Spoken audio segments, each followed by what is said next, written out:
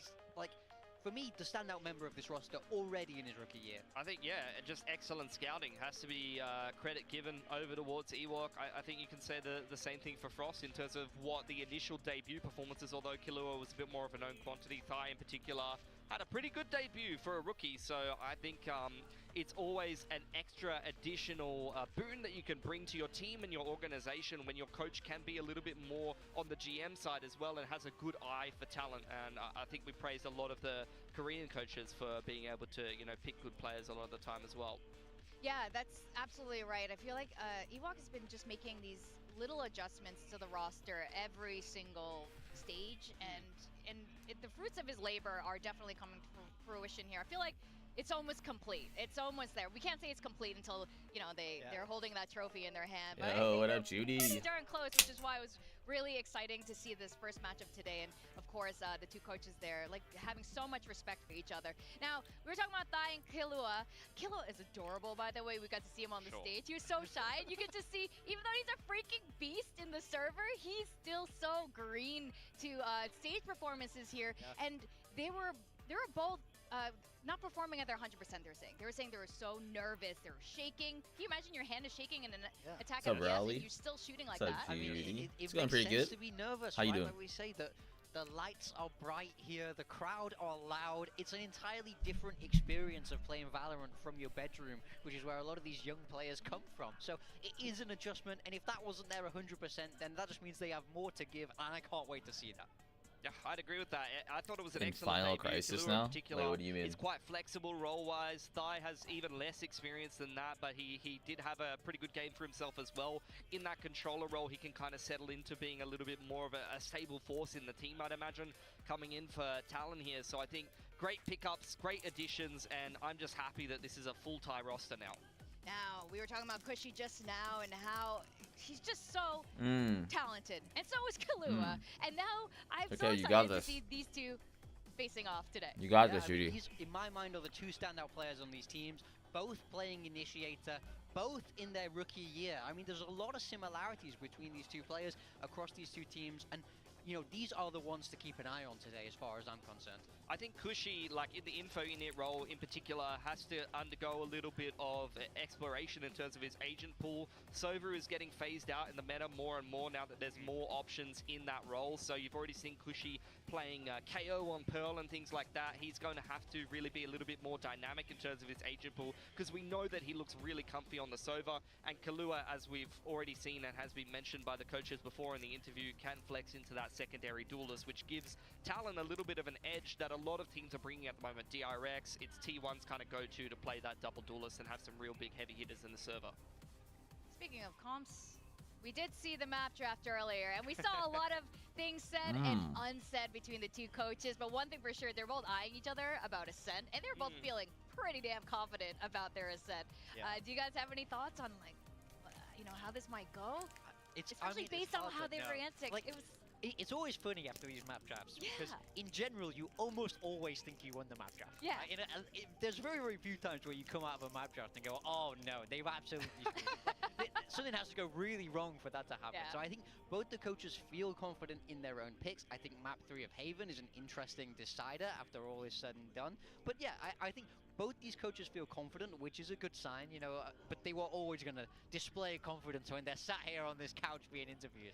Yeah, I mean, I've come out of map drafts in the past and thought, I've won this map draft, and then got 13-3, 13-3, to be honest. So, like, you know, you never know what you're going to expect. I think compositionally, it was super interesting to hear from both of the coaches, how their assistant coaches do kind of pitch in and give them some more ideas. But particularly, I mean, Lotus is a map that I feel like neither one of these teams has shown great results on or a great record on. So it's interesting to see Talon go ahead and do that. I think for Ascent, there's a question mark factor there, but for RRQ, you cannot go against what they just did to Nongshim. That was brutal to watch. Like, they did my my boy Danby so wrong. All right, let's pull up her predictions then. Because even the coaches both feeling really confident, and I think they're both very warranted in their confidence there. And we're a lot of talent fans, a lot of talent believers. We're split on this, slightly more on the talent side, and I think this might be because of the IGL change. But Pilski, why'd you go for RQ? Here's the thing, Vic, okay?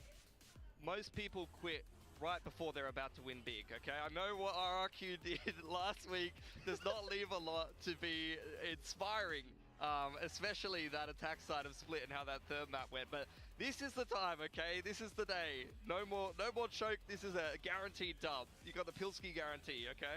Okay. Doing good? I'm doing amazing. Did you pick Thank you. RRQ? I can't No, remember. I went with Talon. Thank you. Because I can only predict RRQ for so long based on their potential. When they keep losing, That's what I was they saying. can't close the games. The doubters. I can't pick them. He's a doubter. Okay, I am. I was specifically messaged by RRQ and they're like, stop picking us, you're cursed. But I also believe in Talon, so who knows? We're gonna send it down to the stage to welcome Talon and RRQ.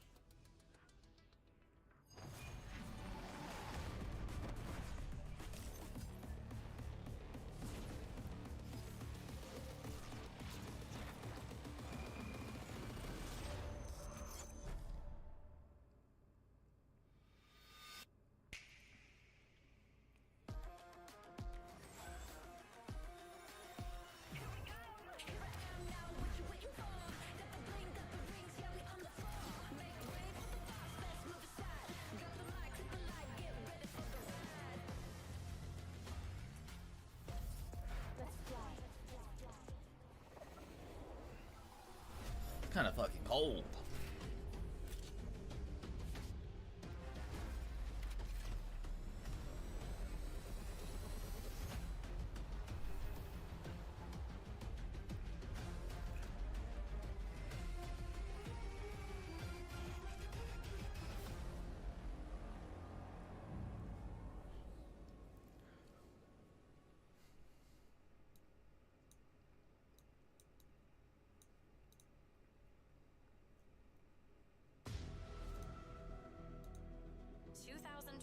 VCT Pacific, Stage 1.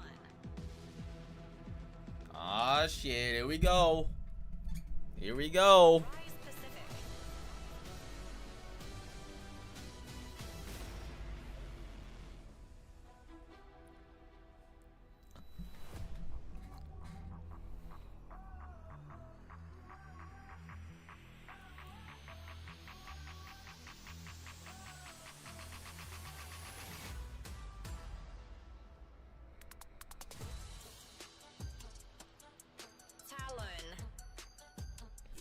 Oh, Another shit. beautiful day here in VCT Pacific, and we're welcoming Talon Esports now with a full Thai roster.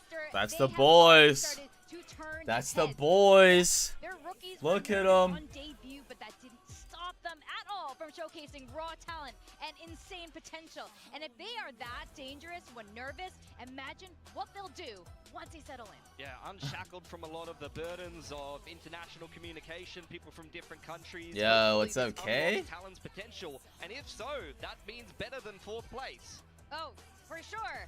I hope so anyway. And they are going to be facing RRQ, who has also come in as a team that has been steadily grinding, quietly building synergy, but now they face a new chapter. They have a shift in their IGL role, and that has potential to change everything from how they call to how they clutch. And momentum can be pretty fragile, guys, in Pacific especially. And today, that is going to be tested. Yeah, it was a tough week 1 for RRQ, losing to Nongshim, but of course Crazy Guy was entering as the IGL. That was his first time with the team. They've now had more time to string this together. RRQ. So expect stronger performances from them. RRQ have always been that bubble team, so close but so far. They need to get some momentum now to start a run towards playoffs. Would you say these two teams are evenly matched? It's my bedtime, so this will be I your think sleep so. content. I think RRQ, and the reason why I go for them, I got you, feel that Kay. they're the known quantity here. Yes, they have issues with closing games. Hey, They you go sleep missing well. from time to time, but they have the established chemistry. There you go. A hug. Oh, double arm A hug. hug after that. Look, they That got to was know real each other. love. They got to know each other better a little earlier, and now it's all love down there on the stage. You love to see it. Yeah, I mean, I just back RRQ. I know what I'm going to get for them. For a map and a half, I was incredibly impressed. I just memory hold everything that happened after split defense. We don't talk about that.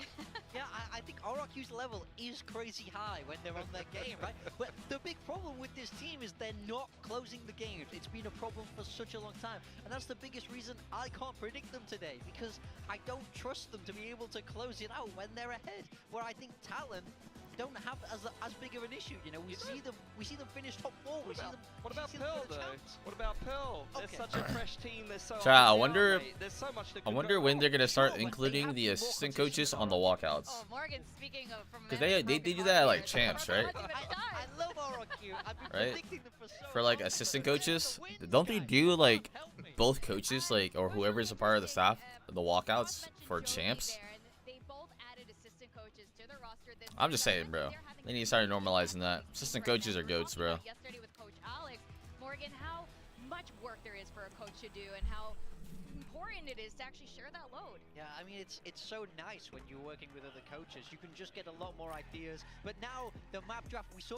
Alright, we got Talent, Lotus, you know, they have Primy, all the coaches Neon. prepared, so a little bit of a different look for them today. Yeah, I mean, I'm looking at RRQ. They're going to be Okay. playing the Viper. I think the Yoru's going to Let's play. stick it to a little standard doozy. Going to really help them kind of crack into some of these sites, and they've swapped Monya and Xfero back on. RRQ's comp is like the most meta comp. That roll swap from last time. Yeah, we see Talon with a very similar style to RRQ with this. Hell yeah, we got some Tanner. No Viper. Tanner, I said Tanner. Talon banners.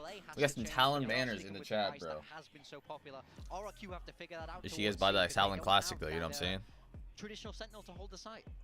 I'm gonna be honest with you guys. This particular match today is probably my most highly anticipated match It's a big one. of this stage 1. I'm really excited about this. Both teams have so much improvement, and we're gonna send it to our casters. We've got Paper Thin and Achilles. Thank you very much, Dude, can Talon send me the New Jersey, bro?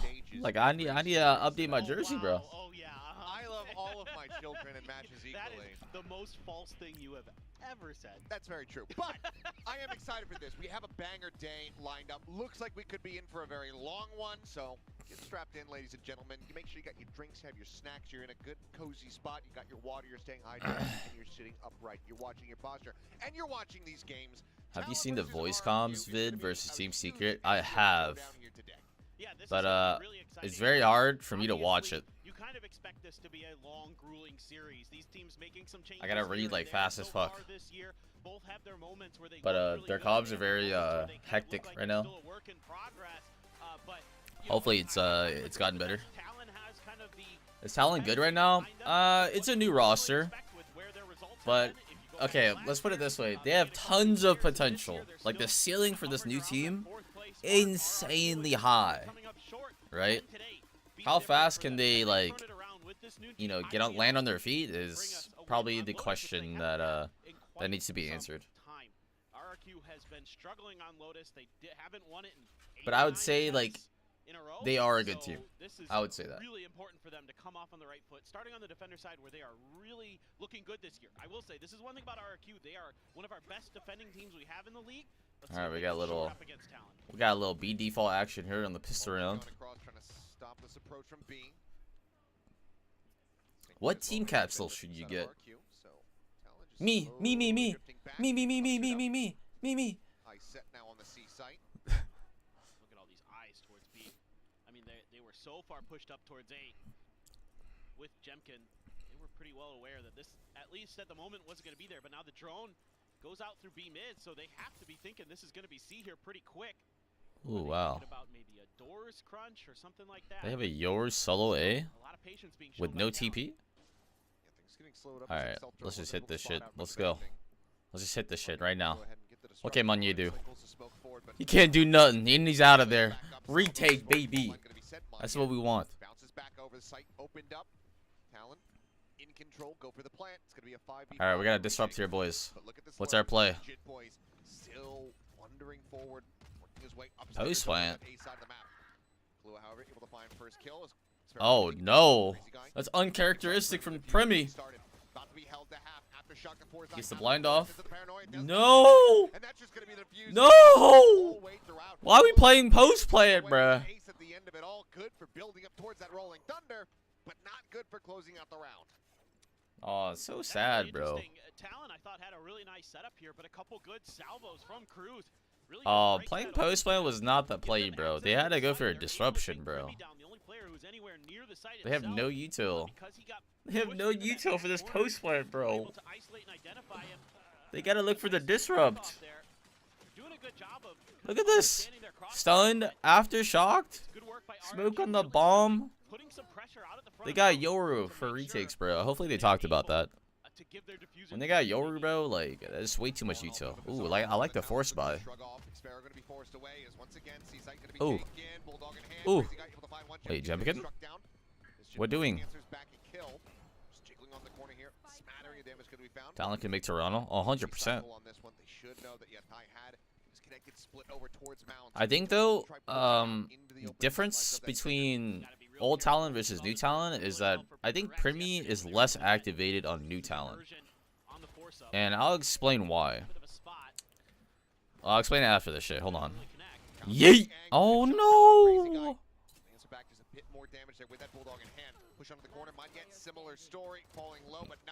Damn. So yeah, the reason why I think Primy is less activated on the new roster is because I feel like there's more. It's less about him and more about the whole team now, which kind of changes the dynamic of how individual plays. And just looking at it from the outside, because I wanted to be like a disclaimer, you know, a little warning. I don't know anything how practice is going. I don't know what's happening within the team. I don't know nothing, okay? So this is just like my thoughts about how I see it. I think Primy, his potential has slightly dropped a bit just because he's not getting like all the resources, you know. It's not about him anymore. Like they're allowing like Thigh and like, oh my god, they just bought again? Wait, why? Hold on, guys. What is happening? We're like literally digging a hole right now. Oh no! What's up, Ishan? Ishan, can you somehow get me a new Talon jersey? Yo, why do we buy again, bro? Look at our money. 1,500, 1,700, 1,600, 1,750, 1,700. Huh? We forced second round and we did a light buy stinger. Just looking really clean. I mean, the patience here early from the Tejo, from Cushy. Okay, if I'm RQ, you expect him to go A default now. If Talon goes A default, this is clearly a mistake. On the gunfire positioning of Talon. Nice opener for Xfero. Great patience. Like every time, whoever's been here on C, whether it's been Monyet or Xfero, they've been quick to get out. If it's a fast hit from Talon, they're just giving up the space and they're immediately playing for yeah, that's absurd. So I really like the discipline that we're seeing from RRQ in that regard. Bro, what is Talon doing? They're playing like so predictable right now, bro. I called that they're gonna A default before the A default even came.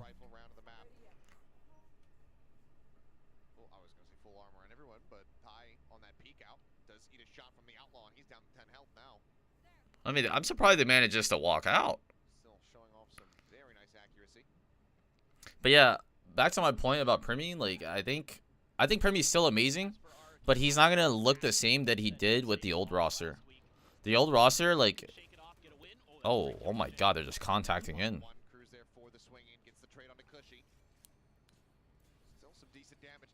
All right, get in there. Why are we not in the site yet? Oh my god. Oh man. Guys, this might be a map 1 kind of map 1 little scare. I'm just saying. Alright, we gotta look to disrupt here, bro. We cannot let them just walk in, bro.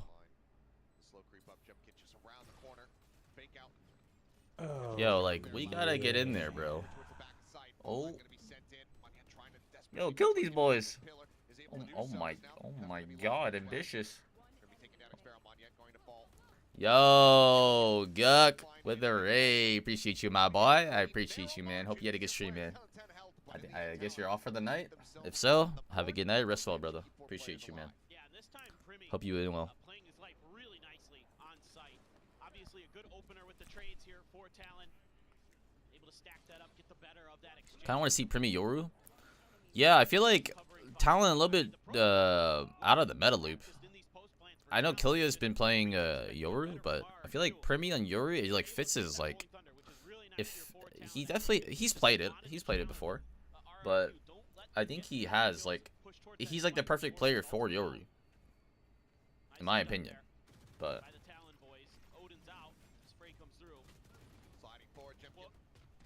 whoa, how did he die? What just happened?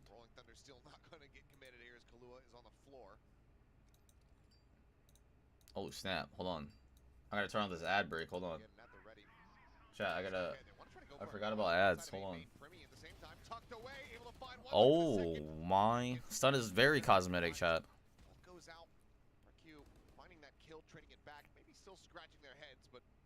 Hold on, Jit can win this. Non Kang can win this around right here. Get him! Oh! Yo, he almost had it, bro.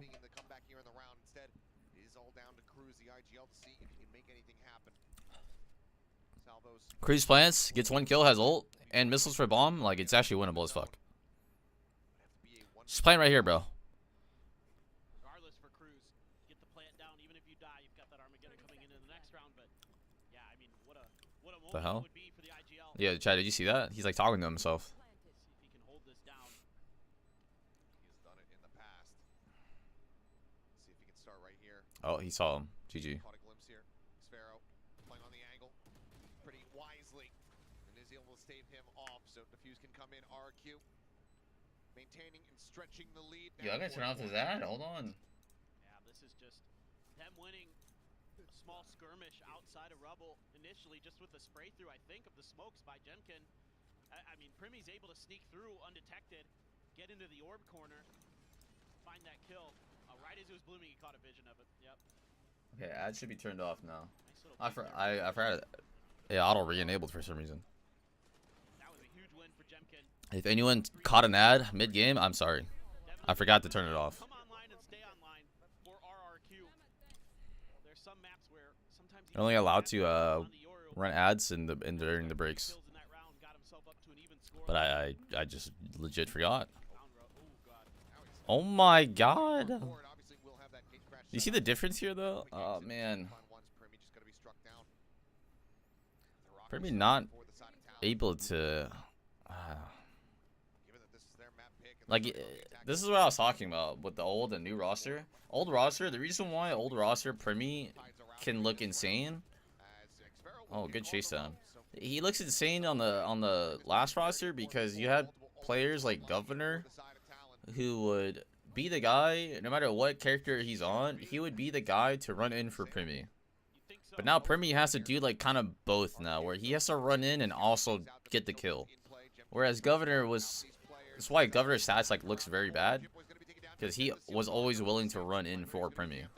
You know, like double satchel in or just wide swing and die. Like it was very hard, but it was a lot of space creation done for Primi. Shot found. Kahlua looking for a little bit more aftershock. Trying to flush Crazy Guy out of the corner. Comes away with the kill, and the Diffuse is just not there. Jemkin cannot make it happen. Oh shit, I missed it. Will win their second round. If they all doing good, he doesn't have to be insane. Yeah. That's my point. You might have missed my point actually, but that's why I was just saying the difference between old and new roster. I say individually, Primi's like potential is slightly dropped.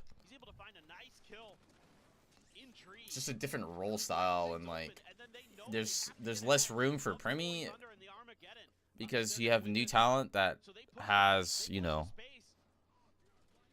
like it's not about him anymore because everyone can kind of do crazy things. Wait, I didn't even get to see it, bro. I looked away for a second.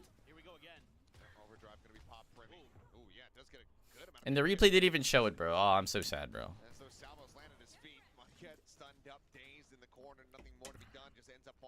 Similarly going to be taken down as Xfero. The lone bulldog at 54 health. Yeah, Chad, do we know the lore about Killia's name yet, bro? Has no idea. Wait, what? If the flank is going to be coming through. Observer? Reads it well, but can he win the fight is the question. Paranoia sent, connects, tucks back, gets around the corner. And then eventually will oh, wow. All right, Talon starting to pick it up. Just the Talon general slow start simulator. Push back, but now get themselves into another buy. This has been a really good map already so far. A lot of changes. exchanges from both teams. You're seeing good retake, good protocols from RRQ. Then they're starting to test it with Talon here, turning up the tempo again, using... Oh, that's how he killed him. What the heck? Catch RRQ a little bit off guard. They're able to find some decent damage through... His name is from Hunter x Hunter? Okay. Of Xfero. Get even a Teho util kill. Cruz has looked really on point with the Teho util. I have to say a lot of those salvos are really either forcing opponents into bad positions or, in that case, even finding the damage. So Talon here, the protocol is looking really, really good. Good covering fire from Jit Boys on that B side as well to find a pick. Really impressed with both squads here. And this is kind of what you were hoping for in this matchup today. Two teams that... Real question is, are they a real contender? I mean, if they get their shit together, yeah. Now we need Gon. I know. We need that Gon Killia duo. Holy fuck. Hey, you might be cooking with that one. Keeping him honest. Gotta be careful. Jit Boy's not somebody that I would want to meddle with here. They're trying to hide Jemkin's position. Game crash is set up. It's going to be a quick TP check over towards C. Nothing spotted. Snap back there, and Jemkin immediately... Wow. Alright, good util. Down to 70 HP now. Yet. Oh, shit. Repositioning, but actually bogs it. Stays quiet. And does manage to keep himself alive. You caught this a Kirby.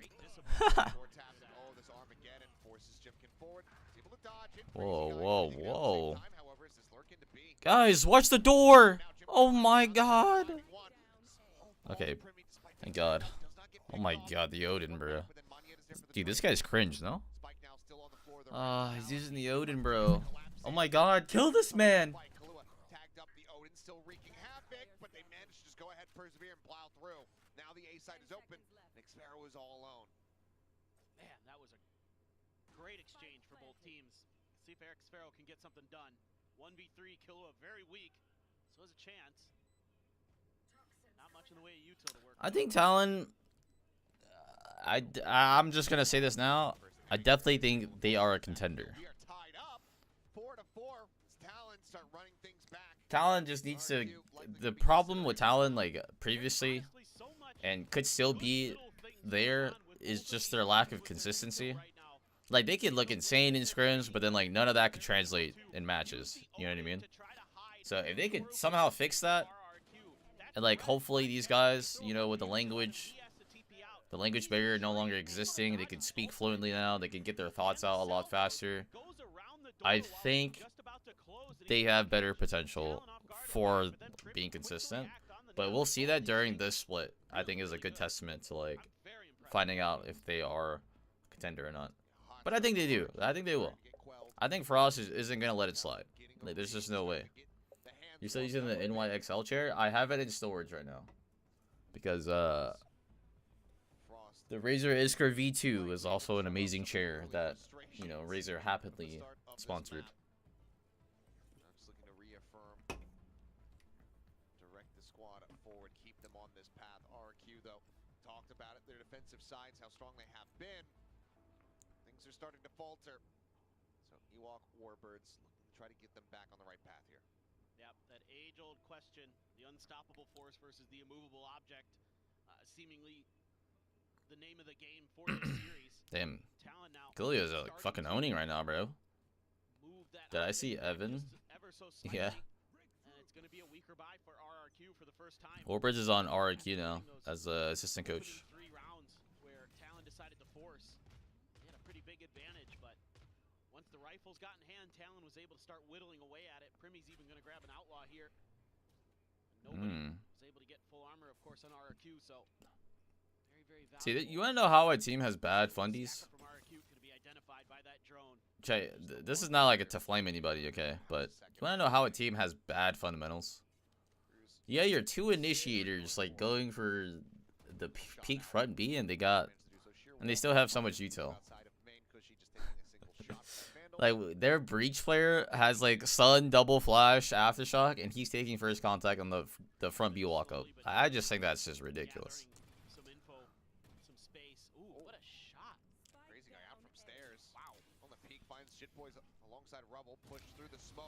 Oh my god. Hold up. Unk? No! Never mind, I take it all back. Unk status remained. guy makes his way through that attacker spawn. Interrupt on the plan as the salvos go flying. RQ buying some more time to try to get this breach in position. He's got the outlaw, but The peak timing. Crazy guy. Oh, Eyes in towards the shit. box, not ready for someone just to go walking back out.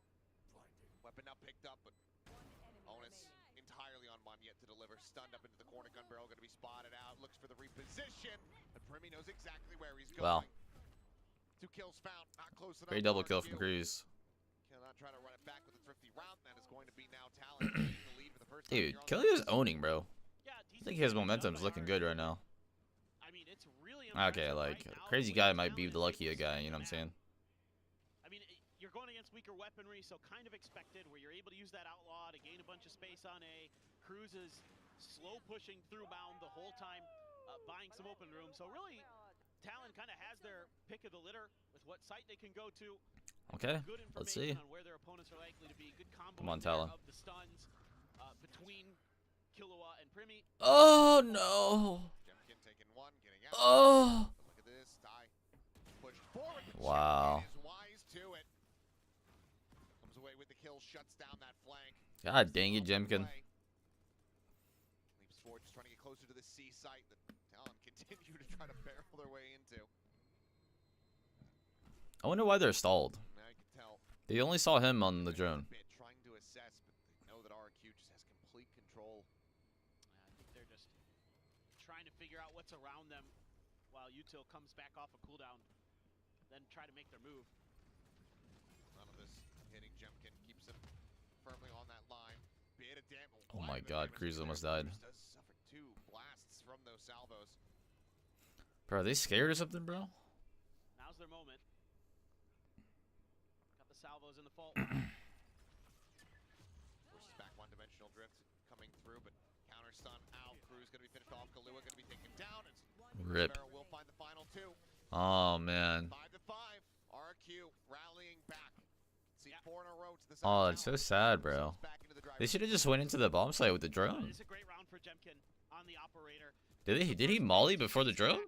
And they're so ready. Why were they It's delayed? classic Talon play, right? No matter who's on the Omen, they're going to be trying to get into your back lines on the C side.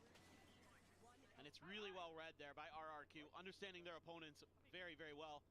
And Talon has to pause, has to wait things out to try to make an execute happen, but again, just completely shut down by RRQ with their numbers advantage, their information advantage. They had him corralled the whole time, right outside of C.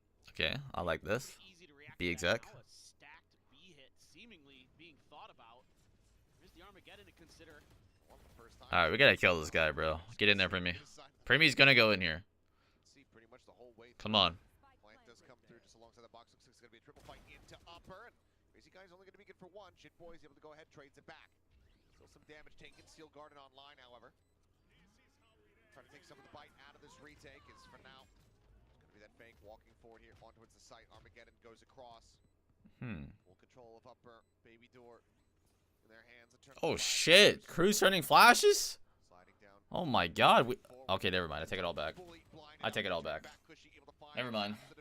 I spoke too soon. A little bit more in the meantime, Kalua is completely contained over on this side, and now is all on his lonesome to try to interrupt the defuse. Oh! Finds the first. Oh. Maybe if he had been able to find Xparrow. Gosh darn it. Scrape by with a miracle win, but RQ pick up 2 in a row, regain the lead. You know what? This is actually a good half, though. I ain't gonna lie. I ain't gonna lie. It might be a good half. Getting the space so they could feel comfortable to put that plant down. RQ was just not giving up any ground. They were holding the line nicely all around the flanks. Nice little micro adjustment there by Xparrow at the very end to get off of the crosshairs potentially of his opponent. So Killua though, man, 14 and 5 on this map. Yeah. Even though Talon's down around, he's having an absolute banger on Breach. And 4 of those from the pistol. As I mean, they have to know that he's going to be in a shallow position, so they're looking for the hunt. The shorty, Oh, however, is man. Xparrow collects 2 kills. Uh-oh. I know Frost is angry about this round. I know Frost is fuming about this round. Oh, no. And RQ. I don't know. Ace clutch from the side of Jit Boys will be securing themselves an advantage here going into their attacking half. A little wry smile from Jit. angle being watched. Yep, flawless fashion. Tragic. 5-7, not bad. Yeah, I mean, dude, 5-7's amazing. We were down like what, 0-4? 0-3? Basically. We won. They were so ready every single time here in these last 3 rounds. I don't even remember, bro. I'm getting old. We definitely were just slow starting. But hey, 5-7 is better than 9-3, bro. You'd be looking at that score line. It's your pick. It's Lotus. 5 and 7 is Talon. You'd be going, I don't know. but RRQ's attack. We'll see. Maybe, you know, I'm sure that was probably the biggest focus for this squad. And if it wasn't, then we have some greater concerns. Yeah. Then I'm gonna go throw things at Ewok. But yeah. Yo, can someone in the audience like have a fan card for me, bro? What's going on here? Let's see. How do they do fare though? A couple more seconds here for the coaching staff to continue to relay the game. Dude, everything's got beards on the Talon coaching staff, bro. Is it time that I grow one, bro? Don't kid yourself. I can't even grow a beard, bro. Climbing the standings. Once again, that operator in hand, especially, is very much finding his groove. Needs to have that as this Yoru as they get ready to attack these sites. I'm right there with you, and I'm really curious to see if there's some cool ideas with the Viper Yoru combo potentially being thought about by RRQ. All right. A lot of cool ways This is my prediction. All right, chat, you ready to hear this? I think Talon wins 13-10. Come through and you can hide the TP, stuff like that. Something to keep your eye on. I would think there's going to be little tricks up their sleeve potentially. Just have to see. The pistol round, who knows? But as we go along, TP already sent out towards Mound. There's an Arc Rose in the Vice Util right out front. Whoa. Able to fully blind up. Jemkin does find one, but now pushing into the smoke and Tide looking for a little bit more. I see. Solid follow-up kill to be found. Honestly, it's not bad. Meanwhile, Xfero lurking, but Cruz has a read on this and has the shot. Oh my god, Unk came to play. Completely caught unawares. We like this. We like this. Top of the plant, but not yet being committed to. Are they going to wrap all the way around? Might consider it here. They have plenty of time. They have the read that this position is going to be encroached upon. So yeah, I mean, you can see waiting for the retap. Kahlua has that stun prep, but it's not going to come. Come on, Cruz. You need a jiggle here. Once again, or at least get one kill. Come on. Get the one tap or jiggle. No! The timing. Looks back away. Oh, the timing. Peeks back into B. Still though, getting ready to swing back through. Stays on the angle. Once yes. Okay. Crazy guy will be left on the floor. Cushy. This is good. Yeah, just let him plant, bro. Cruz to advance to come away with that kill to bring it to a 1v2, but Cruz does not bite. He has a gorgeous read on this round. That is just beautiful stuff from Cruz. A+ on the homework. Coming into Lotus. Just had every twist and turn dissected. Nice. Will be the one to go Good round by Cruz. A 3K for the IGL and Teo, as Talon will tie things up in regards to the pistol count, 1-1. And now just one round away from tying things up as they get up to 6.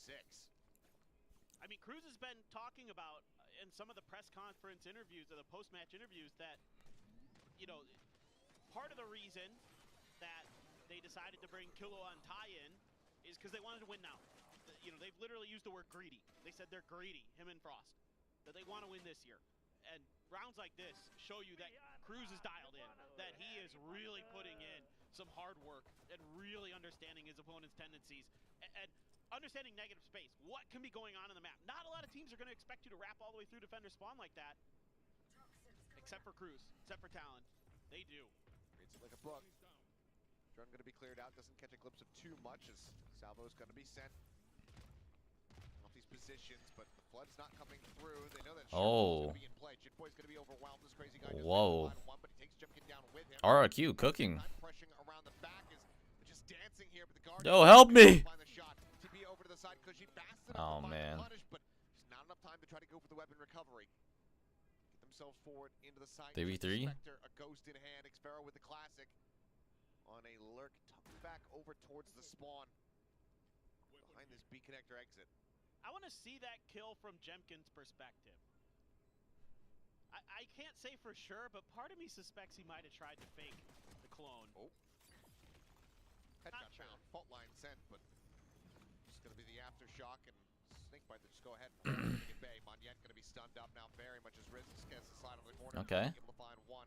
Cushy needing these shots to be clean. Okay, it's a clean retake. A little bit lower, but Thank goodness they converted. Find stability here yet in the round as they tie things up 7-7. Could have just been a double peek with him and Monyet. Kind of curious because he was just walking straight. Didn't really react to his opponent. But we don't get to see it. Jitboy's got the kill.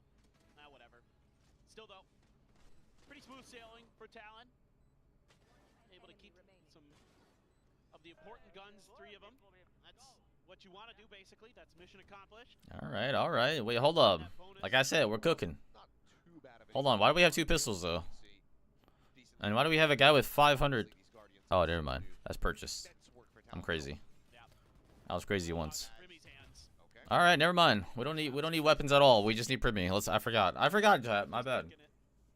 Well, never mind.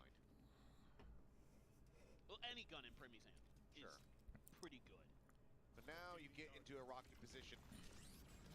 Fault line avoided. Relay bolt holding them back. Xfero just managed to find one. Crew's going to be taken out.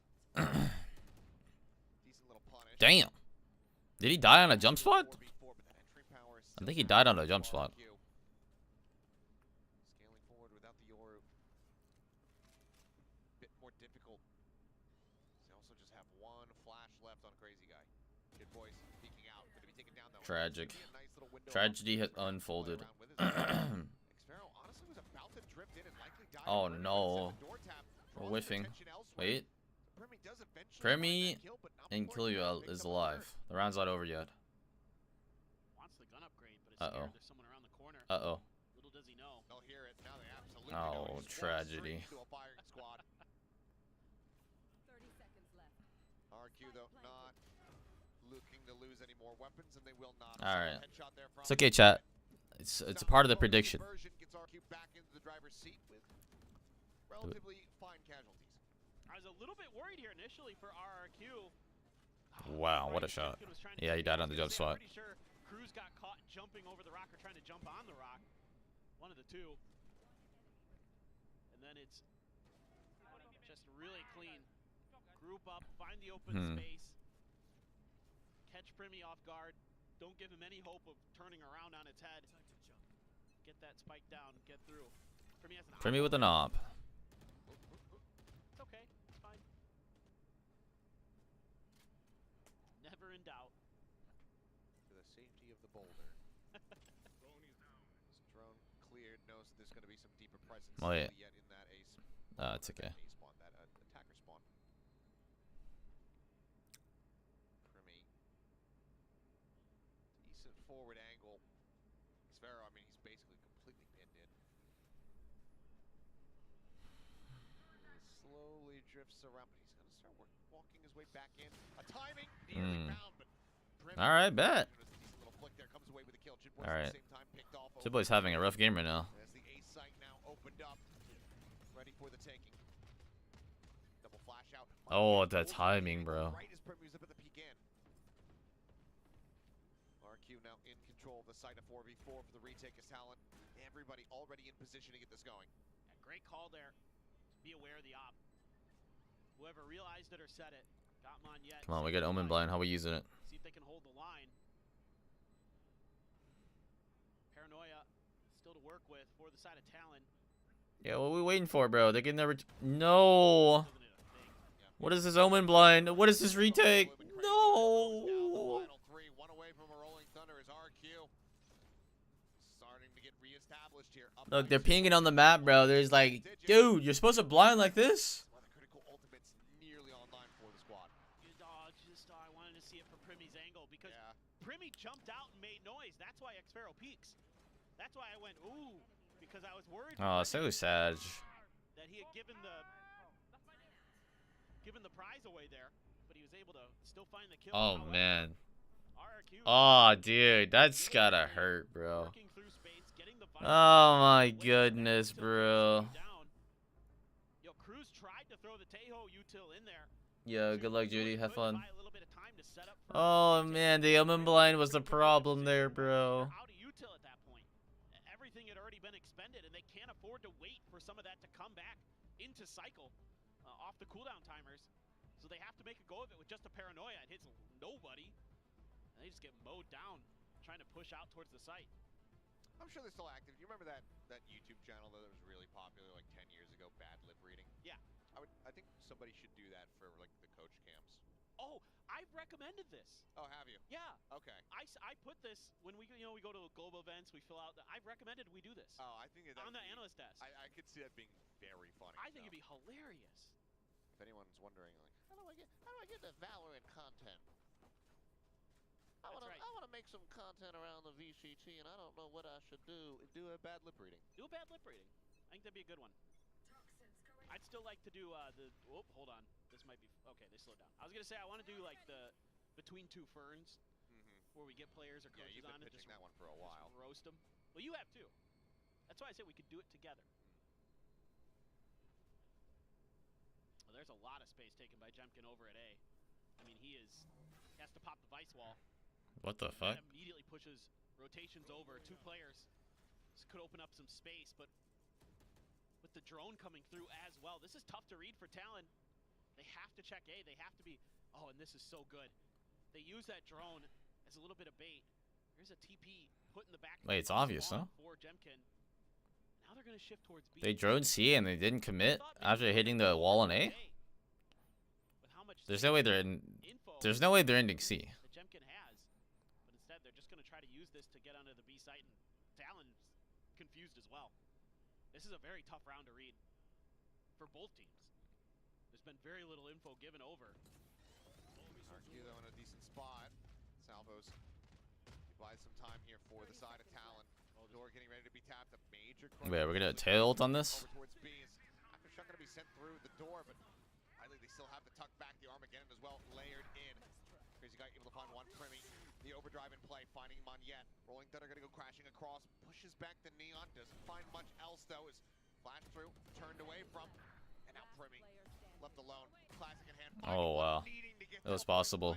But dude, we used how many ults for that? Does not lead to a round win. RQ now up to 10. Damn. That was wild. I mean, that was really difficult. We used 3 ults. But in particular for Talon, a lot Was it 3? Neon ult and tail ult? I think that was it. Obviously, it is a weaker buy. The enemy used breach ult. Does have his ult, gets a No, that was attacker ult. That was a defense ult. How much they have to work with in terms of firepower. And they're starting to get fired up in there. Need to keep that confidence and energy high for RRQ. Using a Teho util by a lot of space. That relay bolt was interesting. It was a thing that happened. Stun on the tie, quick TP away. Double Thorn set up though. Try to really gum up the approach onto C. Slash over the top, Armageddon to clear out back sight. Oh. Jemkin gets his way forward. He's held in position for the moment. Util gonna be waiting out. Jit Boy's through the smoke, able to just go ahead and find a timing. Not sure if maybe in her footsteps there of Xfero. Oh man, please kill this guy. Oh, you got another one. Picking up two. Keeps the round competitive as the spike gets planted, but Jemkin. Alright, Jit, please. Nice. Nice. Ooh, nice. Ooh. Let's go.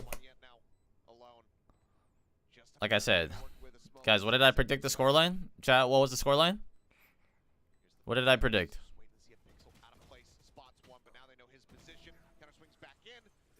Singular headshot, but Talon good for the round win. There we go. Talon finally able to punch back after a couple rounds in a row for RRQ. Get this defender side a little bit more stabilized. Like to see some of that early exchange again. That was where a lot. Oh my God, Jit. Yeah. I mean, there was a ton of util dumped on the C site. You're just going for a time. Wait, Kushi looking nice though. I ain't gonna lie.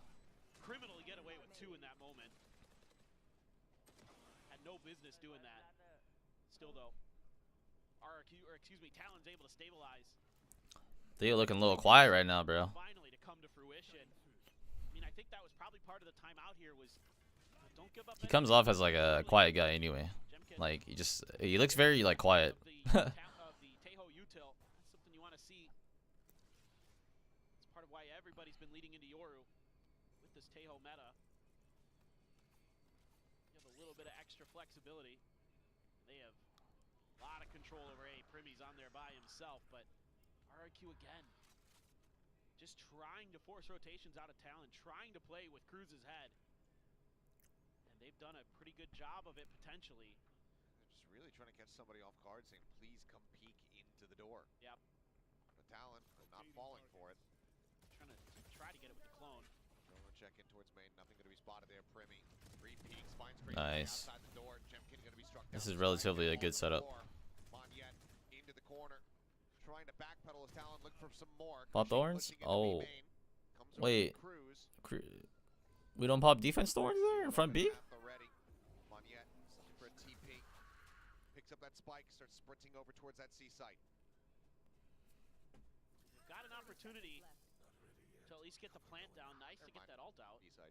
Yeah. He's got to be so careful here, though. You have the pit ready. They're going to try to put it in the back corner. A bit of a shallow one here. It's going to become a very tight-knit scrap. Well, this is really smart because Talon has to go way around the world to not just give up easy spam lines down this hallway. Paranoia catching on the 3. Oh, they're all gonna be like 1 HP, bro. This is gonna suck. First the challenge in, finds Jit Boys. Knocks the Vice down to the floor. Tap through, couple pumps of the shorty. I don't like this smoke though. But they continue to fall lower and lower. Nah. It's just a matter of time. The HP bars are just not going to be there for them. So Talon, they call for the scatter, they call for the save. Ty and Kahlua make their way out. But RRQ not allowing for Talon to really rally back in this half. They get now up to 11. It's a great back and forth in that round. Talon. Alright guys, the prophecy did not come true. I'm afraid we are fucked. It's just the signature Talon slow start, you know what I mean? With his ultimate, wrapping through, and then also another really clever ultimate from X-Pharaoh. I just think this smoke just does not help us. So sad. Who threw that smoke? Was that Monyet or was that Theo? Are going to clear that spot out. They have to come through, like gravel through the spawn, through B main. At that point, it would take forever to get there. So really, really smart placement by RRQ. Whoa. Deep A fight with a drone. Close fight. Here at A main, Oh, like, immediately shuts him down, and now these positions squandered. Scouted is Jemkin.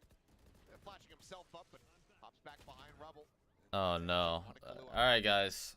I don't want to say map 1's over, but might be a little over. They had a decent play idea, but the execution was just like very sloppy. So sad, bro. So sad. Wait, hold on. Perhaps some other ideas. It's the smoke out, but doesn't turn to the flash, and it's just frantic panic.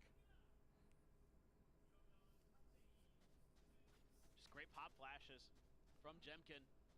I'm on a really solid map on the Yoru today. Crazy guy. Here are the wait. He was ready. He just got outdone. Suddenly, a bit more doable. Wait. Hold on. Cruz now with a Vandal in hand, not just that stinger. This guy just missed his spawn smoke. Poison orb thrown down. What the heck? Reroute here. This guy just missed the spawn smoke. Yeah, double fight out the back. Still a snake bite available here for the side of RRQ. Jit Boys seeing nothing now. I mean, they can fully assess where these players are at, having seen nothing. Wrap around from experience. A little bit faster, but Jemkin's able to find one. Snake bite now at the feet. And there's the 4K for Jemkin. And map point for RRQ. Talon needing to run back 4 rounds to take this into OT. Really well played in the post plant. Great patience shown. Talon tries to catch him a little bit off guard. This is Talon trying to play with the conditioning they've been setting up. When they go for those rubble hits, it's just util at the front of rubble to buy the space. This time they try to use it to send Primmy in to get a kill, and it's just shut right down. Very nicely handled by RRQ. Oh, Jesus. But it's going to be the last time. Oh. Come on, dude. Figure this out. When they were playing for retake was when I thought they were kind of at their best. But even that sometimes wasn't. 156 days? Is that even real? Is that a real metric? Want to give them. I mean, it's tough right now. RRQ, frankly, doing a great job of working the map. Really impressed. You know, Crazy Guy comes through. Last week they looked great on Ascent. The next two maps. Chad, if we lose today, I am not wearing the jersey on the next time we play. I might be the curse. No, but Ewok talked about it on the desk. It takes time. Yeah. To get everybody integrated, to get the system together, to get all your players on the same wavelength as your IGL, to get your IGL on the same wavelength as your coaches. All these things so hard to do. And already though, we're seeing crazy. Nah, it's okay. It's just the map one. Map one Talons is coin flip. We all know this. Even as fans, we all know this. Map one, coin flip. It's always coin flip. You know, that first map in the last years that they played also looked incredibly good. We'll see how things Oh, continue to develop throughout the rest of this series. bar. As far as this potentially final round of Lotus is concerned, it's off to a huge start. The opening kill found. Looks like not quite going to be there to get a punish onto Primi. He will tuck back, ride the rope up, and wrap back around here. But for now, I mean, RRQ just kind of their pick of the map. And they had a little bit of extra economy, so they were able to throw in a couple rifles behind some outlaws to try to find those opening picks, knowing what the economy of Talon was going to look like, knowing that most of their players would be on half armor. They were able to punish that really nicely there, get that first kill, set Talon off balance once again.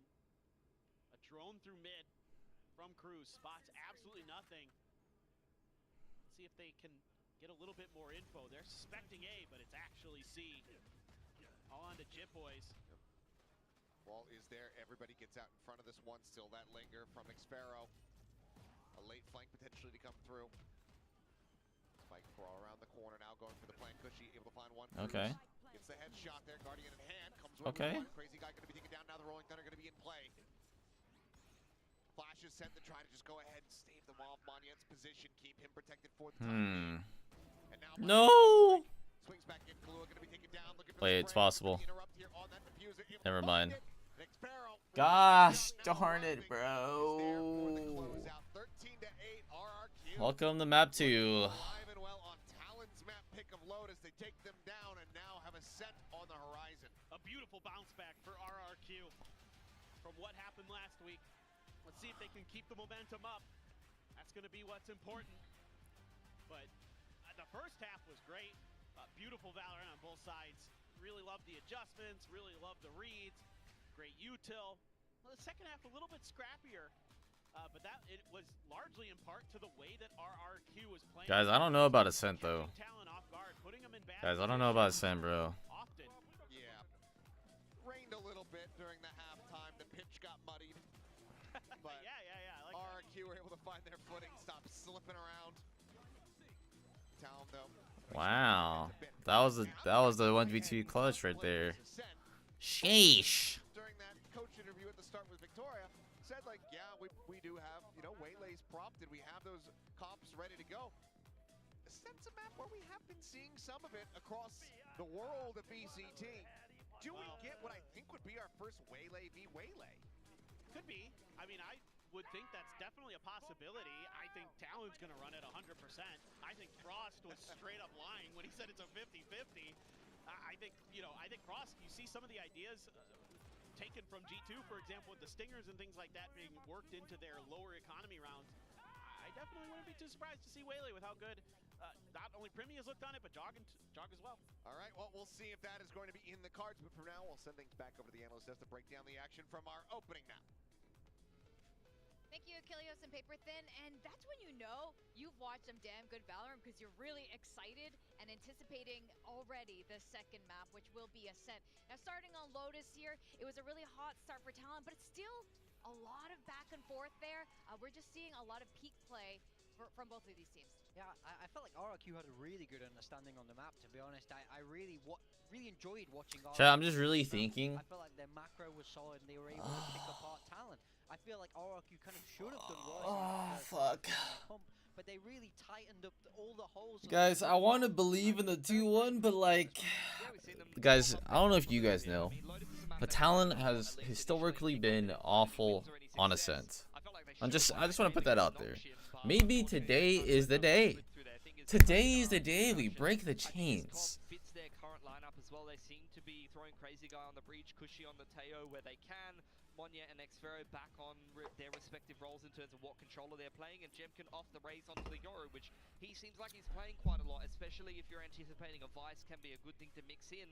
I think it was pretty neck and neck, honestly, between Talon and RRQ, at least for this game, and I think that the coaches kind of alluded to it in the coach interview initially that maybe this wouldn't have been a map that was expected because it was floated. It's okay, guys. It is okay. In terms of getting wins, and Talon in particular, Frost is gonna do his signature speech, you know what I'm saying, you know, a little bit of this, a little bit of that, you know, Crew's gonna do a little translation, you know, IHEA type shit, you know what I'm saying, and then they're gonna be back, you know what I'm saying, they're back just like that. Also need to acknowledge both Jemkin and Xfero, who've definitely performed really well on Lotus. Yeah, I mean, Jemkin on the Yoru seems like such a natural fit. We were talking about it in the green room. I feel like it's an agent that he really understands. He's really able to maximize for the most part. But alright, chat, I go pee. Be right back. Gonna run the ad because this is the only time to run it. And on this breach, again, it felt like a very, very good fit for him. I feel like he understands the util really, really well. He's able to be supportive in the right positions. And then, of course, he had this amazing 1v3 clutch. I'm not sure, yeah. Is it going to be this one? It's this one. Look at this. Now, this is like breach play perfectly. He uses all the util to maximum effect to win this clutch. This is a very, very high skill play. Oh, for sure. You don't see that kind of thing a lot. He's just anticipating the positions of all of these players. Jemkin on the Yoru, though, this is something to keep an eye on, particularly coming into Ascent. You see how deep he's playing these off angles and how fearless he is. It doesn't matter how much util is being thrown at him. In this high util meta, he's going to play these deep off angles and make your life very difficult, even preempting the lurk in there from Thai and being able to neutralize him before he's really an issue. And then on the attack, you'll see him just sent him on the hard entry with the breach and the Teo util. You know, you see the TP thrown in there, instant fault line to set him up for an entry. And even though he only goes 1-for-1 there, you're able to kind of confirm the fact that it's a 2-stack site and read better in towards the mid to late round. So Jemkin's going to get the MVP there, but for me, it was quite a very well-rounded performance from RRQ. I love the adjustments that they brought into this game, and they're showing the stability and the consistency that I wanted to see from them against Talon, at least in this opening map. Also, I want to shout out Crazy Guy. I felt like the IGLing looked a lot more solid. He also had a much stronger individual performance in that map one, which goes to show how important that extra week has been to settling him into this team. It looks far more cohesive and a lot more smooth for RRQ after that little bit of extra time. Is your heart mending slowly? I hope. I mean, look, there's potentially 2 more laps left. They did this to me last week. They dominated map 1 last week and then lost. So, you know, I would like to see them do it. And we are heading on to Ascent, the map where they did look dominant against Gnome. It was their map pick, Ascent, for RRQ. Let's talk about that, the map draft. You know, the casters were talking about. We find your whole interaction between the 2 coaches very fascinating. Pilski, what were some of your bigger thoughts on that? I think it's mostly about the Lotus for me. I mean, you can never really know what they're thinking, but I think it really is about the Lotus. It's the fact that, like I said before, Talon has not found too much success on Lotus. I felt like RRQ left it in there because they do play it a fair bit, at least in the past, even if they haven't had success on it. So for me, it's about that being left in there and then Frost opting to pick that rather than something else that's really, really strong for him. He can't pick the Fracture because that did get first banned and Respect banned, and Pearl gets hard banned on the other side because that was not so great for Talon last time around. So I'm really interested to see now that Ascent's going to be the pick again for RRQ. They've showed a lot of what works for them. What Talon are going to be bringing into this map. The casters did mention before the Waylay being a possibility for them. They do love to mix that in, and I think Talon is one of the teams that showed the understanding of how to get the most out of the agent so far very well. Yeah, I have to agree with you. I mean, I felt like Primmy's Waylay was one of the strongest we saw here in Pacific, and Ascent is a map where we've seen Waylay been picked, you know? So I think it would be a very, very comfortable pick if Talon want to run that. But I also... Alright, let's run it back. Let's run it back. Let's run it back. So it's about if they feel like the Waylay can counter this kind of Yoru Teo style. I'm really curious about it. Ascent, at least as far as Pacific goes, has long been the map for Japanese teams and the Korean teams. Yeah. But I have a lot of faith for now these 2 Southeast Asian teams to show what they got. I think especially when you get like these dynamic players like Primmy, on the Waylay, like Killua now on the Initiator, when you have Jemkin around as well, I think this is going to be a completely different look for Ascent. And we've talked about this last week as well, that, you know, Ascent, not much changes on Ascent when you need to see peak Ascent, and it gets kind of dry after a while, but I think this is the new era for Ascent, and today, this very map, this very match is when we're going to see something really, really cool happening. I can't believe I'm excited for an Ascent map. I know, I'm actually legitimately That excited. hasn't happened for me in years at this point, but now I'm quite looking forward to it, because there's so many different options you can play now, and I really, really liked RRQ's comp. In my mind, that was as close to kind of optimal as you can get. I think the Yoru being in there with the Teo, I mean, the Teo was replacing the KO in that kind of traditional thing. I just love it. I feel like that will become kind of the new meta on Ascent, and I think they're very early as adopters of it. You know, we spoke about how great Jemkin's Yoru is, so I think Talon have a hill to climb here if they want to stop themselves getting too owned. Yeah, Definitely. I think there's definitely a possibility that could become a very popular comp. It shows a lot of the same strengths as like the old Cypher Deadlock comp and the way you would play the Yoru around that, and some of the NA teams liking to play that, but you do have the util and the double drone as well, which is always so strong and something worth looking forward to. So I think RRQ have definitely cracked the nut there. At the same time though, Alright, chat, what comp we thinking it is, bro? Nongshim with a grain of salt. I feel like Ascent is What not comp? really a map that I saw from Nongshim throughout their whole dominance. Do we think streak. they play Yoru? They play Waylay? For them, so that might just not be a map that they're comfortable on, and RRQ was able to easily push them over. And as Vic mentioned, a lot of teams in Pacific here love Ascent, so I think they're going to be a much harder challenge than Talon, for example, or even the Japanese or Korean teams than Nongshim will for me. I mean, I also think what's also nice is Talon have been innovators on this map for a long time. Remember the zombie comp with the Phoenix Don't Sage? remind me. That was a real highlight for me. It was interesting. Somebody was getting creative. That's what I want to see. So I think we can expect something a little bit different from Talon. I don't know if it's going to be Waylay or not, but I think something Frost, you know, the way he approaches his coaching philosophy is he wants to put the opposing team on the back foot, right? So he's okay to take those risks. So I am excited to see what him and Jovi have been cooking up, because it's never bland. Oh, 100%. That's why I'm so excited. I think you guys are absolutely right. On paper, RRQ, I think they should be having this, but at the same time, I also do wonder, last week as well in Talon, the first map, there were a little bit more jitters for Talon's side with the two rookies. I wonder if the same is still, it's only week 2 for them, so I wonder how they're feeling now going into Ascent, and if we're going to see them all step up even more.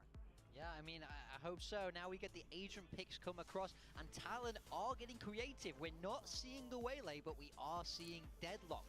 Now, I think Deadlock is incredibly strong on this map. Interesting. Pairing it up with the We got Vice double as Sentinel. Well. And the Astra, you're drowning in util, you're drowning in great set plays. I really like this from Talon. Yeah, and then you see RRQ sticking with what worked for them, so they didn't have to show as much in the second half on their second side, but they have definitely shown a little bit of what it took to beat Nongshim, particularly on that Double defense. Sentinel, So okay. Talon I was did able not to see beat this them coming. for the second half, but at least for RRQ, on that attack, they didn't have to show. I thought they so were much off of their more opening for games like yet. double duelists or something. I know there are a couple chefs on both sides here in Talon. I know this is a Frost recipe for this particular comp. Let's see if the recipe is any good. We're going to send this to your casters, Achilles and Paperthin. That's right, you hear that music. It's time to jump into game. Map number 2, make some noise as we drop the beat, and I can't keep it up. Wow. I can't. Chat, we got a lot of Talon fans out there, bro. Much love. But, Much love. I thought for a second you Sheesh. might be going for like a WWE style no, walkout or something. I wouldn't even know what that even sounds like in the modern era. I Unless don't it know hasn't either. changed, because I haven't watched that since I was 10. Because that's who it's meant for. Anyway, Let's get go into the Talon, map. man. Shout Let's out go to Talon, man. Yeah, bro. Fermi just gonna be forced out of BME. Yeah, man. We're getting silly today. We are. We're having fun today. I'm having a blast watching that Lotus, so I'm expecting this Ascent to be very tricky for RRQ on this attacker side. I think with this double Sentinel comp, No now, classic even default though action. It seemed to me, thinking back to the pre-show interview with Frost and Ewok, that Ewok had a pretty good idea something like this might be brewing for the Talon side. It's still hard to deal with because there's a lot of stall, a lot of delay, and even though Talon gave up the ice, Oh, snap. Okay, Jemkin is dead. Nice combo. That's what we like to see. That's what we like to see. Hey, yo! Oh! Wait, we could have ended the round right there, bro. Honestly, though, it's okay. 3v2. We got this. Premi's alive. He's playing Yord, by the way, okay? Let's put that out there. Let's put that out there. He's playing Yord. Pistol round planning from Talon. Even though you're giving up the A side, it looks juicy. 30 seconds left. Not able to get through because there's a ton of utility being thrown in there. I think 3 assists come through on that Tejo kill. It's beautifully drawn up by the Talon boys as they're now going to realize, looks like they did in fact abandon A. Had just enough time to get over here to B. 10 seconds Get the left. spike down. Pick up that flash, Jit. To play with for Monyet, Or but kill you. Spike planted. beyond Pick up that flash, my boy. punching power in terms of utility. Okay, he's not picking it up. I'm worried. Pop flash at the ready. Monyet able to turn away. Trying to get some capitalization there, but cannot. But does successfully manage. To Gosh darn it, bro. Why did he pick up the Vice Flash, bro? Player advantage firmly in the hands here of Talon. Did not get isolated and picked off. Monyet back at boats. The push out of the smoke. Player standing. Let's go, let's go, let's go. Come on, come on, come on, come on. Flew up both. Come on, come on, Premi. Decently low on HP. The swing out stops the plan, stops the defuse, I should say. As Monyet now just playing ring around the rosy. No. Gets the reload and gets the Red Bull clutch RRQ. Taking the lead in pistols and starting off ascent with. Bro, I'm not gonna say it, bro, but like, why did we just pick up the Vice Flash, bro? Gets ahead of that flash, basically counters. Oh my lord, bro. That Talon had left in the bag with his own, with the paranoia. And then even though Talon makes a pretty good decision to just stack up and try to push through, Monyet's able to use that boat's wall. See it time and time again, and that's the 10th clutch in VCT Pacific history. Feels like that's a number 2 low, to be honest. It feels like he's Next had a row lot just more missed than the that. cage, brother. Some of his plays. But those clutches he has. Oh yeah. Oh, I mean, I see Monyet make a play like that, and I just, I gotta enjoy Red Bull myself. Oh man, brother. that was. I hope that went through the microphone. That's so sad, bro. It just sounds like you're laughing at nothing. I know Jit might be feeling sad because he was whiffing, bro, and like I hope that doesn't destroy Jit for this map, bro. What's going on inside this head? No one. Because like he technically, if he got that next kill, he would not have felt like he would have, you know. Okay. I think Jit might be feeling it, bro. Falling there as he goes. He might be feeling it, bro. To play off the back of that grav net, ends up getting taken down. Just classics abound here for the side of Talon. Really thought we had round 1. So I like I knew it was like scary after Jit whiffed. To a trap in the first round. When the rounds aren't like clean, and they end up in like a kind of like skirmish or a mid-round scenario, it's very scary it's very scary for Talon. The mid-round adjustments are very scary, bro. Everybody's pushed up. It's a pizza party there 30 for RRQ. seconds left. And Talon were not invited. Ty and Kahlua now.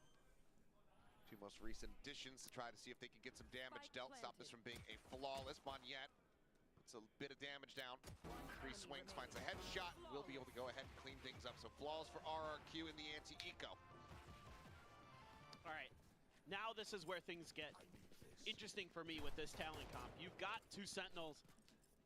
This can be really annoying for RRQ if they're not ultra diligent. They've looked pretty good here in the second round, but you know, again, going up against weaker weaponry, you've got a little bit more comfort to be a little bit more aggressive with some of those angles. Because of the stall that Talon's composition has built into it, one of the things I really liked about RRQ when we saw them last week was that they were doing a great job using these double drones to get information. That could actually be something that's shut down here by Talon. In this case, Premi just walks up, clears one of them, and you have the ability with the Vice and with the Deadlock to slow down the other. If they get a read off of the Owl drone, you can slow them down, get those rotates into place, get your pieces on the board in the right spot, and really make RRQ's life a nightmare on this attacker's side. It's just going to be curious to see how well they're able to play off the back of that. That's really what I'm looking at. Everything grinding to a halt here. RQ, I mean, been on heavy exploration of the map, but now we'll start sliding in towards the main. Slow approach. Oh shit. Fast on the taps. Oh shit. Wait, hold on. Premi's back. Now on the floor. Alright, never mind, I lied. Oh my god, those were clean though. Plants the feet, finds that kill in the meantime. Crazy guy on the slow approach, works his way in towards the site. 30 Does seconds do left. quite a bit of damage here to Cruz, but cannot confirm the kill. So now a 2v4. Monyet trying to sell this, but have the tuck now into Wine. Talon in a good spot to just basically keep this 2-2 spread. Now noise going to be heard. Ty is going to be able to go ahead and disrespect this time. Nice. Finds the first, the re-swing, and Very good, very good. piece there from both. Very good. Alright, clean round, clean round. That's what we needed. That's what we needed. Get themselves a round win. Yeah, and so I need Primy to like great round here for I need Primy. Primy to pull like his balls out right now and just walk out mid and And type is able to shit. just kind of sit in the corner and wait this out. Wait for RRQ to be forced into that space. But the real question for me is, what are you going to learn from that round as RRQ? You saw where one of the sonic sensors was going to be placed right outside of A main and how they're trying to work off of tree for that. So are you going to try to take some tree space to kind of nullify that potential angle in the future? Primy again though, so far forward. Smoke to try to counter it. Does eat a shot. Smoke about the drop. Does go ahead and play on a thin timing. Gets himself out to safety with the gate crash. Refills the space. Saw the fake out. Over towards Lumber in the meantime. Bit of an attack getting ready to come through onto this A side is Monyet. Oh my. He doesn't cancel it. Wait, what? He sticks it. Hello? He's dead. Well, Well, back Jen. Jit Boy's able to find one. Jemkin, crazy guy. A little bit of a split fire. Okay. Spike down. As, Okay, we dig those. didn't go good. we just move on. It's them trying to create that extra angle. And just Monyet kind of commits. I think he thought that they just didn't notice and I can stick this, and then they did. Maybe he thought they were just going to clear him and he was going to go back anyway. I don't know. Hard to say. Well, Sparrow's dead. Oh And my that's us god, tying up at Theo, 2-2. nice shooting, my boy. Okay. Nothing more to be said. We don't have to watch the replay. Just Yeah. let's just go straight into round 5. We can just watch him run around and buy guns. It's fine.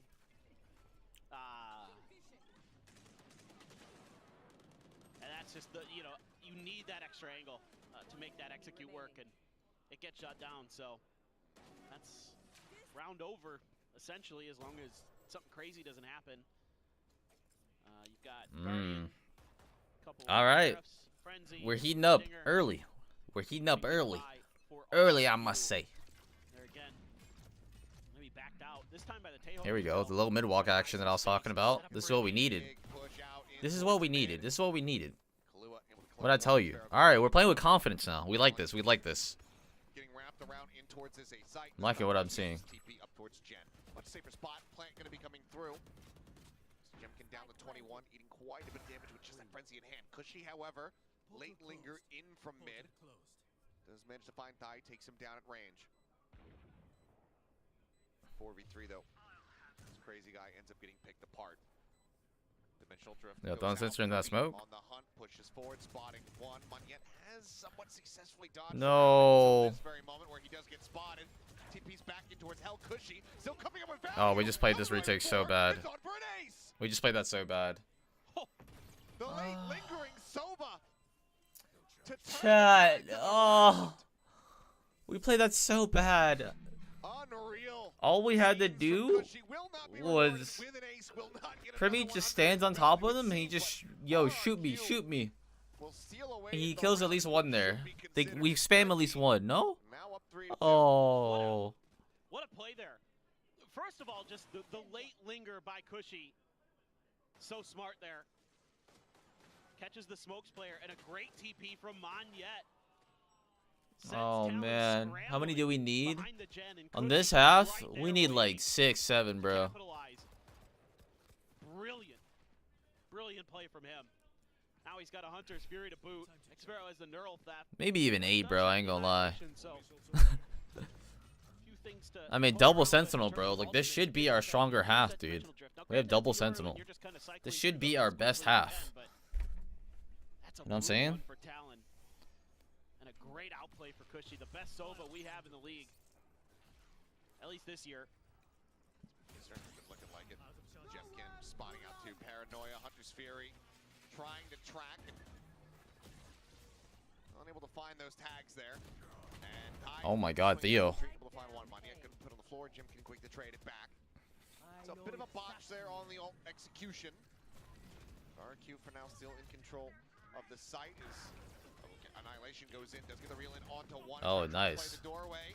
Sprayed. Save me, brother. But even if you do, yeah, I mean, he's already dead. As these are just back-to-back. Okay. Insane round. Decent round. It's been pretty chaotic. You know, both teams reacted really well to each other. And widely just squandering their advantages. I mean, somehow that Hunter's Fury combo, I mean, maybe a bit of a curse by calling Fist over the league. Doesn't find any value off of that. Wait, why are they splitting up? The scouting from that. Why are they splitting up? Drift, crazy guy. Fresh What is back to the this? stage. Now needing to pull off the 1v3 to keep the lead here for RRQ. He's got his salvos. Oh boy, but he is in such a brutally shallow spot. Oh my God. Get the transfer. Chip Boys Premi both going to be taken down. Cruz has to know that he's out on main. Just needs to win the firefight. Shots fly. Swings it. Oh Cruz my God. plants his feet and survives. 12 HP the difference. As Talon suffering heavy losses, but winning the round and time Brother. 3-3. This is just so wild. I mean, almost again heroics for RRQ. The start of this, a trade, you're at least able to gain control of the site, but with that annihilation angle. This is what I'm talking about, chat. Guys, was I wrong? You remember the pistol round? When it gets to these situations, it's just so scary, bro. I'm telling you, bro. So, and yeah. It's so scary, bro. Nice play there. If the round doesn't end like immediately, it's just scary, bro. I'm sorry, bro. It's just, oh my God, bro. Just end the round clean, please. RRQ, what looked like they might be able to string some together. They do have their ultimate for the Tejo. So, the drones say hello. Both cleared some salvos sent. Didn't clear the corner. It does not, but the rifle will. All right, let's go, Unk. That's one of the few rifles that RQ had in play. All right, they're fighting together, bro. This is good signs right now. Good signs, good signs. Like the proactivity here from Talon. Don't even let RRQ get to post plants. Don't let them. We killed their Teo though. Maybe it's. Yeah, you've got the Sentinel utility. You've got control of the map. Make RRQ earn it. Don't give them the chance like you did in the previous anti-eco, where you know you just got one Guardian in Cushy's hand and he's able to win the round. So. All right, guys. You know, they're leaving a lot The of round has slowed down, but Jit's got full util here. After thwarting the early attempts. At the ready, Chip Boys not getting caught by the shot. As I say that, never mind, bit of a curse. Net. All right. Be cleared out. A site now open. 3v3. Here we go. Two players nearby, however, to try to get the interrupted. There's Cushy, take it down. Ty able to find one. The plant interrupted. Oh man. Reposition now. Chat, what'd I tell you? Chat, what did I tell you? When the round gets slow and the mid round happens, it's just madness. It's madness. Yeah, this is brutal for Talon. This is blasphemy. This is madness. Great read on this round. The early pick. Brother, we had From Jemkin to the corner. it was a 5v3, bro. You know, that is nasty. Yeah, that is good God. The mechanics today for RRQ really sharp. So you can't give them any chances. But that kill. This is blasphemy, bro. Onto the deadlock, onto Jit Boys is what really breaks things open for RRQ. If he can hold the line there, probably looks like a pretty easy round for Talon. Now they're on an eco. Timing peak? I would peak right now. Oh, tragic. Nice try. Kahlua thinking about trying his odds, but just the classic in hand.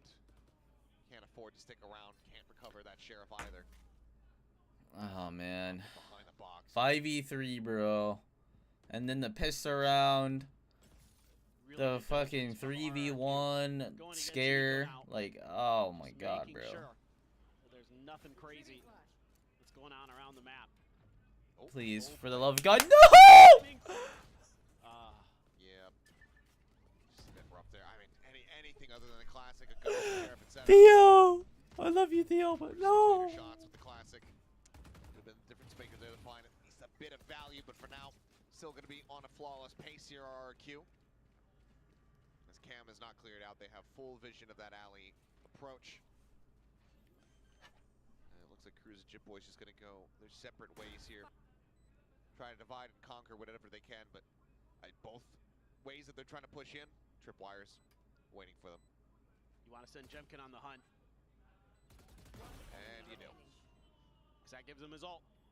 Another dimensional drift now online. He's been having a whale of a time. Cruz now just happy to stay tucked away. They know exactly where he's at. We'll just leave him to his own devices. Let him go down to the spike. Yeah, this is, excuse me, starting to look really good for RRQ. Unacceptable. What's unacceptable? I'm not excusing it. Oh, okay. Sorry. How dare you cough? Yeah. How dare you be a human? Yeah, my bad. I mean, I tried to be a robot, but didn't go so good. 5-3. RQ looking good. Talon gotta be scratching their heads here. Yeah. Granted, lower buy on this round, but needing to find some stability in the next one here. Yeah, I mean, I think a couple things need to happen for Talon. Why is our One is micro just so dog being shit? a little bit more patient. I think that's the rounds where they've looked better. I mean, I don't know, bro. It's just fundamentals, bro. It's just like 5v3. You spot the guy. Jit needs to like jump spot again. Like when you know the guy is there, you can like bank the thing off the left wall. He could throw it on the floor in front of him. Like he's got a sensor to play with. The 3v1 scare is like, you know, one thing I noticed that we don't do a lot is jumping out of chokes and smokes when we're 3-manning or 2-manning shit. Like no one's like jumping out of angles, you know what I mean? Like they're all just like swinging and then they like line up a lot. Pistol round's a good example where they swung through the stair smoke. All three of them are pretty much going out at the same time, but like it's no one's jumping. So like it's an easy like lineup like 1-2 headshot. It's a small detail, but like a big difference. How things are at the moment in the comms between the coaching staff and the players. Really satisfied with some of the feedback that they're getting. I like this. As okay, forward push and push out, shut down by Cushy in range. Glua able to go ahead, Spike down B. trade it back, but still Okay. our operator down on the floor and damage dealt. As Kalua gonna look for a little bit of a later timing. Monyet gonna be swinging in. He's perfectly poised and ready. Kalua shut down. Oh boy. RRQ firmly in control of this B site. Spike planted. I mean, given that there's an op on the floor, the He economy would do you that, but have, he's gone. I could they have to save. consider for the I'm save saying, now. bro, like people save, grab don't the op. see like all the small details that make Take it a little lives bit slower. easier. Seems like they maybe favor it, at least for the moment, with that Armageddon. I coming ain't up on saying, a little more like, time to you camera know, onto Cruz. We asked, but Paranoia like now, everything being sent his that's way. just like, you You're gonna know, have to how do consider you give more and yourself more. best odds every You're running time? out Like of these time guys to are try to rookies make though, it it's happen. okay. Now Cruz is gonna be taken down. But like Players into a committed opposition. it's like the Jemkin micro will factor fall, though Chip is Boys like, I don't maybe know. left this go on this recovery mission, but There's no like clear like I can't clearly see like when Talon's in a man advantage or we have like oh wait, hold on, just cooking right now. to clean it up a bit. Looks for Okay, Monyet get yourself will some be able to kills. find it, so Get yourself another one. good answering damage Oh, okay. back. But like you could easily see like the inexperience showing right now in Talon when they have man advantages or they enter a mid-round scenario. It's like there's a lot of time we have double sentinel, chat. Double sentinel. When you have a double sentinel and you either have a man advantage or if you don't really know what's happening, you don't really need to get proactive. I'm not gonna lie. Why? Because you want them to come to your sites. We have a deadlock and we have a vice. Not once have I seen our defensive like late rounds end where our players are like in hell, you know, playing heaven, playing back B site when they're like hitting the bomb site. You know what I mean? Like that's a sentinel. Like that's double sentinel. Like Killjoy's right. Or where would Killjoy be playing? Killjoy would be playing in the site, back site or spawn. And like if Killjoy's A, she's like heaven. She's dice. Oh wait, hold on. Oh my god! That's what I'm saying. Like, why do we need to do a mid fight right now, bro? What are we doing? Why do we need a mid fight?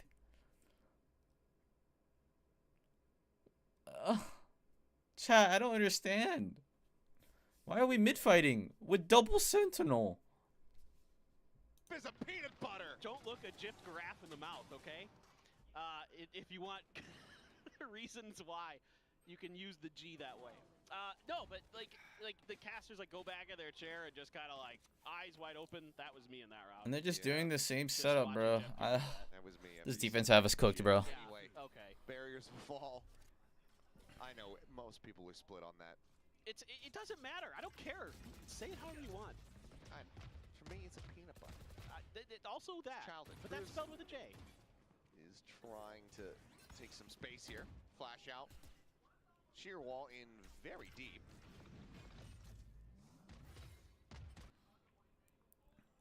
As Jit Boys, Monette not noticing. There's a pixel off place there. Okay, jumps across, but an immense amount of damage taken. Monette down to 30, forced out of Gelato. God, this is actually good for Jit Boys, but A lot of comfort to take some control of the map here.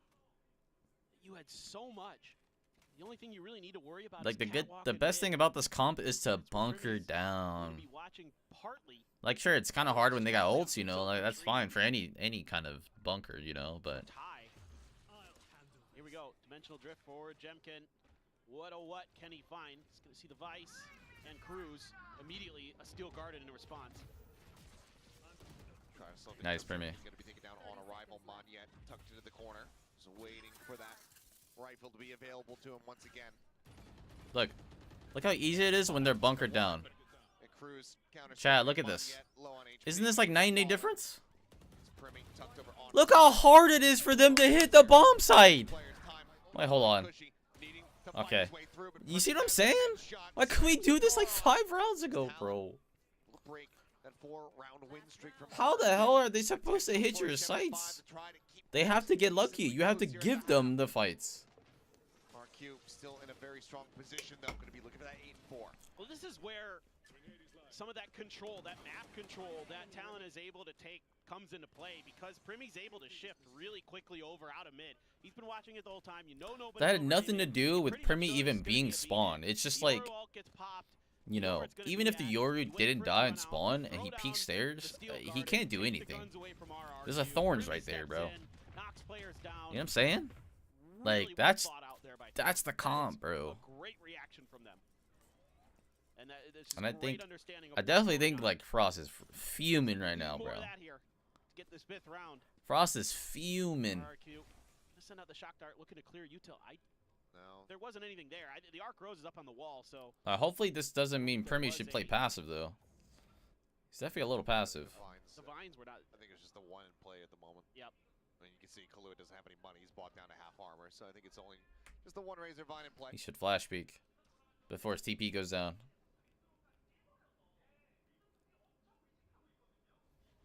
RRQ. Check in towards tree. Portal's gone. Alright, smoked off here for the moment.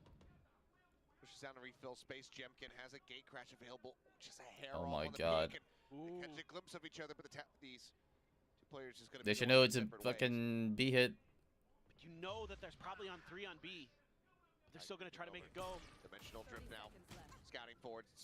Flash connecting. Tie blinded up. Wraps around towards Alley. Yeah, RQ should not be able to win this round. And I don't even care if that's a jinx. Gonna try to push their way forward here. Like, how are they supposed to... Straight shot from Cushy out through the smoke. Able to find him, but the time is dwindling. Okay. 12 seconds. Hunter's Fury opened No up. one's covering anybody, bro! Hold the line. Dodges out the shots. This plant being stuck. Needs to be stuck, Monette. How is Primmy dying from stairs? Just barely does. 0.4 seconds remaining. As Jit Boys ask the clutch. Finds Oh, the first, no. Cannot get any more. 8-4 RRQ. Guys, we're playing scared, bro. Quite frankly, We're a scared. couple of these rounds have come down to just RRQ being ultra sharp with their shooting. And this is another one. Kill him. Oh, jeez, Louise. This is the right play here. from Killua. If he gets this kill on Monyet, that would have been round over. Why is Kreese not holding stairs there for Premi, bro? Maybe you could argue he was a step too soon. We have 3 guys. We have 3 guys on B, and they're not holding the angles. Kind of my fault, brother. That's just terrible fundamentals, bro. I don't even care if that's a jinx, bro. That was just terrible. Either way, RRQ gotta be feeling Brother. damn good about their odds. They're doing just such a good job of being patient enough. We had a Yower ult get us all the info. And we're not fighting these guys on the choke? Are you crazy? We're not fighting these guys on the chokes? We're fighting them when they're on our bomb site? Am I crazy? Am I crazy? They know what's happening. You know, Primi uses his ult. It looks like they should be able to just shut it down, but then snappy shooting comes through. Some RRQ fans? Yeah, absolutely. Both teams decently represented here on this. Bro, you guys want to know what's crazier? They had a site smoke too, bro. Still just 6:30 p.m. here in Seoul, South Korea. Continue to make their way over to the venue, but right now RRQ is just looking to bring this to a very surprisingly fast conclusion. This is such a good map for them, and that attacker side looking so good. Cruz getting a little bit info, but yeah, just have to force the TP out there. Not much else to do. And now the real question All right, is, chat. do you Let's not say try anything. to work the It's map a bit, winnable. wait for those to come back online? We win pistol, high key, winnable. Get your opponent's Teho util out as well, so. Oh no. Well, tripwire set up. Chip boys pushing Uh-oh. forward towards the window. Is able to find Hold one. on. Crazy guy gonna peek it down. No. Jim's in to protect the ghost. Okay, wait. Swings in, Hold finds on. the kill. Cruz. One back into his favor here as Monyet does fall. Spike gonna be recovered. Kalua out onto the All right. site, but now the spike is stranded away from him. They know Kill you is alive. is. It is possible. RRQ looking to go 3-1 in pistols. They're so clean today. Very disciplined. Not going to give him any chances. Take just some crazy shooting here. Okay. Taps you've ever damn seen. Finds the Nice first try. one. Some solid damage. Dealt 68. Guys, I've seen us do this comeback before. I've seen us do it. 9-4. Talon. See a stinger there as we get ready to go into the replays. I was just thinking it. I'm like, do you force up again here? Because would it, losing that pistol is backbreaking. You really needed that one on this attacker side. With how fearsome RRQ looks on both sides of the map here on Ascent. Eat every round you can get, and indeed, it is going to be the Stingers. A couple Bulldogs. Stinger B rush. All right. For the side of Let's RRQ. pray. Let's pray. Try to hold things down. Early exchange. Using a little bit of util there for both of the Tejos. Just trying to find that moment to open up a little bit extra space. Cruz on a fact-finding mission. Doesn't see much, but that means Xfero's position in spawn is going to be unidentified. He can lean a little bit more towards B, especially with that other drone coming through. Shock dart there. Sent on the entry. No one receiving the damage from it. Clearing out that fake up for the time being.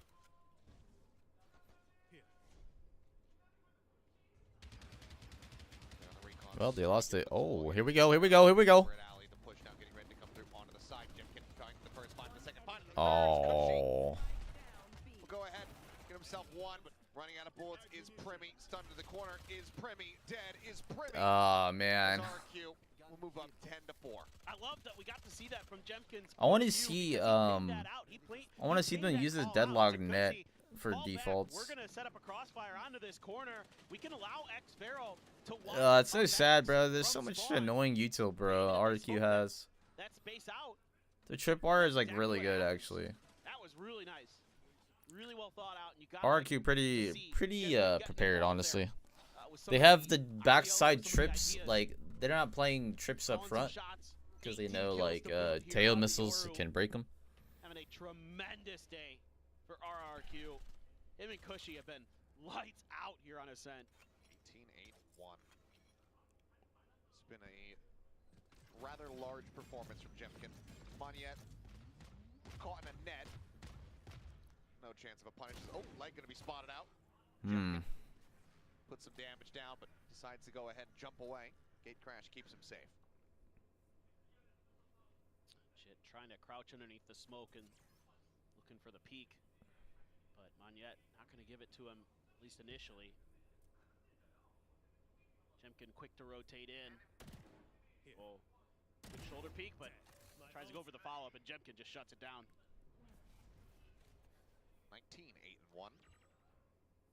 Do we see 20? Getting closer to your birth year.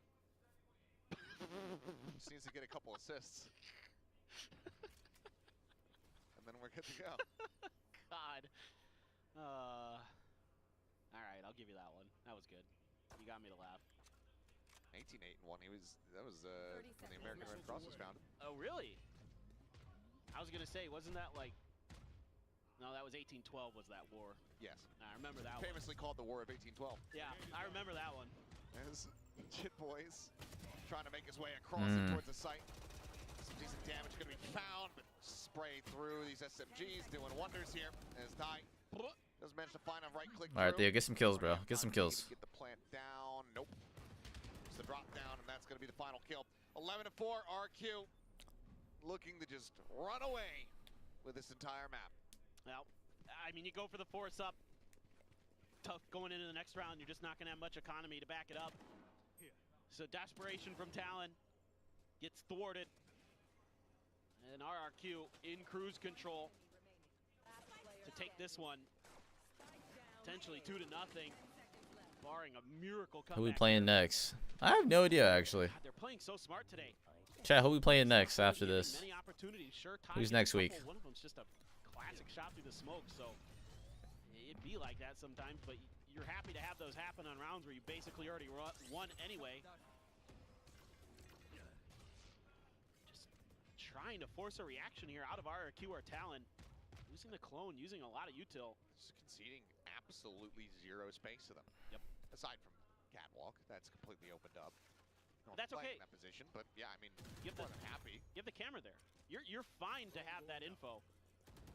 Jiggle spotting one, drone now spotting two. Might have even seen the third. That tuck into bitches. Sends the smoke. Oh, it does What? not squander it. That was looking like it was going to be some What great the heck, bro? Does manage to go ahead and Are find you the kill, serious? trade it out. Jit Boys find How unlucky is that, bro? particular one, but it's just this back and forth brawl. Ah. You are constantly What is that, bro? position of Ah. they have the lead, so every single time the pendulum swings, they just continue to be out in front. Tying out, stuck, tucked in here, under Cat. The rotate coming in around the back. Sparrow should know exactly All right, where Theo. he is. Theo. Oh, Could've gone never for the mind. knife, honestly, if he Chat. wanted to. Instead, we'll I'm just go ahead sad, and puts bro. him down nice and easy, shows some mercy, and gets RRQ up to series point. And that's one of those rounds. It's a default that we saw from RRQ last week on Monday, where they'll just have X-Sparrow onto Premi A, feeling sad about that use one, the bro. camera I would to be find hella the sad, strips bro. up front. And what they can do is then put more Chat. pressure in the mid. Remember That what I way, said if they last catch week a tree about push, this if there's Talon 3 or 4 roster? players, they can I then feel like I use want to that see. slide I in. want to see these guys play faster. I want them on double duelists, you know, and shit like that. I want them to like just be Crazy aggro at Ooh, least. Killua for a second there. thought I it was don't gonna know, be bro. Actually doesn't take any damage, so. Yeah. And if they're gonna be aggro, like I want to Little see bit them further. like X-ray vision. 3-man aggro, not For like a brief little moment. ones. Their defense side was a lot of And look at this, ones. Now they have a different setup off the back of that cam. They've got the Tejo and Jemkin there to kind of potentially catch their opponents off guard. So some But different yeah, looks, and they leave this- mid wide open. Just feel like with this weaker weaponry, maybe Talon won't do too much exploring on it, but in fact they do. Cruz is going to use that drone to get that info, and immediately Primi starts sliding in. And they've got, yeah, this is great from RRQ. Play for retake here. Cosmic Divide, yeah. They're ready, just looking for any kind of angle, checking out boats. Nothing available there. RQ fully disconnected positions. Yeah, who ult was that? Talon in control of the site. What? RQ just let That them was jump. Talon's ult? Now we'll look for the retake. They have the dimensional drift. They have an Armageddon of their own, but it's going to be Jitboys and Thai coming away with some nice kills as Manya and Koji both going to be taken down. Cruz up in the market. Hey, whatever we got to do to win the round. While scouting, it's not going to be We're alive here. Likely round loss, but Jimkin has some other ideas. 5 HP, surely not. Even with Kahlua at 1, the swing out Primi will go ahead and puts him down. Talon hold on by a thread. Yeah, even though this round doesn't go RRQ's way, I like the way they play it. You know, It's thorough. Yeah. And they force This roster that I'm looking at, like, they got crazy firepower. Like, I just want them to just be like, play like old Paper X kind of. Every round is 100%. Not like all the time, but like, we need them to just be fighting. Like, fighting like shit that makes sense. Like, we have a Yoru, we should be setting the Yoru up. We could be doing trap plays. We should be like, it's just the fights are so like, I don't know. Like, I don't know why we should ever 1v1. Like, we shouldn't need a 1v1. It should just be like, 2 guys shooting at you and you just can't do anything. I think that's literally the biggest strength that they have right now. That's why Fracture was really good for Talon last week. Right? Primi like dashes in, gets the info, they know where they all are, Yuzo gets dumped, and then they're all just gun out swinging and shit. Lobby out of their hands now.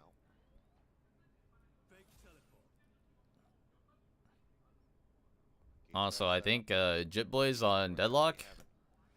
I think Jitboy should be on... he should definitely just stay on the Vice, in my opinion.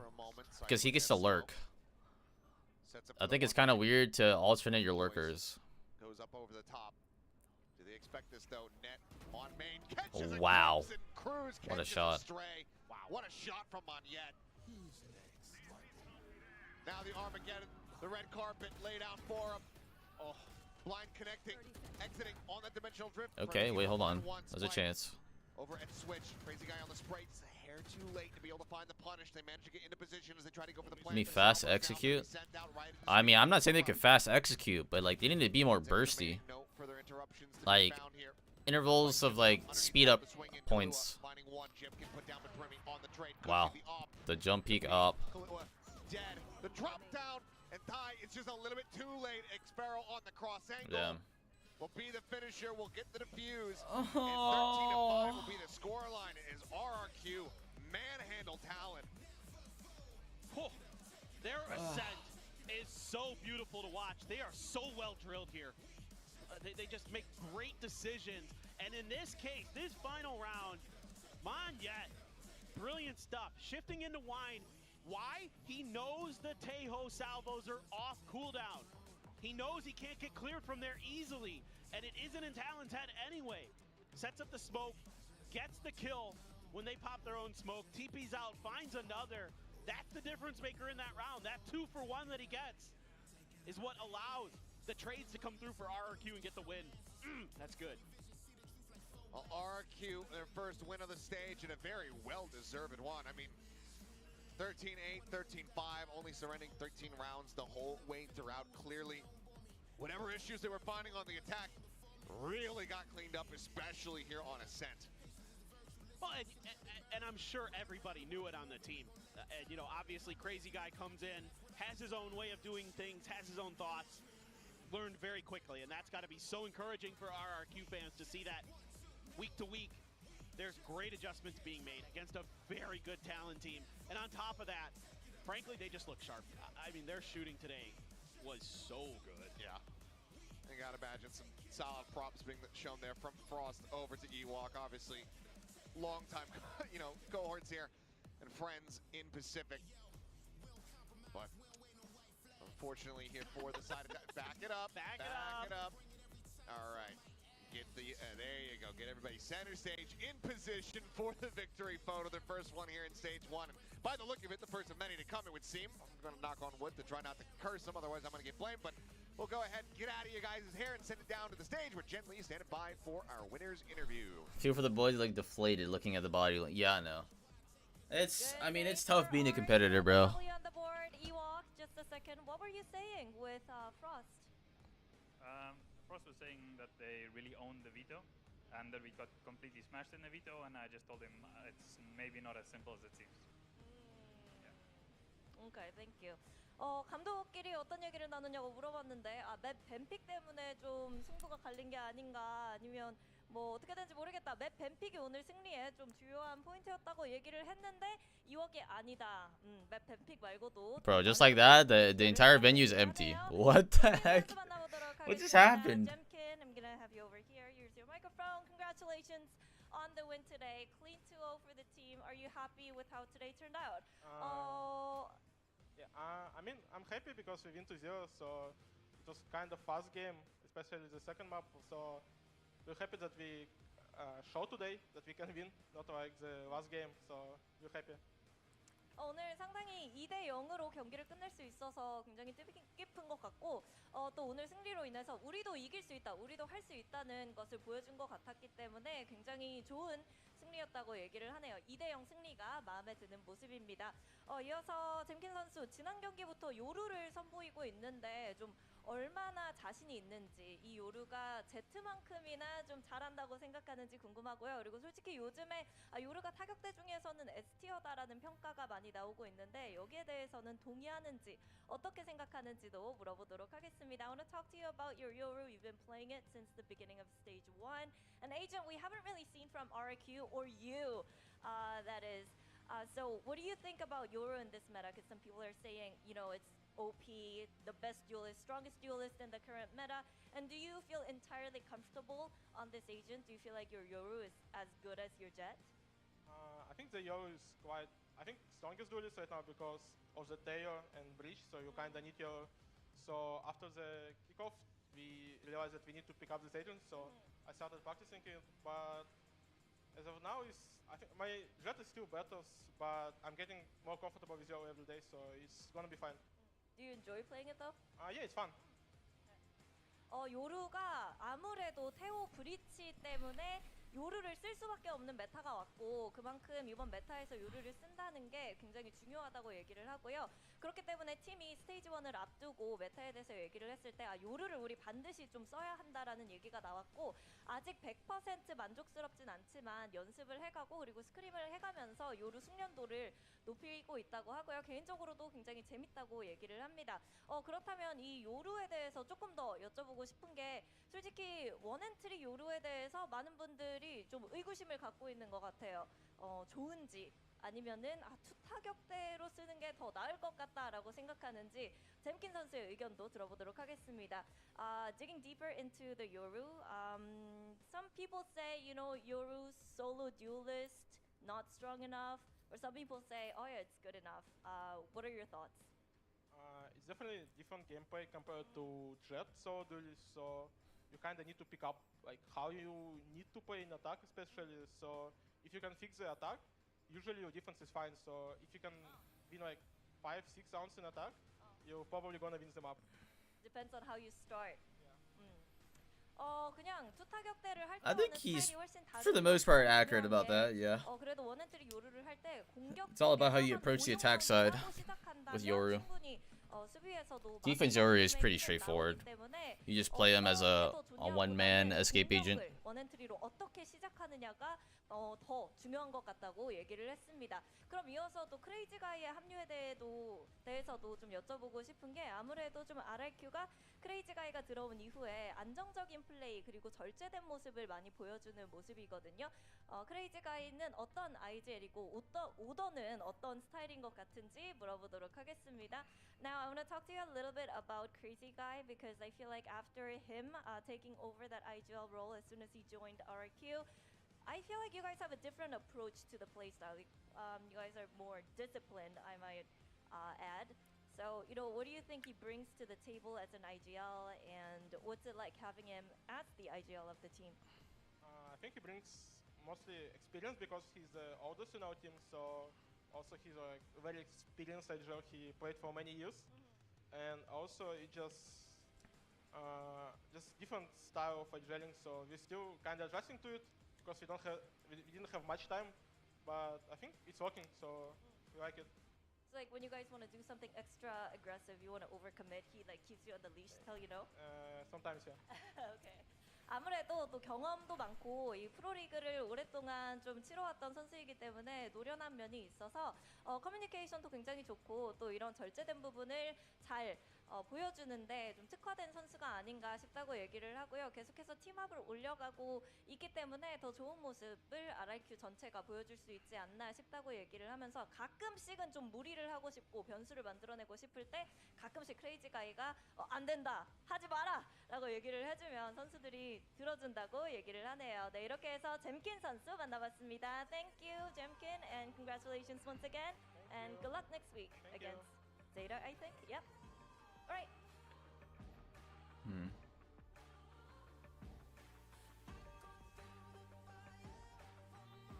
Oh, brother. Depresso, espresso, man.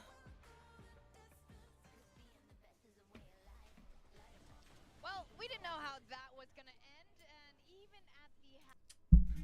Oh, man. Sad, bro.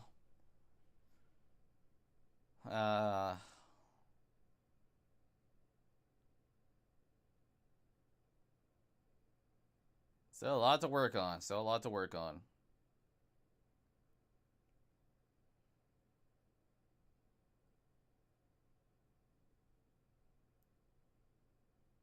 I wonder what their scrim results have been like.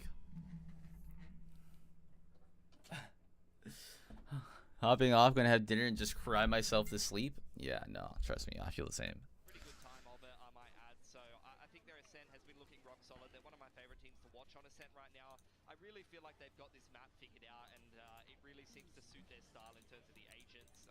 You know, Talon definitely had time to prepare for what RRQ was going to be bringing them, particularly on that defensive side, but they still couldn't really find answers for it in the server. Yes, sir, Raleigh. Have a great meal and enjoy your night, brother. But it wasn't enough today to stop RRQ. RRQ looked like the much better drilled team on this map for sure. Yeah, we did say this right before this map started that, yes, on paper, RQ should be winning this, but, you know, there are always surprises in the bag, especially when you have a team like Talon. But I'm glad they stuck to their guns, like Jen said on the stage.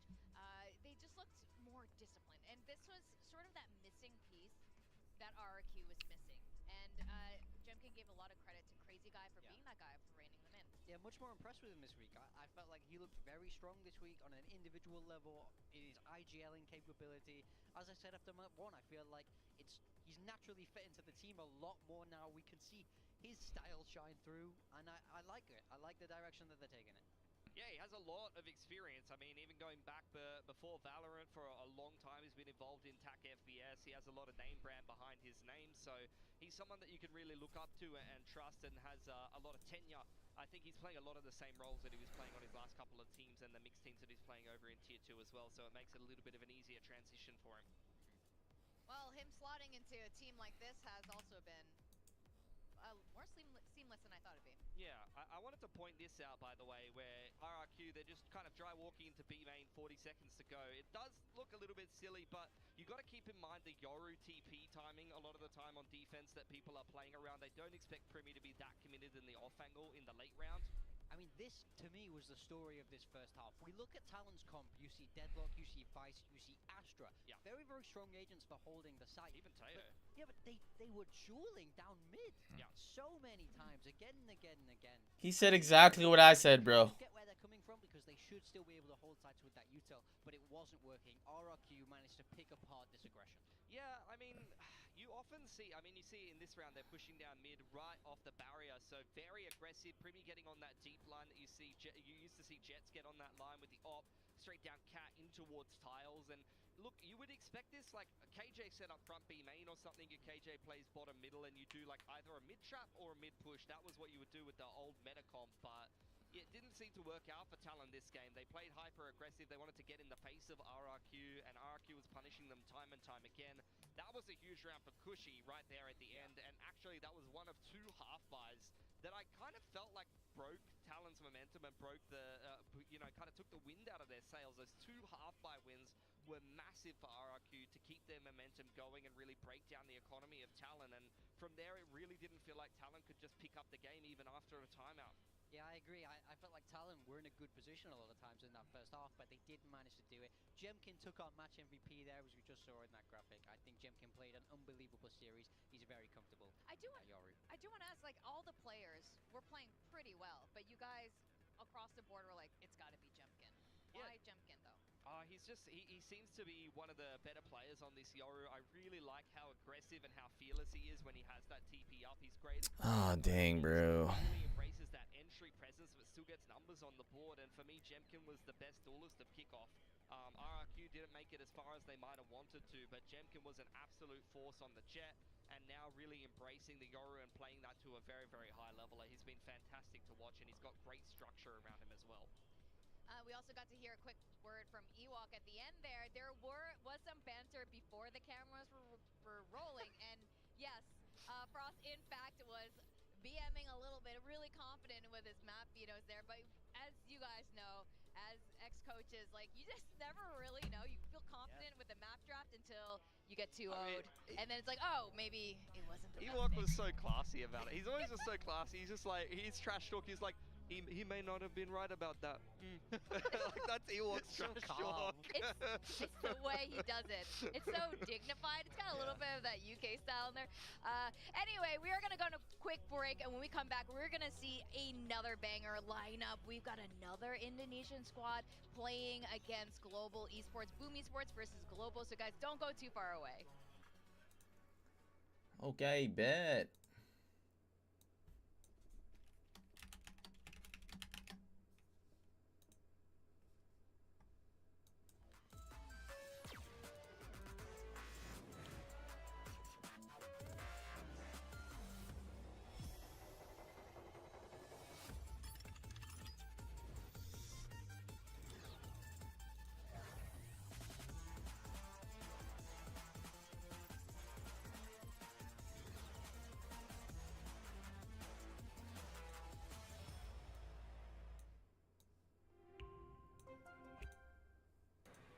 I'm trying to edit my stream title.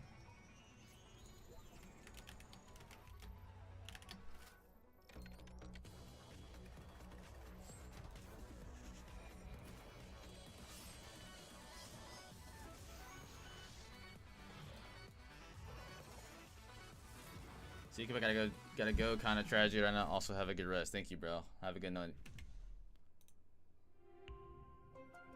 Yo, what happened to my?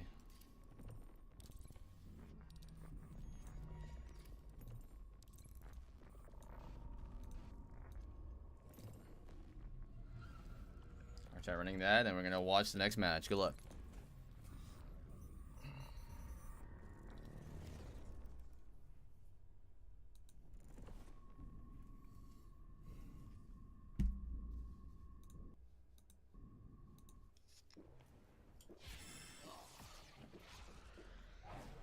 Red Bull gives you wings. Red Bull gives you wings.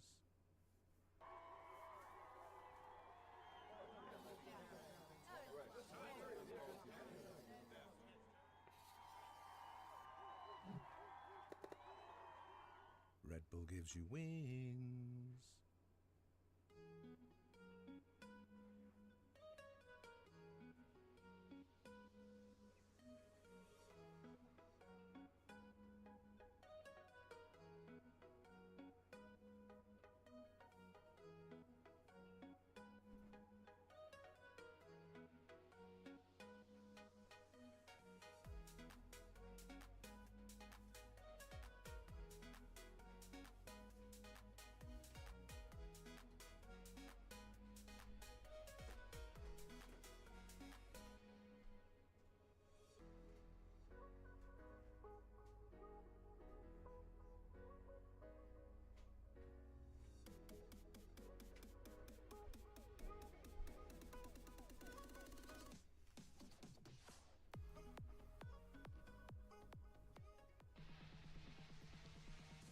Welcome back to Valorant Champions Tour Pacific Stage 1. We're moving on to match 2 of today. Another match that was very hard for the talent, and I'm sure for you fans to predict how this might turn out.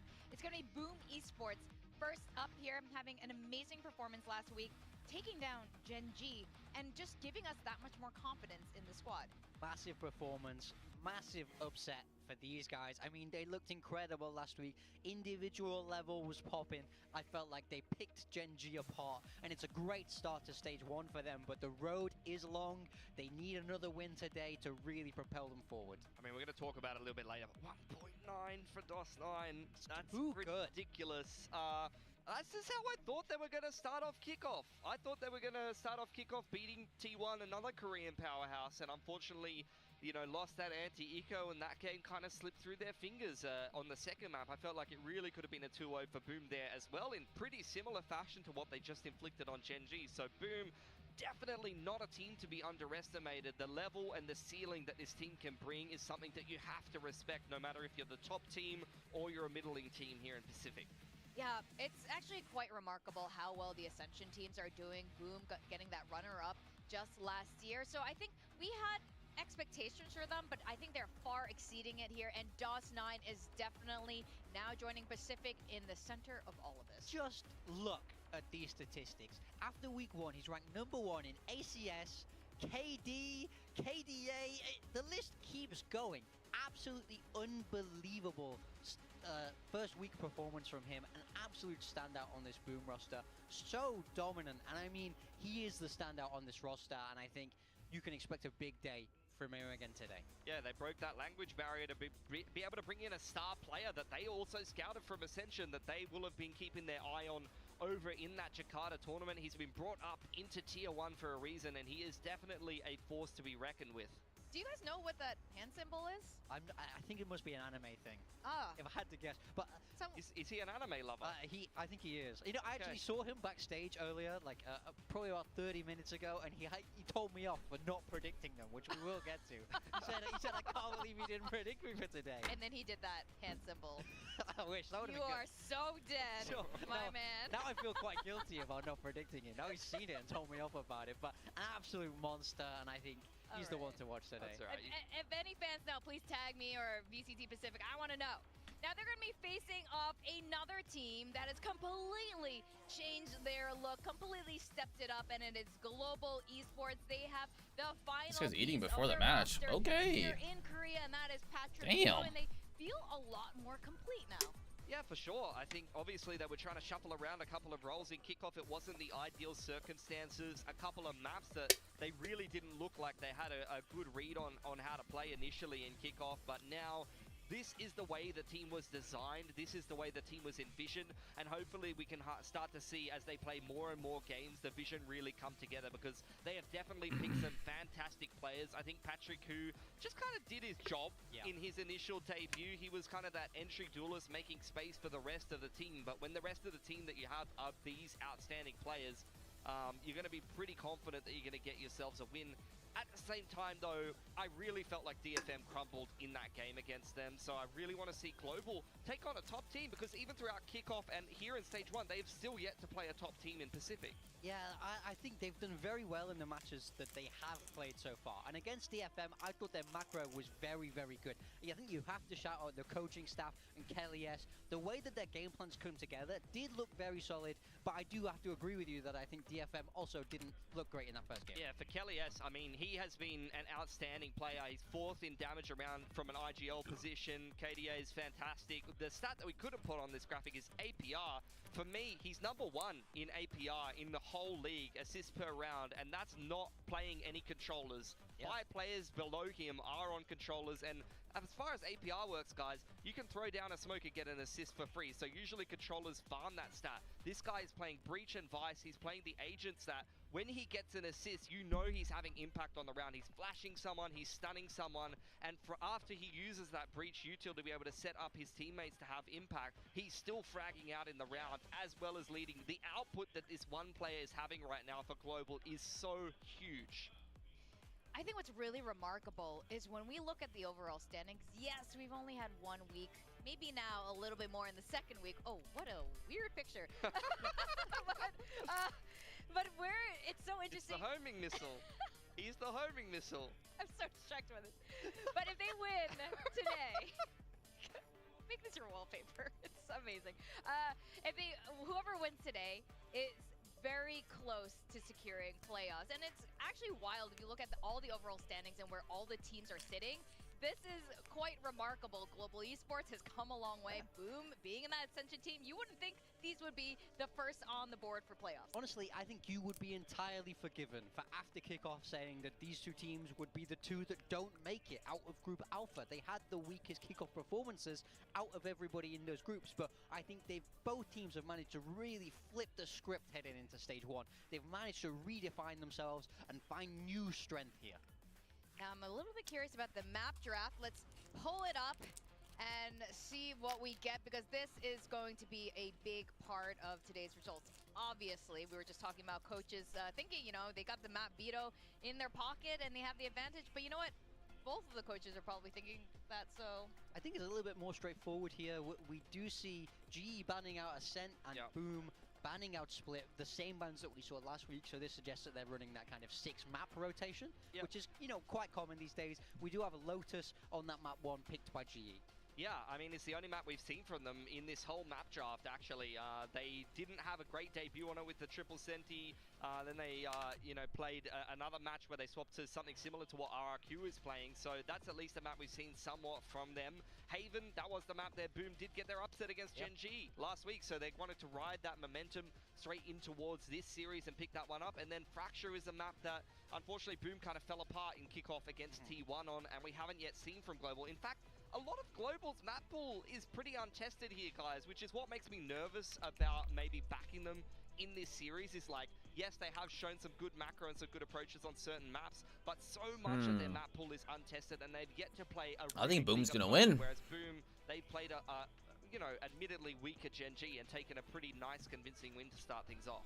Well, I'm curious what you were saying earlier, Morgan. You were mentioning something about your predictions and DOS9 giving you the look, the stink eye. It's gotta be Boom, What right? did you do? What did you do? I did go for GE today. No, there is some. We are very, very split, and I was personally very split about who do I predict here, because I love DOS9, I love the Boom guys, but I do think last week for them it was a perfect storm for them to beat Gen G. I think Ashen suggests that time to bet. Yeah, they needed time to get together, and I think the Boom players played amazing. But Global, I really love their macro. I think in that kind of perspective, I think they should be dominant, but I think Boom are the ones that need to show up today. If Boom were able to frag like they were last week, they can easily take this game. This is incredibly 50-50 for me. This is so 50-50. I practically tossed a coin for this one. I feel exactly the same here. It could go either way. So we will just have to wait and see. We have no other choice but to just watch Boom and Global Esports and see what they got.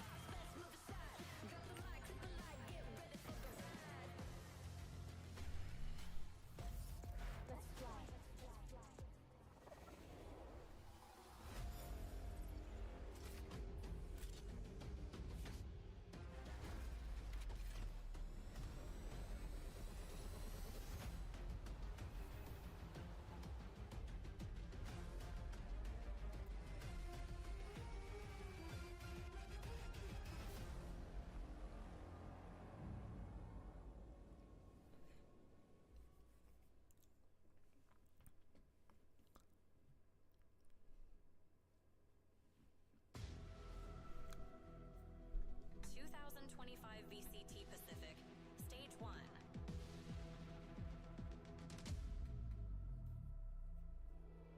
Rise Pacific.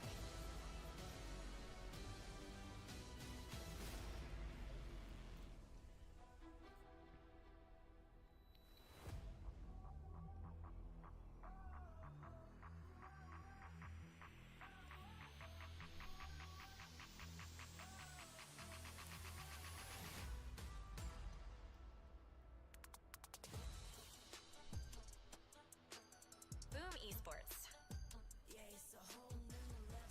Well, it's Boom Esports versus Global Esports, and both of these teams has our full attention. Now, Boom have pleasantly surprised us and the region when they took down Gen G. It was an upset that gave see fans a lot more confidence in Boom. However, can they continue this? Was it just Genji having a bit of an off day with a bit of that adjustment with the new players coming in, or was it something more? I mean, today's the day we find out. I mean, it was an upset for you guys, but it wasn't for me. I saw that coming a mile away. So I think this is a team that will be so excited to be able to play again and continue to show their strength. Now they will be facing a global esports, and this is another team that has caught our attention, a team that has really outperformed themselves after the last 2 years of really rather dismal performance here. We have Kelly S there in the middle, leading the charge and really convincing plays, and he's definitely, my eyes are on this guy. I think Global, another, in theory, easier opponent here in the round robin. For me, they're a team that's largely untested against the top teams in Pacific and in terms of their map pool. So this is another chance to show that they're a very solid, well-rounded team that could go into playoffs and maybe even further. Dude, the Global jersey is kind of fire though, I ain't gonna lie. What is that picture in the front of their jersey? It's such an interesting little mix of players from all around the world, and yeah, it's truly become global esports. Yeah, honestly, for me, this is the match I've been most excited about all week. I think the winner of this moves to 2-0, top of Group Alpha, up there with DRX, which is something, as I said before, not many people would have predicted heading into this stage 1. Now's the time to get excited, people. This is a real Valorant. Did you see Elevated? He came in there, looked like he was screaming. He was like jumping and like shouting, just hyping up his squad here. That's what you need sometimes in these huddles. If you have players that like to be high energy, you start hitting them on the back, you start shouting in their face, they love it. Yeah, definitely. You need to get your players pumped up, but there's some players that don't respond well to it. It's really important to know what your players need before a game to get in the right mindset and get them hyped up, especially if they're quieter and they need a little bit more to get out of their shell. We're listening to some of those global comms videos a little bit earlier. Big Time put them on and was rolling through them, and I was really impressed, particularly with Kelly S. I think he really is a clear vocal voice in this team from what I'm hearing, and especially in a team where you do have a lot of different nationalities, it can be easy for those comms to get cluttered. Yeah, I think he did a great job. If you haven't I would recommend all voice comms videos, by the way, for every single team. They're the best insight you have, and I think Kelly has showed in that video why he was such a great IGL. Now we take a look at these compositions, and for GE, alright, we got a standard comp from Boom. Exactly what they ran before. And we got a meta comp from GE. Incredibly similar to what RRQ just run with, except with that. It's gonna be fun, boys. Breach Teo, love this meta, love this meta. Quite a while now. In Ascension, they always ran a hard Senti. Berserks over onto the Viper. Shiro's gonna play Teo instead. I thought Udotan played. He's gonna back himself on the Neon, an agent that he had to really come. I thought Udotan played a lot of like duelists back in the day. As well. All right, well, Lotus is the first destination for this particular matchup. We're gonna send it back to our casters, Achilleos and Paper Thin. Alrighty, time to go into our second SCA battle of the day. Global going up against Boom. Now the first series, not delivering on the fronts that we had expected. A lot faster, a lot more dominant from the sides of RRQ. But surely this one ends up being a bit scrappier, a bit longer, a bit more contentious.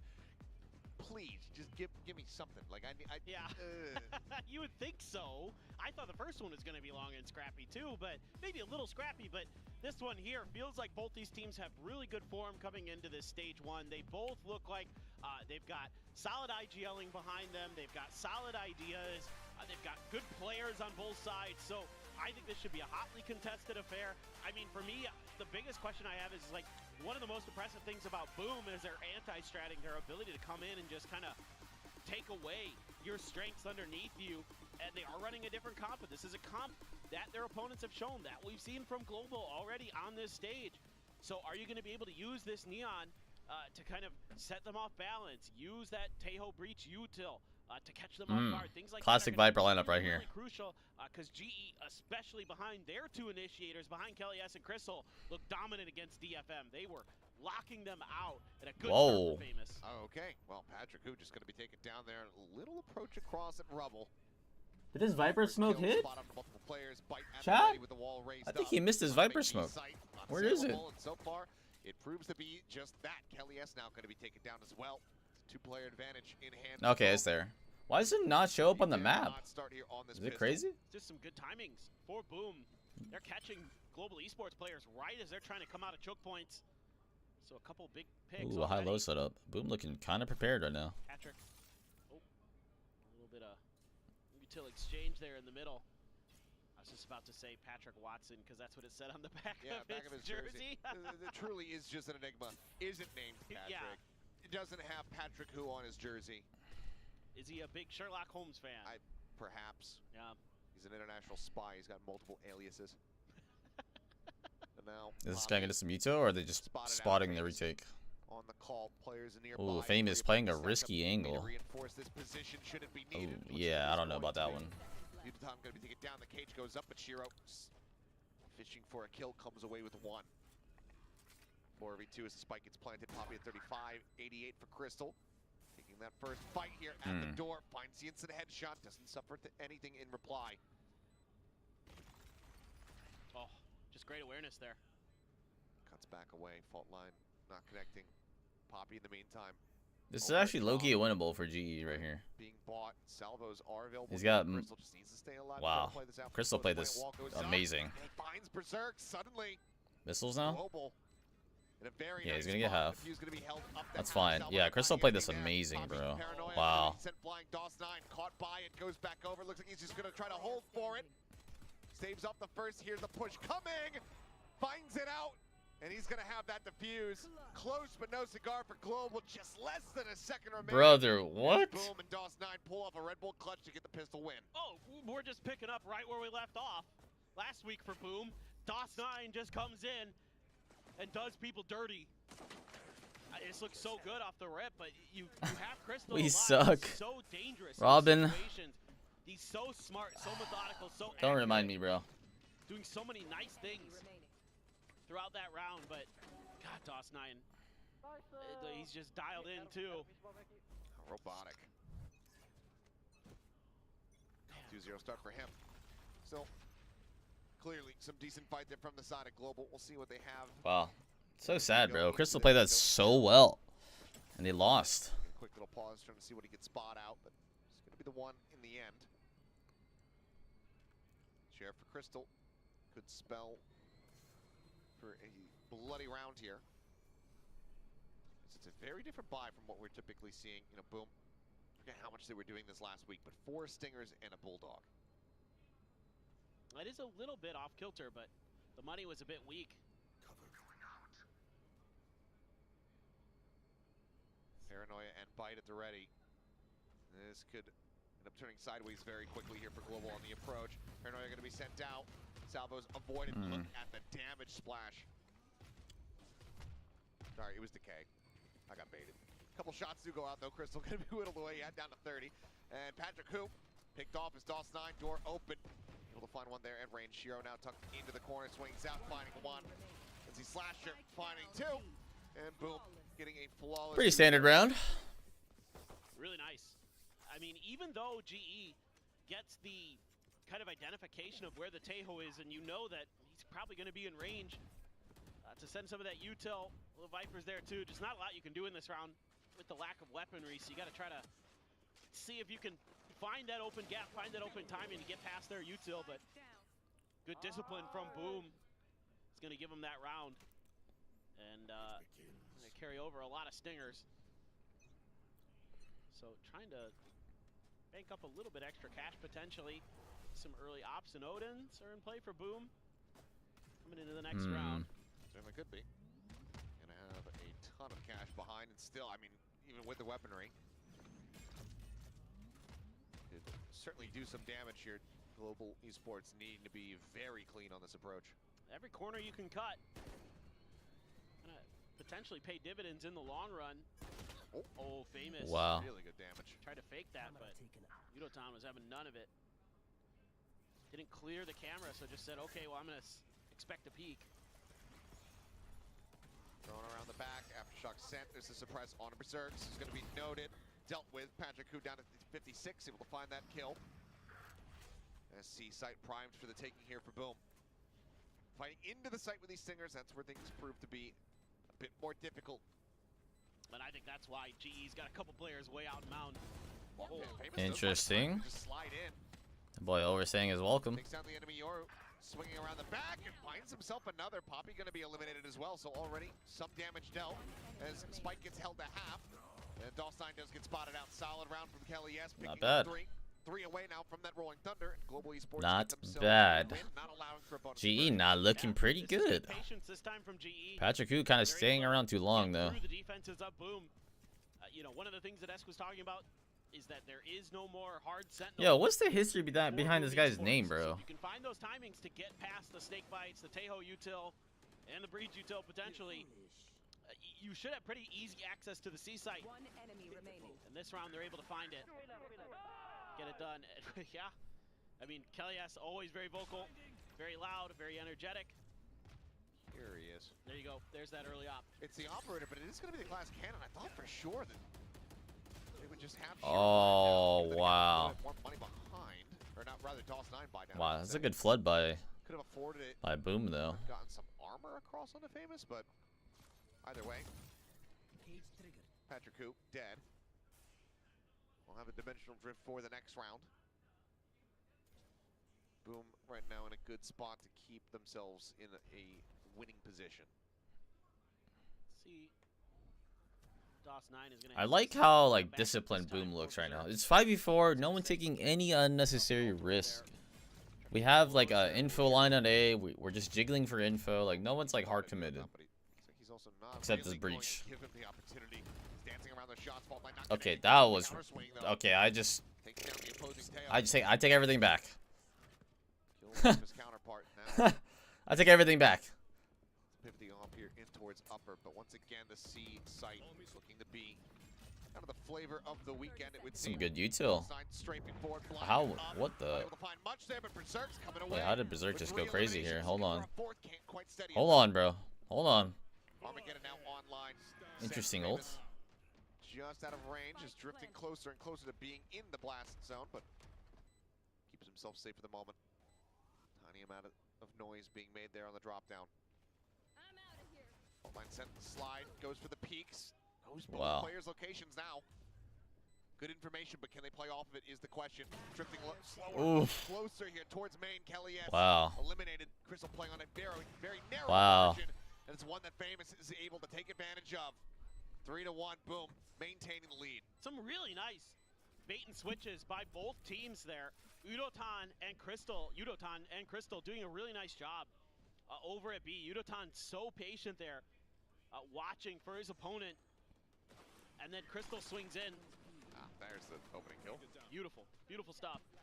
Berserk's huge double kill here. Just DOS9 bought enough attention that he was able to big step round up from to the Berserk front of the site, and then Famous gonna use his teammate, the Breach, to be a bit of a decoy so he can find the angle with the op, and that op immediately paying big dividends for Boom Esports. Able to get that third round on the board. Who's next? And here comes that dimensional drift you mentioned in the previous round. Okay, Teho's there, he's been there a lot. What else do you find? Nothing interesting. Berserk's over in Waterfall and DOS9 on C, so you know where their default is, you're able to scatter them, find the open space to get the plant down. Oh, I hope you don't fucking Your TP so early though. They're gonna fight forward here. They want to take as much space as possible. Playing Boom on these close angles, given that they have the stingers in hand, is going to have to be the game strategy. That stun though. Dude! Swinging around the back though. Dude! So stark. Ends up gonna take it down, but solid damage dealt. NC Slasher, Famous, both tagged up. Have we lost our minds? Weapons are covered here for Udotan. He's going for the TP play with a stinger. On the wayside now. Just the guided missile himself, but the spike is not planted for him. It's fully behind the pillar. Finds the first Famous. Keeps the op in hand. Keeps the win streak going. And Boom move up now 4-1. Global maybe looking at a timeout call. I was about to get really hyped there for Udotan because everybody else on Boom was very, very weak after he got that kill on the Berserks. I love the way NC Slasher is playing as this support breach this year. He has looked really good with his util. He hits another really impactful stun to open up C Hall for this retake. Give a little bit of breathing room for Boom. And now Berserks has that Viper's Pit off of doing a pretty good job of locking C down. Still no Rebel congestion here. For the side of GE, really just leaving Yudotan to his own devices, gets a tag up onto NC Slasher. Not too much damage there. Hmm. And They so saw far, breach I mean, though. Boom hasn't really had to change their default too much. They can kind of just keep reacting. They don't care about the They breach. clear the camera though, because so far they've left it. I think this is fully to just bait them in towards this operator. Famous, I don't think was scouted, but it looks like eventually they will just go ahead and opt to pick that up. But they have kept this position a little bit disguised. Yeah. Stealth drone, however, that's gonna. Yo, Stem Sparky with the raid. Thank you so much. Appreciate it. Famous. Hope you had a good stream. Looks like no one is realistically going to be looking for the punish. Still far too risky given the way that Famous has been hitting. I like this. Leave NC Slasher. Oh my god. Oh, Yudotan is sharp today. Gets the hit. You know, Theft, second ping about to come through. Famous. Trying to play around and Oh timing, my and now it's gonna be god. into the corner. Yudotan Oh my. able to avoid that shot. Aftershock, go ahead and force the position. Shorty at the My ready. boy is a snake right now. Very slippery. Challenge there. Patrick who thinks about peeking in. Hey yo. Simplifying Yudotan. Bit more pressure now peeled off. Famous still just sat here waiting. Pops that Oh my overdrive, god. immediately is going to be met with death. Spike down B. There's a spike on the floor. The two players split away from it. The wall in Poppy's face. He does have the ultimate available. Berserk's is going to look, just trying to lock this one off. The drop down. Oh Patrick man. who cannot That's find the rough. opener. Spike Does he have time? TP He doesn't have time. But the time is just not there. He cannot get the round win. They'll just look for the money. But NC Slasher will look for the kill and find it. 5-1. Huh? After a round like that, you absolutely have to pump the brakes if you're global. I agree.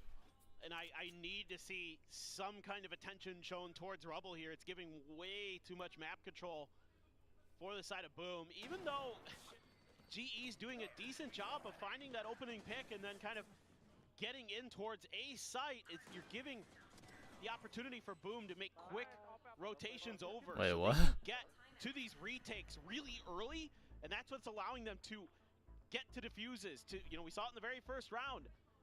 And then you're able to force them off the defuse there because you're constantly just kind of pushing them further and further towards their site. And they have to fight for that space. And then you have stuff like the ult there, really nicely placed by Berserks. That sent that round completely awry. Poppy tried to do something, just didn't have time. Well, plenty to be discussed here. Let's see what the adjustments look like for the side of Global Esports, but I think widely a lot of it has to be just to tell the players to calm down a little bit. Maybe there was too much energy coming in from Elevated, came bounding out on the stage. So right now it seems like the players are getting a bit too frazzled. It's like when you walk into like a jazzercise class, and it's just... I can't say that I know. I know, neither have I, but okay. You know what I mean. I was going to be shocked. No, me leave my house? No. That's crazy. That's asking a lot there, Achilleos. Be exercise. Boom looking very nice though. You see those They're videos, looking very like the drilled. people Is what it that looks are like. leading the exercise class They look are very way too drilled. excited, and everyone else is just kind of like, eh. Sure. Yeah. That's what I mean. Yeah, no way in hell you'd catch me in a exercise class. If there was footage, I would pay a small fortune to obtain it so that I can share it with the world. Well, maybe I'll just create it so I can get your money then. That, there you go. Shiro backing away, sends out the stun, connecting onto at least one swing in the corner. Does find Poppy, delivers a weapon over to them, but they're not anticipating this. What the heck? To find Patrick Coop, and Kelly S right there. Trades it back, keeps it in to a 2v3 now. As Yudotan does end up getting picked there, just trying to lurk his way forward into that C site. Paranoia, primed and ready. Oh, he just gave up his position. Actually, it didn't matter. He shot his gun already. Didn't matter. What am I saying? He did shoot at the breach earlier. My bad. Tremendous round from DOS9 again. Catches Yudotan. Finally, someone's able to kind of shut down his sole position. And then finds a great Paranoia. A nice idea from GE. They sneak their way in to A-Link. And it's, they know there's people in there. They're not expecting Wow, cosmetic stun, eh? So they get the trades, and they're at least able to get the plant down. But I love the way Boom is working the map right now. They're constantly coming at you from different directions, using their util to set up their plays. Looking really, really sharp. Good flash. Flash in the face of Mishiro, forced away. Decent Oh, space opened up. he almost hit that. Almost cut Wow. down there by that flick, but just doesn't quite connect. Patrick Koo, however, does find the opener. Do they refight A? What's the answer here? Falls, Armageddon now out of the equation. Who's the IGL for Boom? Is it DOS9? Who's the IGL? Sense of paranoia now. Do not have that tool for a critical retake. As this site is fully open, but NC Wow, Slasher. NC Slasher. Peeks in towards street, finds one, tries to set up the flash to stave them off, swings in. Wow. Finds Kelly as a famous NC Slasher. no problem. Poppy Uniton both going to be taken down now. It is all on Crystal. Right there. It's been a clutch god here in the past. Can he make it happen now? No. Boom. Wow. Giving no space over to Global. Boom, Every playing with some single balls. Every foot that they try to conquer on this map. They got some cojones. I like this idea from Global. This is kind of what I wanted to see. You can test Rubble, you win it, you push towards site. Look at that. Oh my god. NC Slasher. This guy is a goat. But too bad, so sad. It's Famous and NC Slasher, and they're playing off of each other brilliantly. The timings there on the peaks are perfect, and you've got that op over to NC Slasher. Can just find one, duck back behind the wall. Famous goes out, gets another kill, ducks back behind the wall. Phenomenal. Brilliant. Famous flying one, relay bolt to stem the tide. Re-peek? Re-peeks, and oh, it's just a hair Oh. off. Does take some damage. Cuts back, cam thrown in. Shiro, surely, okay. Maybe Huh? gets started and does end up Okay, we getting a little down. ambitious. Still just right into the meat grinder as DOS9. Mows down three, Famous will find the other. And Honestly, though, they're just getting call outclassed. timeout. This is crazy. It's not working. It is not. They're so quick to react, our Boom. And again, it's these early picks from Famous. This early op investment is just paying dividends. I mean, yeah, step out, gets the kill on Udotan, but dude, they had a game plan from the rip, and it's... Dude, we're just playing hot potato with the operator now. Yeah, why not? Over into Berserk's hands. We saw NC Slasher with it 2 rounds ago. Famous could get his ult, and then you can just keep They're doing the classic GDG. There's, Crystal's just stunned up. Boom, have an answer for absolutely everything. Overdrive going out. Paranoia a little bit too late, so Poppy is able to trade one back. Rolling Thunder crashing across, and maybe it's a bit of an overcook. Whoa. Go ahead, note the Euro around the back. What just happened? Down, so now we have a 3v3, but still decent opportunity, decent defensive foundation here for Global Esports to keep these players alive. Love the play call. But the operator still here, still finding value. Jiggle peek out, Udotan, I think Saw him. spotted. Now certainly is. And Berserk says, He's a wall up, wall down. I'm gonna respect it. I would. With how sharp Udotan has been, I wouldn't challenge that either. And you still have these ults to work with. You still have both. Bro, this guy's very close to his monitor. What the heck? Who else plays like that? For Berserks to commit there, and he wisely pulls off. Because you can still play retake here. You've still got the salvos. You still have the aftershock. So you still have the fault line. You've got and you've got an Armageddon. So you got everything you could want here to really make this retake go. Plus you could scoop up a gun off the ground, drop the op. Taking their time though, really making sure that no one's pushed further forward. I mean, they have zero map control though. That's the one thing they do not have going for them. That's why they have to use this Armageddon to clear. Sent their way salvos on the back end. Just a clearing ult? Dealt with. I don't know if I agree with that though. Puts over to the side, gets himself a third, looks at the fourth. Berserk's, however, still alive now into the 1v1. And he has been sharp. Udotan taking the bait a bit, spotting him out, but Berserk's is just so on point. Waving at him, saying hello across the stage. There's no one there to hear it, Berserk, you killed them all. My. This is beautiful from Berserks. The retake looks like it's not going to go for them. Again, I love the opening start. Yeah, that paranoia, like you mentioned, just a hair off, yeah. But I love the idea. Get that kill, accelerate into the overdrive, and just see if you can wipe them off the board. Poppy plays a great position. Gets far enough ahead that NC Slasher isn't ready. But Berserks just has a slightly better timing than his opponent. And here we go, Stingers again for GE. I mean, it's just brutal. They can't find a round to get their economy going. We only have 2 more in the half. TP forward. Poppy aggressively taking space. Draws at the weapon. Somehow does manage to come away with that one. Minor damage could have been suffered as well. And it's looking for the Pio, but Berserk's double What? line. Swinging in, one a pop. And Berserk's is just... Oh my god! Every damn round! Coming away with multi-kill after multi-kill. 16, 4, and 1.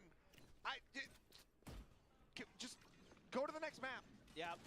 He's got another Viper's Pit. He's disgusting. My jaw is on the floor. And look at the way he's backing up DOS 9.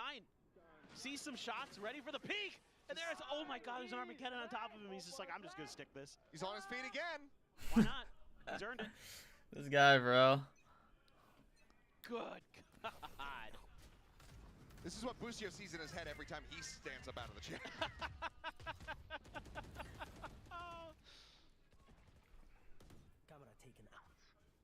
Famous pushing forward. I mean, these lurks. Yeah, they're just getting outclassed, bro.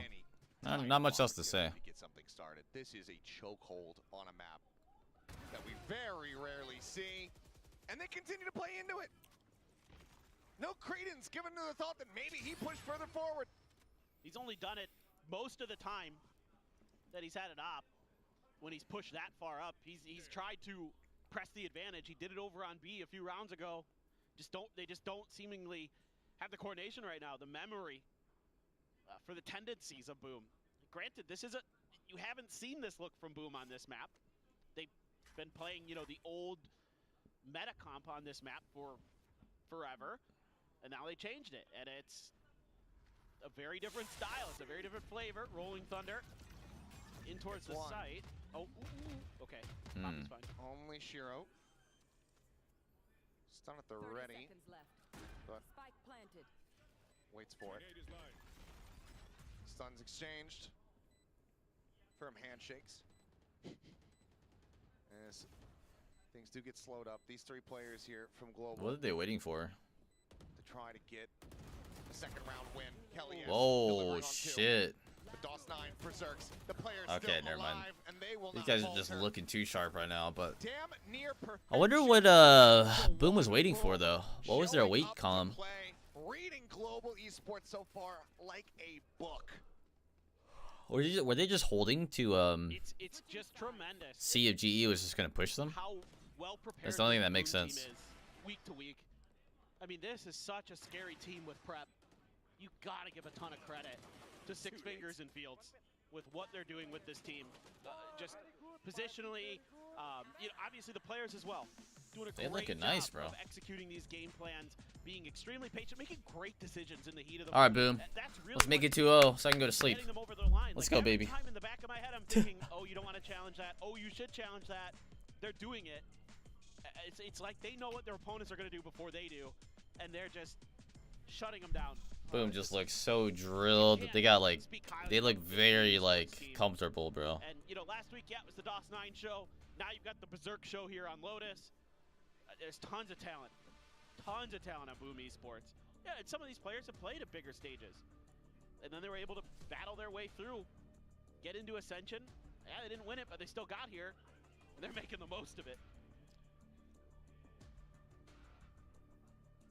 I mean, there's been some moments, some very close ones, but it's few and far in between. A Boom right now, just looking so damn good. Look at that drawing, dude, on the right. Yeah, it's nice. Woo. Came prepared. No kidding. As did Boom. The whatever prep work they did, whatever the diet is, film a video, put it on TikTok, and everyone's gonna go crazy over it. Correct. Find some expensive, overpriced, stupid Indonesian water, and then the sales are gonna go through the roof. Oh no. You've been slamming your face into some cold water. And, yeah. Good job.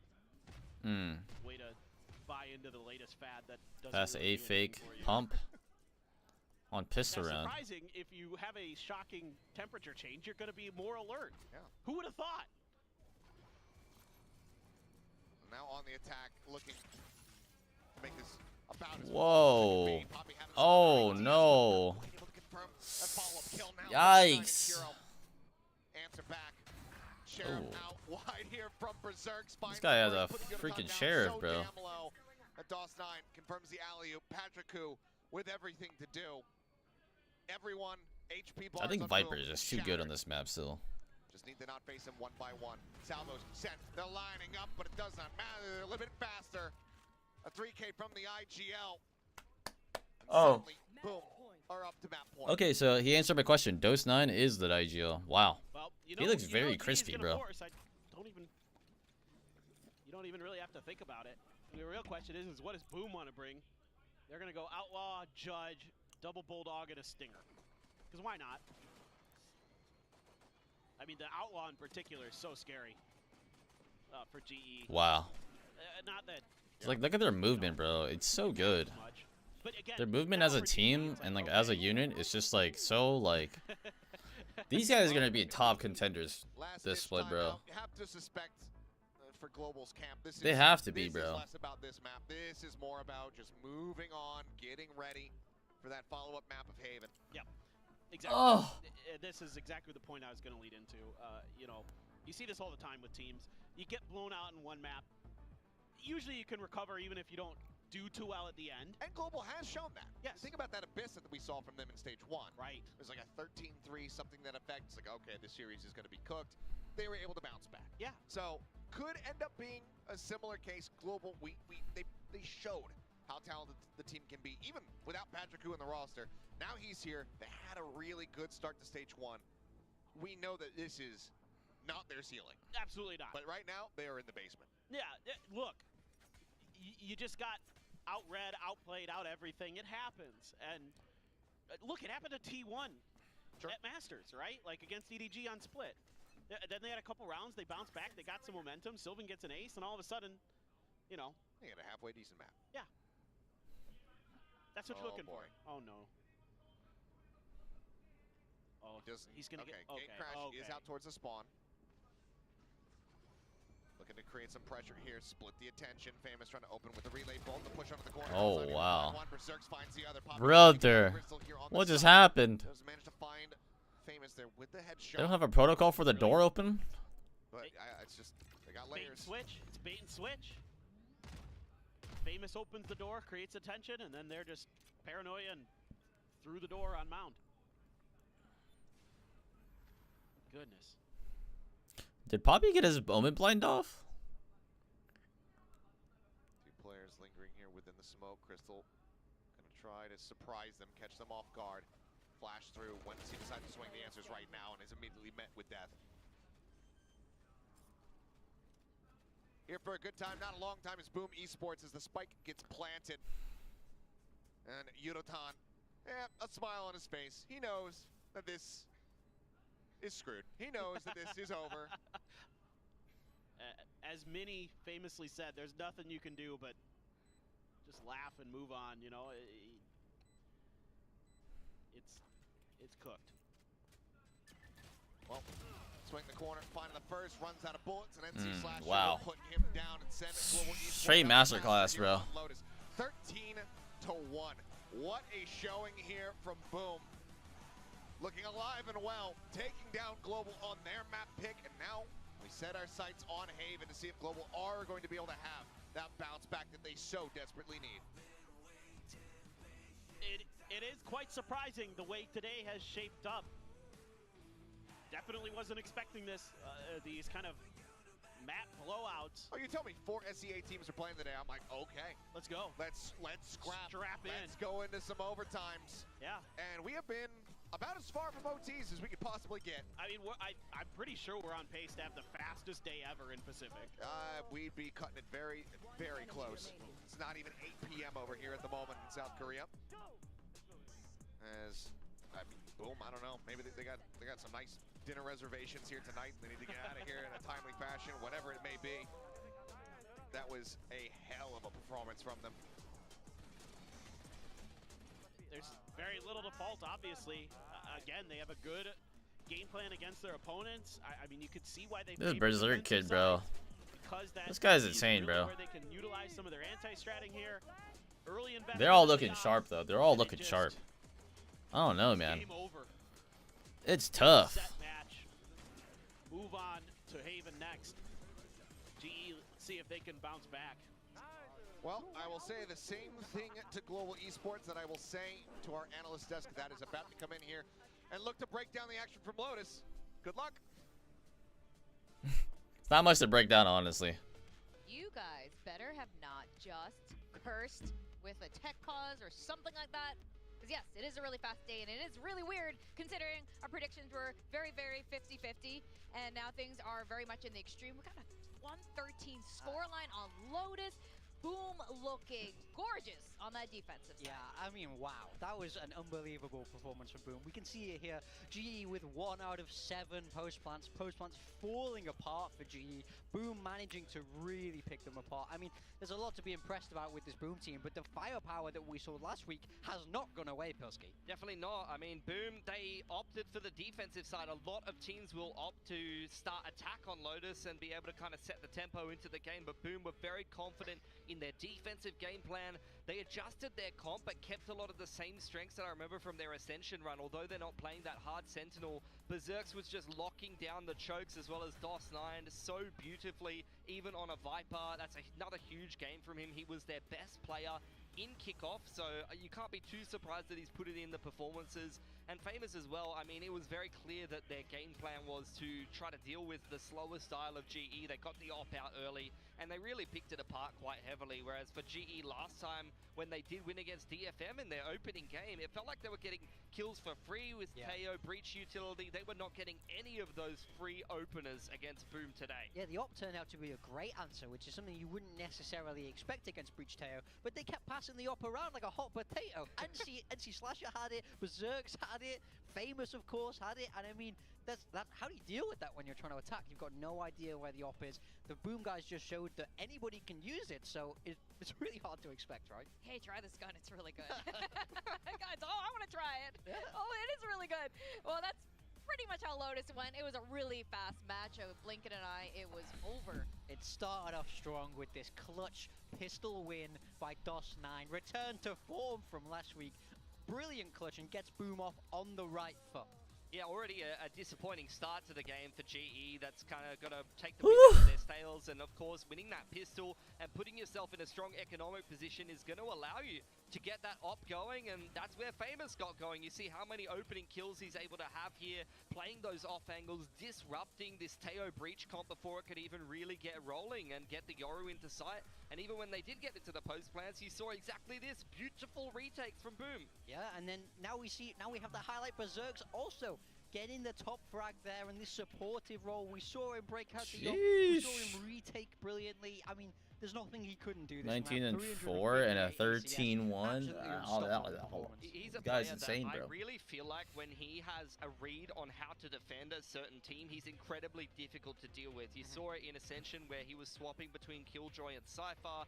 Now, as I mentioned, he's playing the Viper for the team, but he knows exactly where to position himself to be able to multi-frag, and he's a really underrated player on Boom. Like I said, he's their best player in kickoff, but someone who doesn't always get talked about enough. Yeah, I mean, for sure. I think he's kind of easy to overlook in a way. He doesn't have that kind of crazy big name that you would necessarily think about, especially after last week with how brilliant DOS9 was. He got kind of swept under the carpet a little bit, but he's, poking his head out now saying, hey guys, don't forget about me. I'm brilliant too. He's been around for a while in Indonesian Valorant, and for him now, to kind of poke his head, I'm like, look, I'm here. Everyone has had their a chance to shine on the Pacific stage, but it is my turn now. DOS9, still Boss 9, still very excellent showing all around for Boom. Now, predictions were a little, I didn't even bother really asking about it in the former match because it was a 2-0, but it could have gone to the third map, but it wasn't as extreme as this. A 13-1, Global is not looking good at all. Both of you predicted Global.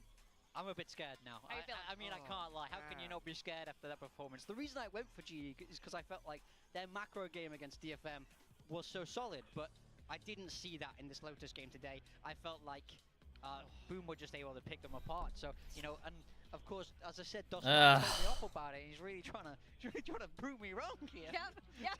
Fair play if it lights a fire under him. He's like, well, you know what? If that's what you believe, I'll make it come true. I'm worried he's not going to talk to me again after this. He won't reply to my text, guys. Help. I don't really know how this is going to go because they are Southeast Asian teams, and even with a 13-1, things could go the other way. We've seen this pattern happen over and over again.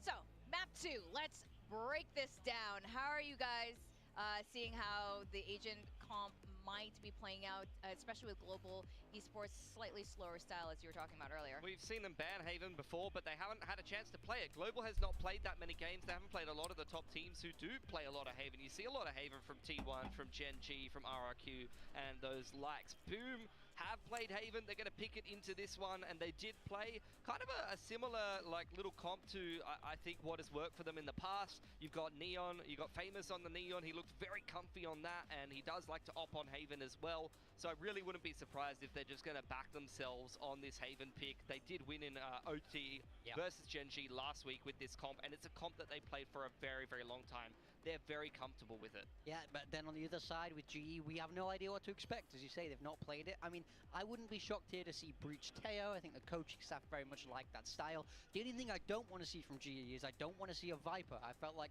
Boom understood the Viper very well last week. So if you bring that out, then I'd be a little bit worried that Boom could kind of bring across a lot of that anti-strap. It's a very niche pick, though. That's I mean, true, that's but a Gen I could G see special nowadays. Yeah. That the Viper Sky is out of the meta, so I don't think we'd ever see. If they bring out a Viper, I'm going to be like, what? Yeah, I mean, I'm thinking Breach Teo for GE. If I had to have a wild stab in the dark, but who knows?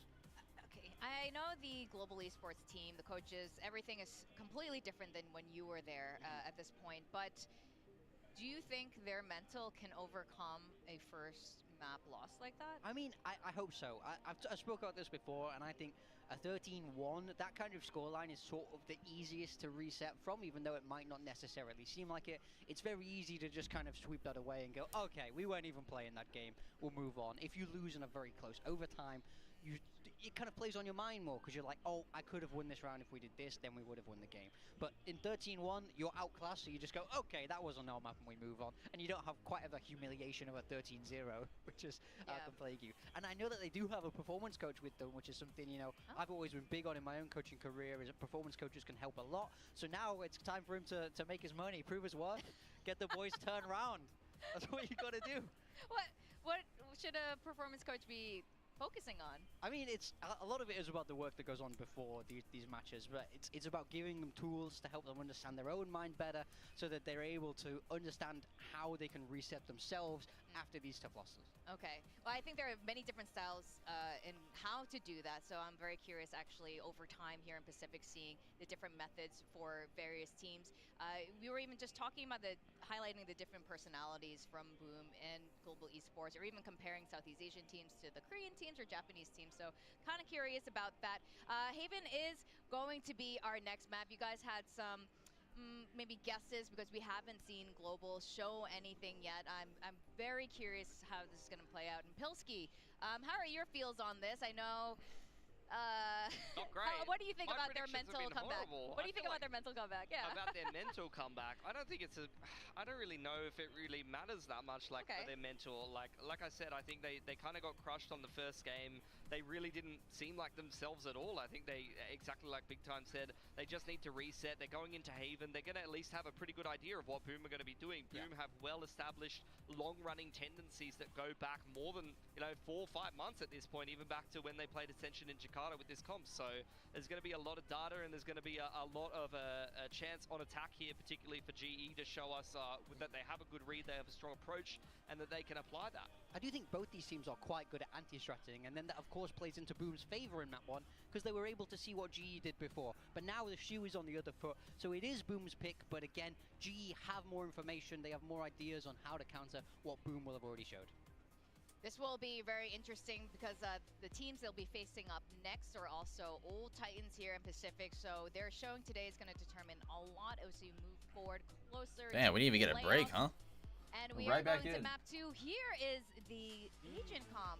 Yeah, I mean, for Boom, it's nothing special. They didn't change anything. They changed up their Lotus a little bit, but this is going to be Berserks on the Senti. DOS9 was phenomenal on Omen against Gen G last week, and I don't think it's going to be a departure from the norm here for Boom. G opting for that Fnatic style double duelist with the Yoru in the ISO. We're seeing Yudotan onto the ISO, so a little bit of a throwback to Kickoff a little bit when he was playing that duelist. Yeah. Kelias on the Sentinel. So things are changing here. This is not necessarily the comp I would expect for GE, but I do think it is a very strong one, and we've seen it quite a lot. That's going to change how they IGL and their structure overall. He has to IGL from the Senti role when he does play on that attack. So he's going to have to call from the wing and lurk based on what's happening inside the round. You know, Talon Esports, Cruz thanked Fnatic Boaster for helping him on this particular comp. I wonder if he's also helping Global Esports, because they're going to need it in this map too. Haven consultant. We're going to send it back to our casters, Achilles and Paperthin. Thank you very much. Let's go ahead and get ready to get into the action.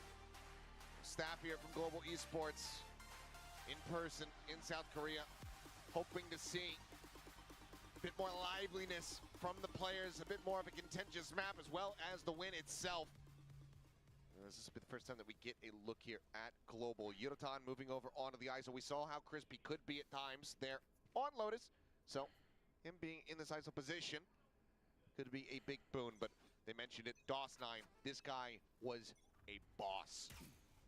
He was all over the place. That's a huge shock dart already. Yeah, big damage. Done. Good read early from Shiro. He backs right up while the rest of his team is pushing through garage. Kelias watching from window. Oh! Hold there for a brief little moment. That timing. Oh my god, he's dead, bro. He's so dead. Oh my god, bro. I'd hate to be Kelias right now. Oh my god, he's gonna die to the shock. Oh. Spawn push. Ay, ay, ay, ay. Okay, good decision making by GE right here. To push spawn like that, that was very, very good. Undercut across, famous double damage on him. Shock dart, however, not going to be connecting. And NC Slasher is going to be the one coming with an elimination, but now it's down to Berserk. We gotta see his POV for that flick, bro.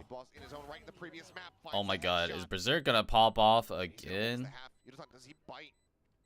No. Oh my god. He's gonna stand up again. Oh my god.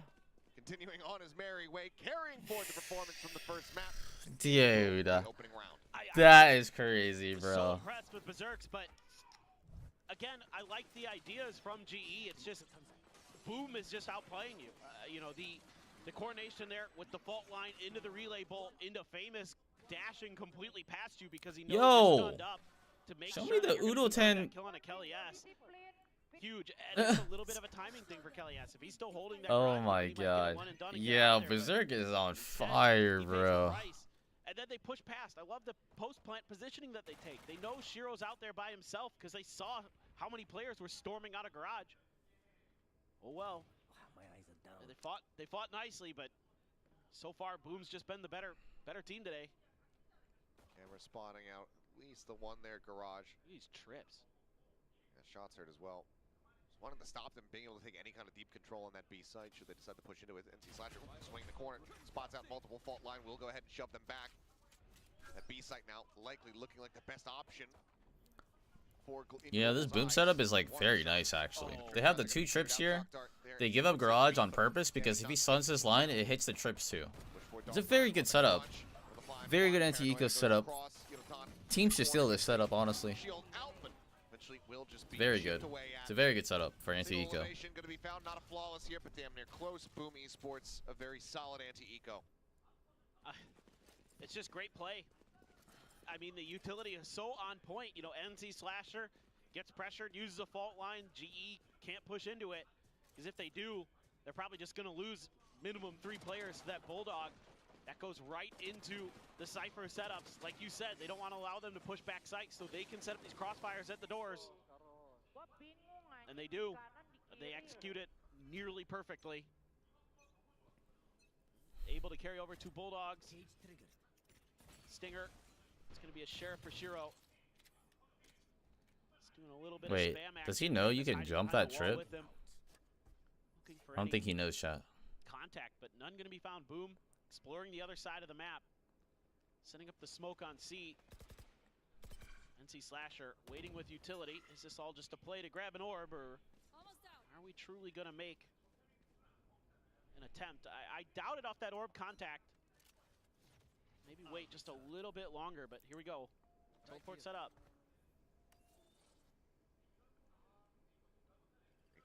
the ready. Cleared out. Triple push up. Crash around the back. The swing getting ready to come through, but Patrick Kukin a little bit deeper than they might anticipate. Ooh, he got out. Wow, he actually got out, bro. That's kind of crazy. Bomboclat. Oh! Oh! He's gonna blame the Bulldog for that, bro. Dude, if I had a Phantom, like, they both die right there. You know what I'm saying? That's what I'd be doing, honestly. Ooh! Able to find it right through the corner of the wall. Shiro with everything to do, just a Spectre. Gets the instant headshot. Pushes forward, dart connecting. Oh, good damage though. Makes it a bit more costly. The kills are fucking huge for Boom right there. A win here in the anti-bonus, needing to find the follow-up. This is really nicely played off the rip by Global. This slow push-up. Not seeing any contact, kind of anticipating that there might be a player hidden behind the box, allows Patrick Hu to swing out wide to dodge that fault line, making it a really tricky position for Boom to be in. They're able to go the other way, using that ISO util to find a pick onto the B site, open up some extra space. Still though, 3 guns dropped is costly.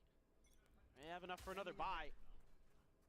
Boom, that's loose with the dart. A little bit of information found, but GE just storming their way through. Not much ambiguity about what's going on here. And they do have the ult available here, the kill contract online. Fault line to slow the approach. Flash over the top. As there's the kill contract, gets a grab. Shiro pulled in, taken down. Reset on the shield, gonna be found here. Sensi Slasher just drifting across, gets tucked into the corner. Leon at the ready to slide forward. What? Sensi Slasher finding one. Patrick Hu gonna be taken down by Poppy. Able to answer back in a big way. Oh my god, Berserk is so crazy good, bro. So close in HP. Oh my god, he didn't tag him with the cam though. I think he still's got good timing.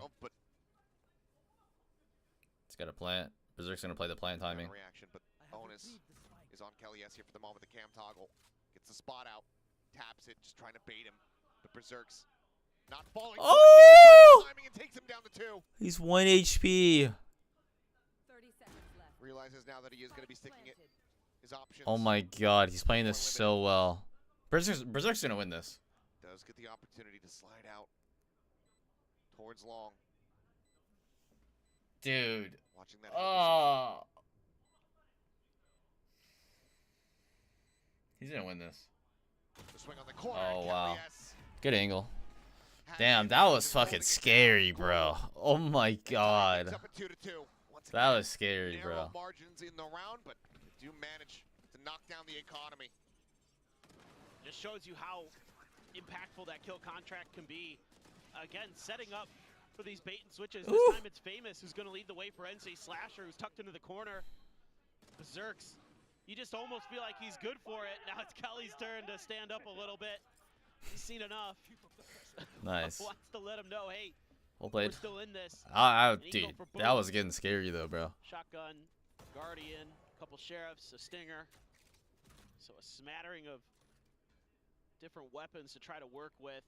It's going to be Crystal going for the Outlaw up against this Eco. A couple ults in play for both sides. Both Hunter's Furies are there.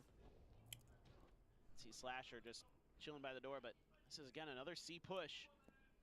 Similar kind of idea. No TP. Well, the TP is all the way back in spawn. Gotta be careful with that spike. Nobody's there. Most of the players tucked towards the B angle. We'd love to have the Neon here on a closer angle for the moment, but Famous. They drone first when they have. Oh, they want to use the Yor ult. That's interesting. In behind the boxes here on the C site, be in a decent position. Same time though, Neural Theft is about to tell all. Hunter's Fury opened up. Shiro trying to find anything. Not sure what the trigger is here. Caught with some util in hand, but LES has to pull off the angle. Still does an immense amount of damage. Shield broken. Famous swings the corner. Uton going to be taken outside. Ooh. Poppy finally able to fell this Neon. Puts got the Omen blind. Solid damage dealt. They're planting right here in front. Shock Dart not going to connect there on a Crystal. Drone over the top should have confirmed this one for him. Poppy tucked back behind the box at the ready here with the teleport. The smoke, however, dissipating. Push out of the smoke. Oh! Taps 190-degree Oh my god, they still have Omen blind too. Finishes them off. Is the defuse now? Wiley being stuck. No, retaps. Oh my god. Yeah, we gotta see Shiro's POV, bro. How did he hit those 2 shots, bro? A turnaround here from Boom. Devastating for global esports. I mean, credit to Shiro hitting some crazy good shots, but this is a... Show me this, too. Yeah, He scalped him. Oh, no. Oh, famous. That. Oh my god. Oh, no. But, to be fair, I'm not really thrilled with that plant spot in this particular round because you're expecting most of their players to be in the back by C-Link this time, not necessarily more of an isolated position like you could set up on A. So you're making it where you have to play close contact against an eco round. Dimensional drift scouting out the seaside. Oh, good reaction, man. Famous. I like what I'm seeing right now. This is good. Good defense. Oh my god. That was perfect defense. Famous played that so fucking good, bro. That was perfect. Quickly shrug off the pressure. Oh my god. I just love the way that Famous plays this Neon. It's very selfless. He's constantly baiting attention, constantly changing where his opponents have to be aware of his position to set up his teammates.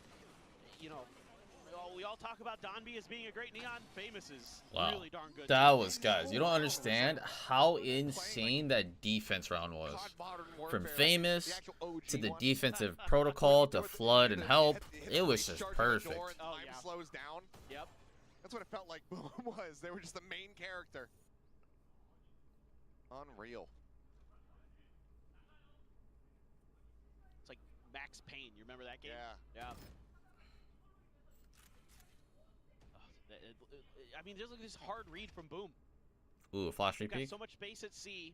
The trip hasn't been tripped at B. Make some contact here though, but drone. Oh, some damage dealt, but Spike on the floor here for now. Rolling Thunder coming across the shield, immediately going to be broken there. Wow, you look how fast these guys react, bro.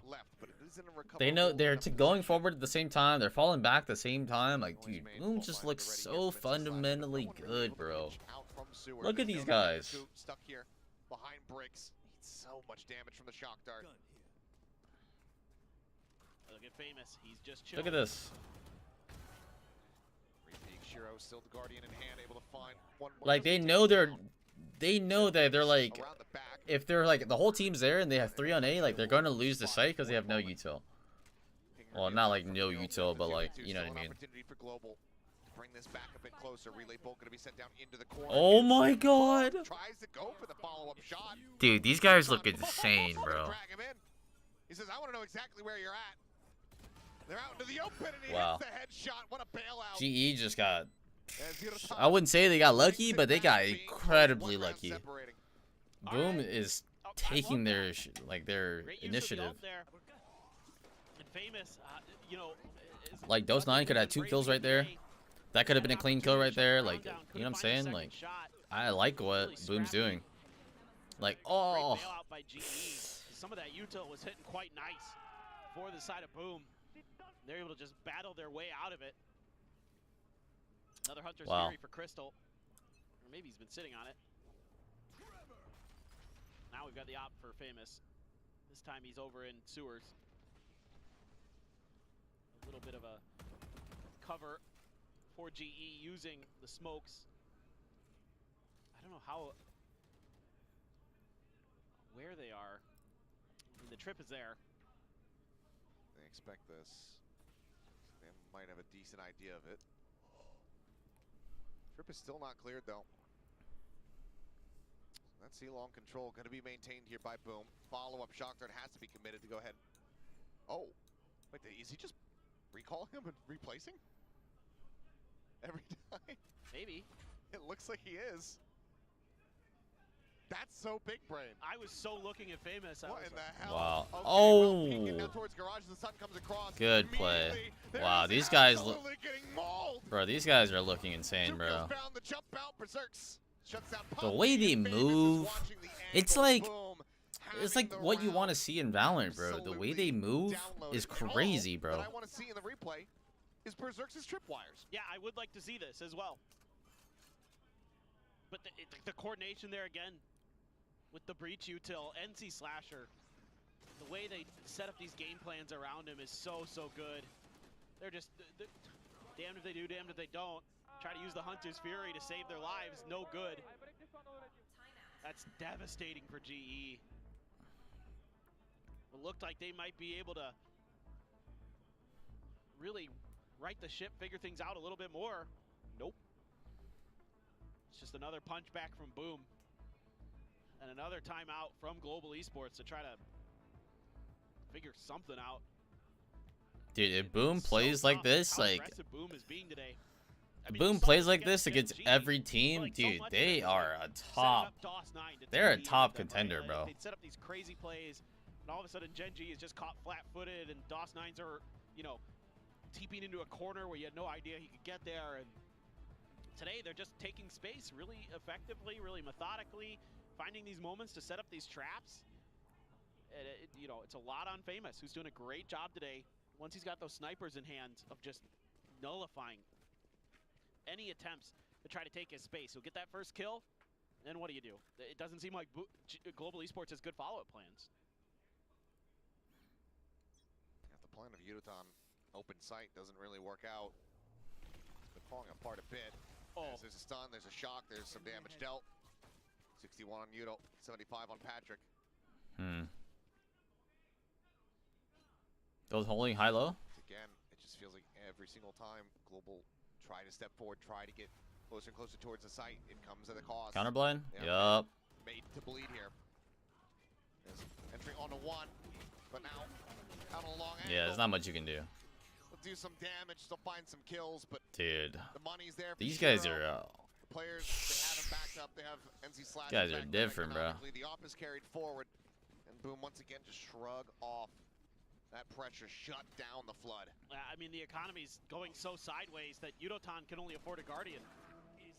And this is just a great setup. Boom gets the early information. The dart gets cleared, excuse me, the recon dart. And then they're just like, well, let's just play for an A hit. The whole time NC Slasher's sitting there with an aftershock, just waiting to throw it at that wall. Be like, okay, you guys are gonna come. Go ahead. We're ready. Bit of a spot. Yep. GE's just kind of doubling down on this A pressure. This time they're going to throw a smoke at the bottom of ramp. Our Boom showing a different look. And Famous is so happy to take this space because he knows these trips aren't going to be deep enough that he can at least get great info, find good angles.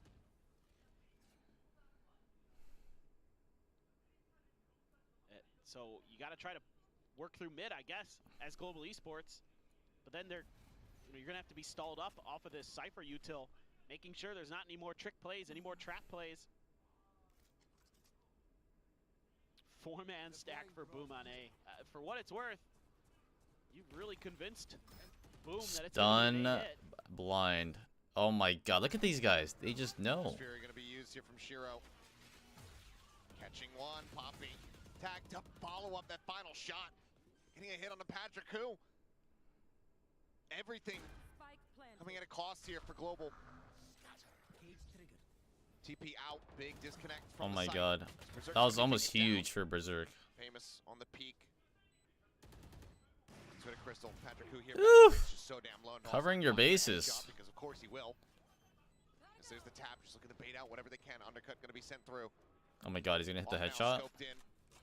Famous setting up here with the fast lane, getting tagged up, taken low, but now starting to stick to the Oh my god, he's on it. Be there with covering fire. Kelly's around the back. Wow. One, Yudotan trying desperately to bring this back. Dude, these guys are crazy, bro. As Boom once again find their footing, find their groove like we saw from the first map. And they're starting to run away with it. 7 rounds accrued here on the defending half of Haven. Oh, they just have such great follow-up plans on these retakes. It's like, okay, we cleared back. There's a lot of trust on this team, bro. It's so apparent. So if they try to set up for those deep oh! B positions, a lot of teams want Slasher? We have the ability to He's fucking cheating, bro. Threaten it with the operator and then push that space. They had a great fault line in the back quarter, making sure that they can isolate the fights on the stairs or in the window and then deal with that player that got stuck out on grass. Famous just eats that. Sends the relay bolt, re-peaks, Patrick who Just messing with him. Falling into the trap here is Yodotan, no shield raised. Didn't think that he was going to be finding a contact fight in B. They're just getting completely outread. DOS9. I mean, he is, I think, still top fragging. Might not be dropping 35 or whatever we saw from him versus Gen G. At least for the moment. But his read is so damn clean. He's setting up his players so very well. Wow. Now he's looking to bring this round to a conclusion. Swaps Good to the stun. shorty. The stun is in. He wants to knife him. Okay. Maybe a bit more, a little bit too much disrespect there, and Crystal does well to spray the corpse. It's something back, but the round is still way too far gone. And this half, it might be the same situation. Yeah. I mean, why not? You've got the money. He still has a gun. Yeah, I love the way that Famous plays the beginning of that round. Eats the dart, sits there behind the wall, throws the relay bolt, challenges the angle. GE tries to ego him and pays the price. But I mean, You guys are crazy, bro. In this position where they can just laugh about it. Yep, doesn't matter. Ooh, the little fake mid aggro. I mean, look at the Oh, it's not fake. It's actually real. Seen this since the pistol round. Global able to get away from this one. Tripwire is set up. They have the cam behind as well. As the drone will lead the way over towards Famous. That relay bolt at the ready. Kelly S just tucking around the opposite side. Dodges the aftershock. They should know that it's going to be cleared now. Same time, Patrick Coop peeking out from sewer. Is going to take it down. Kelly S looking for a little bit more. Cannot. Shiro puts him on the floor. Yodotan gets the grab. Famous dragged in. Yodotan able to win the fight. Set on the double tap shield. Spike still ticking away. Footsteps gonna be heard. Ooh. Instantaneously Yodotan looking frisky. Oh. Shiro catching him off guard. He's able to find one, but now he has his work cut out for him. Looks to try to get the hold up the half. The recon getting the ping. Dodges away. It's gonna be the Hunter's very committed here last round, so why the hell not? He just swings out. No! And maybe he's outdone them. Darts exchange and wow. Crystal. That was almost possible. He will find that kill and get Global a 4th round victory, but my God, what a half from Boom. They're just looking great today. They make so many good reads, but finally GE having a really nice round. But again, it has to come off the back of Yodotan. Phenomenal in these kill contracts. He's perfect on them. Got to give him that. He's been so valuable there on the ISO, as we've seen with a lot of teams starting to adopt this T1 comp. He's just a hair away from getting out of that shock dart as well, and who knows what could have happened. Good on Crystal be able to get that closeout here, but they have a hell of a situation on their hands now. The double duelists needing to find victory and run things back from the defending half. Certainly doable. Sure. This comp can do that. The ISO is actually really annoying to deal with. You've got the ability to use the vulnerable and the contingency and the oh god, I forgot the name of the thing that blocks damage. The shield. The wall or just the shield? The shield. Oh, double tap. That's it, double tap. Spaced out on that one for a second. It's all the right. rest of it. This day is kind of it's a bit of a brain fryer. Yeah, this brain is this brain is gone. No worky good. Yeah. But the ISO can provide a lot of value on the defensive side of the map. It definitely is can. my point. If the combos are going to be correct and the reads are there. Yes. But that's been the concerning factor. Yeah. A bit more is getting the read, understanding how Boom are going to be approaching the map. We'll see though. The turnaround can get started right here. Patrick Hu, a sheriff in hand, double stack on plat at C. So far, no one really looking to play around that though. Boom. At the same time, just pushing forward. Clear on the camera. Berserk's going to be noting him exiting back into the garage. Trip set up, Poppy. Ready with the paranoia. Sends it through. Flash out. Oh, man. Poppy able to find one. Kelly S getting another. Famous does take down the enemy Omen. This paranoia gets set to open up a little bit more space. Tap on the plants. The smoke dissipates over on the seedling side. Yodotan able to collect one. DOS9. He's got the spike in hand. He's just pushing forward, saying, I have to go for the fight. All right. Falling to the wayside. GE has a chance. It's the pistol that they so desperately needed. Yeah, their first one could not have come at a better time. No doubt about it. Just, I think Boom just trying to force the issue there. Just had a game plan from the get-go. And with how well they've been playing, you know, just thought they could rely on their execution. But this time, GE playing around those angles really, really nicely. Kelly S doing a great job of absorbing that contact over at A-Link, making it so Boom couldn't just blow them out of that side and turn their attention to the C side. So now it is going to be the Vandal for Yudotan. You'd love to get him into another early kill contract, see if you could convert a bonus. You know, we saw him with the kill contract, I think it was in round 3 last time. Yeah, had it very quickly built up. Famous sliding Oh, he got one. He got one, chat. Puts him down. Peek from Berserks, finding out quite a many few players. Is Poppy looking for unexpected timing. Lucky recovered, doesn't miss the ball, but Yudotan comes away with 3. It's going to be looking for a 4th to get that kill contract. Wow. I told you, this guy's a duelist player, bro. I remember Udotan being like a Jet main, bro. Why is this guy not playing duelist? This guy can shoot, bro. And this is where that ISO on the defensive side starts to get very, very scary. Especially with how clean Yudotan is looking. He's been really sharp most of the day. It's just the rest of Boom has been so well coordinated. Look at all those double tap orbs. Yep. Take your pick. Yep.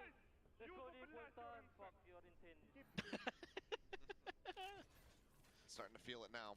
Energy getting built up. 19, 10, and 4 here. More than doubling any of his teammates. Bit more of an even spread from Boom. But with that kill contract online, they're going to be looking for, yep, just undercut in for a shock dart, try to get some early value, but Boom reads that well. They stay away from that A lobby position. Global do take a lot of space very quickly. There is no forward trip on that side of the map. Deep drone on A. Ooh. So do they hear it? Do they hear it? For GE at this point. I mean, they have to know. Yeah. This is all of the info that they should need. There's been nothing on B. The cam is set up. Nothing through garage. And now the trip gets triggered. So, yep. C-site confirmed. Wow. Now the real Dude, question Famous is like, he is kill ballsy, contract? bro. And To a very only important know where one one for trip Yudotan. is Phenomenal in him. and This just might be the run in biggest like one that, yet. no fear of a second trip, that is crazy, bro. Got Famous? Yep. Famous is Tried going to be to- snatched up. Tried to dodge it. The shield in broken. That's going to be the first loss. Yudotan ends up getting taken down. DOS9 forward position here within the smoke. No. Gets split, but Oh! is there to collect. So Oh my Yudotan god. cannot pass If he had a it. Phantom, bro. Back for the round is too far gone. The damage from Famous insurmountable. As Oh Patrick my Koo god. will be allowed to escape.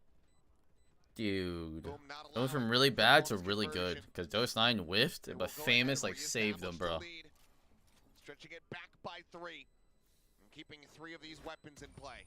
I just love that Famous knows that the kill contract's coming as soon as he's spotted and tries to use the speed to get out of it, but not quite fast enough and still ends up winning. And you know, for Yudotan, this is... If he had a Phantom, bro. That's a brutal I actually one to think he lose. kills them all right here if he had a Phantom.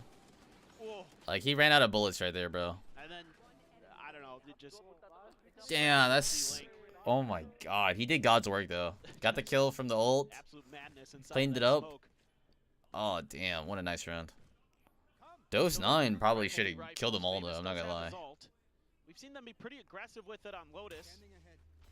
See if he wants to turn up the tempo again here on Haven. Spotting that Patrick Koo intentionally done. Uses the TP immediately. Try to see if he can bait out some util, but I think Boom, wise to that game, wants to hold on to some of their own. Damn, they dropped the dart and the drone like immediately, bro. 3, 2, 1. Just Famous by the looks of it. They're gonna try to leave Patrick Koo tucked away here on long. Gate crash. They had to clear him out. Yeah, there's no dude. There's no way they don't clear you. Famous just crouch peeking in. Still having a hell of a game. Cage a little bit off there from Berserks. Cage tech maybe not quite as strong as his trip tech. Oh, he got timing. Oh boy. And now Poppy reswings the angle. Berserks is already into the site. And he suspects that perhaps this lurk will be out of long, but it does look away from it. Same time though, the rest of the team is looking for this hit onto the A site and things start to unfurl. Well, they tried to sell a fake with Famous. 30 seconds left. And so the rest of the team wasn't there to back him up.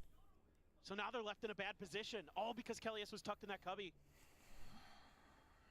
They were already starting to rotate towards C because of that space that had been gained.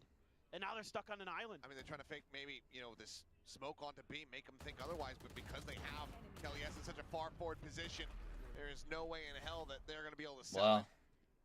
Boom, looking like they're struggling a bit. They had a 5v4 and then they just don't hit any bomb sites. I'm not sure what they're waiting for. Breach them? Once again, a bit of an economic blow here to the side of Boom. Yeah, it just comes down to see, like 5v3. That's the IGL. Kelly 5v3. We were really crediting. Yeah, they're. Boom with doing so I'm well. surprised they're not just hitting. Side, GE taking it right back to them, and they're able to completely throw Shiro off guard in his IGLing. Just lost in the sauce there. Some sheriffs. Poppy about to be tested right now. Yikes! Player face here. Into B, Poppy take it down. Top site. They do trade the omens. Now the overdrive in play from Famous. Just going to be backpedaling away, however. Reshift the pivot, the drone to try to lead the charge. Checking for the camp. That's situated over on the A site. Now a pump at the brakes, but that overdrive gone. Patrick just tucking into the corner. Yudotan here at backside does not have that shield, and Famous just sliding. How does Famous get it though every time he just slides in? Okay, what are we doing, Kellyus? No, bro. What is happening, bro? 2 bullets, Shiro. 2 bullets remaining in the mag. Patrick not sure which way he needs to check. Knows that the counter swing is going to be pretty much instantaneous. Wilkin swaps the weapon over. Finds the kill, and that is going to be a thrifty for Boom to now reach double digits. At this round, very good on the play calling here from Boom. Overstacking that mid angle, catches Poppy off guard.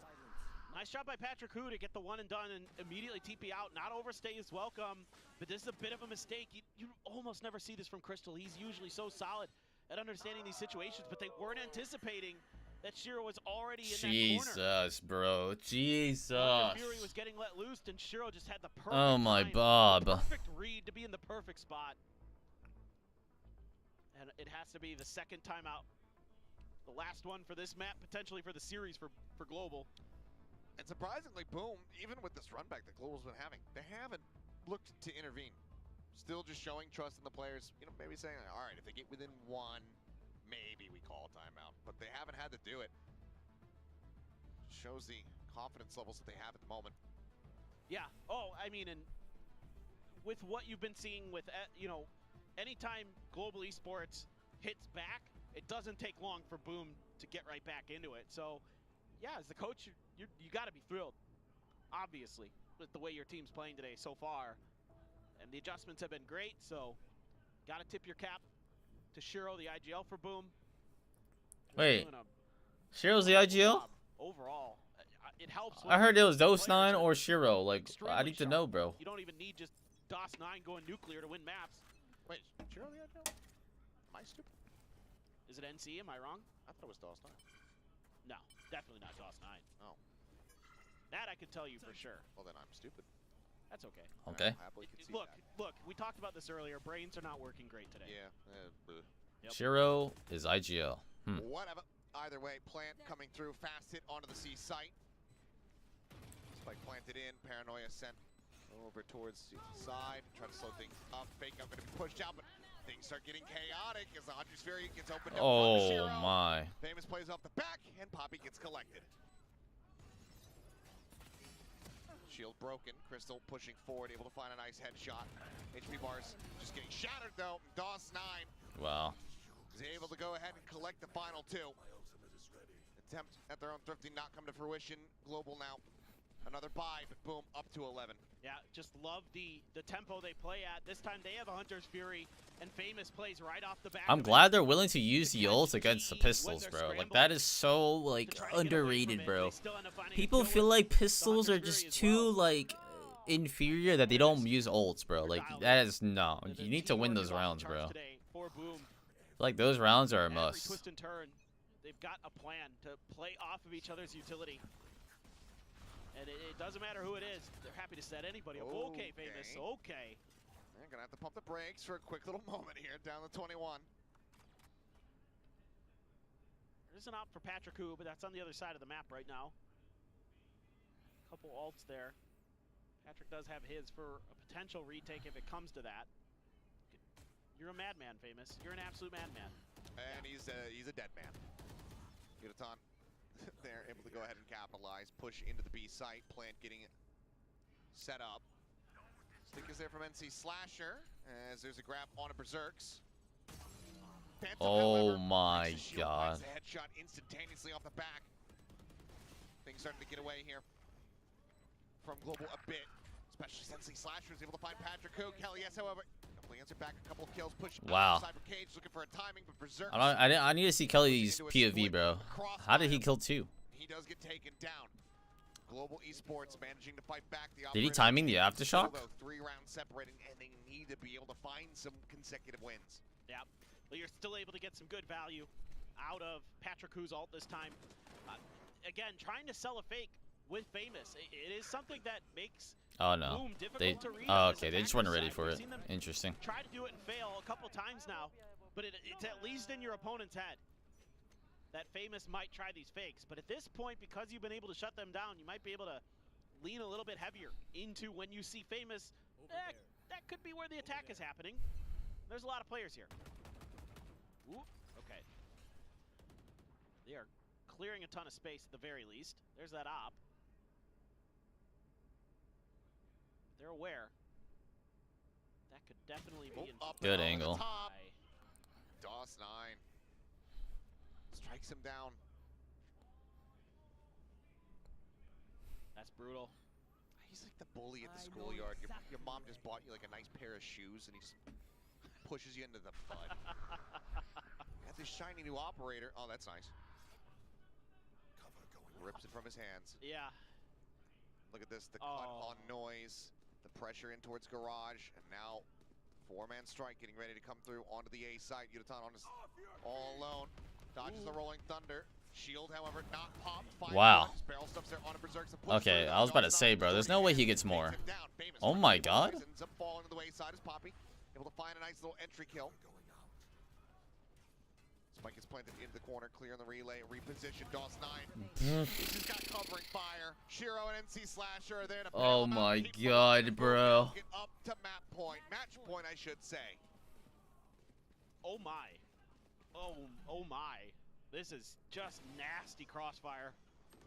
DOS9 reads it like a book, has the shorty in the back pocket, deals with Yudotan's off position. Dude, like, just look at their movement, bro.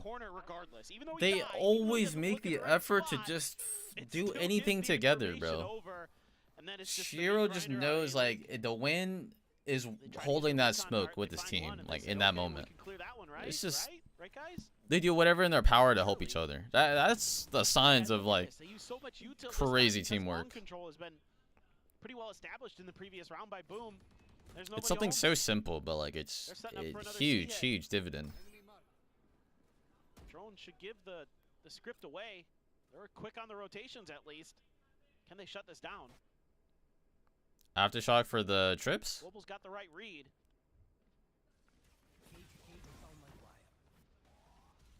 Kelly S on the reposition. Patrick Hu forced away as the flash comes in. Nice drag across. Famous going to be taken down. Oh. Oh. Oh. Oh my god. On for the ace. Berserk's last one standing. Seems like this map, this series, not coming to a conclusion quite just yet. Cam going to be spotted out. Sees the shoulder of Poppy. Kelly, he absolutely wants this ace. Wait, hold on. This could be very bad. Oh my god. What a hold, bro. What a fucking hold, bro. The Apex Predator here. Wow. Just so well played by Kelly S. Wow. Those are some nice shots, bro. Good reactions. You know, even though the trips get cleared, uses right here. This is insane.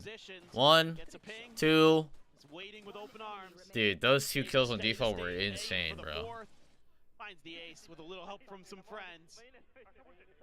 it's still time to work with him. Finally, we get a Boom Esports timeout. Don't want to give him any more chances. You have 3 rounds to work with. Find the solution. The coach has got an idea. Let him know. I'm not wanting any more rounds like that to come into play. So No. still have a solid follow-up, an extra timeout just in case this one doesn't work out for him. We'll see what the economy looks like. Didn't quite get a glimpse of the snapshot of it before we went into the timeout here. What does the game plan look like? I mean, for Kelly S, that's got to be a very good round. Get the blood flowing again. Get that heart beat up. The adrenaline pumping to try to get back into this one. 3 rounds is absolutely doable to take this into an overtime. This is a nice spot. And you've got some great ults. You've got the Neural Theft now. You've got the Hunter's Fury again for Crystal. So, the famous one away from his ult. Pings are coming down from GE. I think they're kind of ready. Oh no, oh no, no. Stun on the exit is there. Hunter's Fury, one more shot. NC Slasher would have been a dead man, but for now, they'll have to just settle with the damage.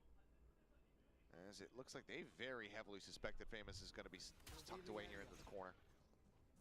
The flash out, Ping now getting the reveal. He's going to be stuck trying to go in for the fight. It's hard, bro. Takes Yudotan down to 44. Player advantage now very much in the hands of Global Esports as they look to get up to double digits themselves. Yeah, I'd like to see a different direction of attack out of Garage. You've been identified there again. Ooh, this could work. Full push out of window. Flash. Wait, that flash didn't even work. Oh, clear, but doesn't actually connect, but they still find the kill. LES Regen, she Huh? push back up. The freaking smoke blocked the flash. Yudotan right around the corner of Shiro. Are they going to be ready for that? Is he going to be ready for this? Oh. Turns, finds the first one, looks back. Get a little bit more, DOS9. Able to stay alive now, a 3v3. Dart out, pushing forward, but Kelly S only going to be good for 1. Damage, however, a significant amount of it is suffered, and they're playing in towards Crystal, pushing out from the same angle, and he's got it done.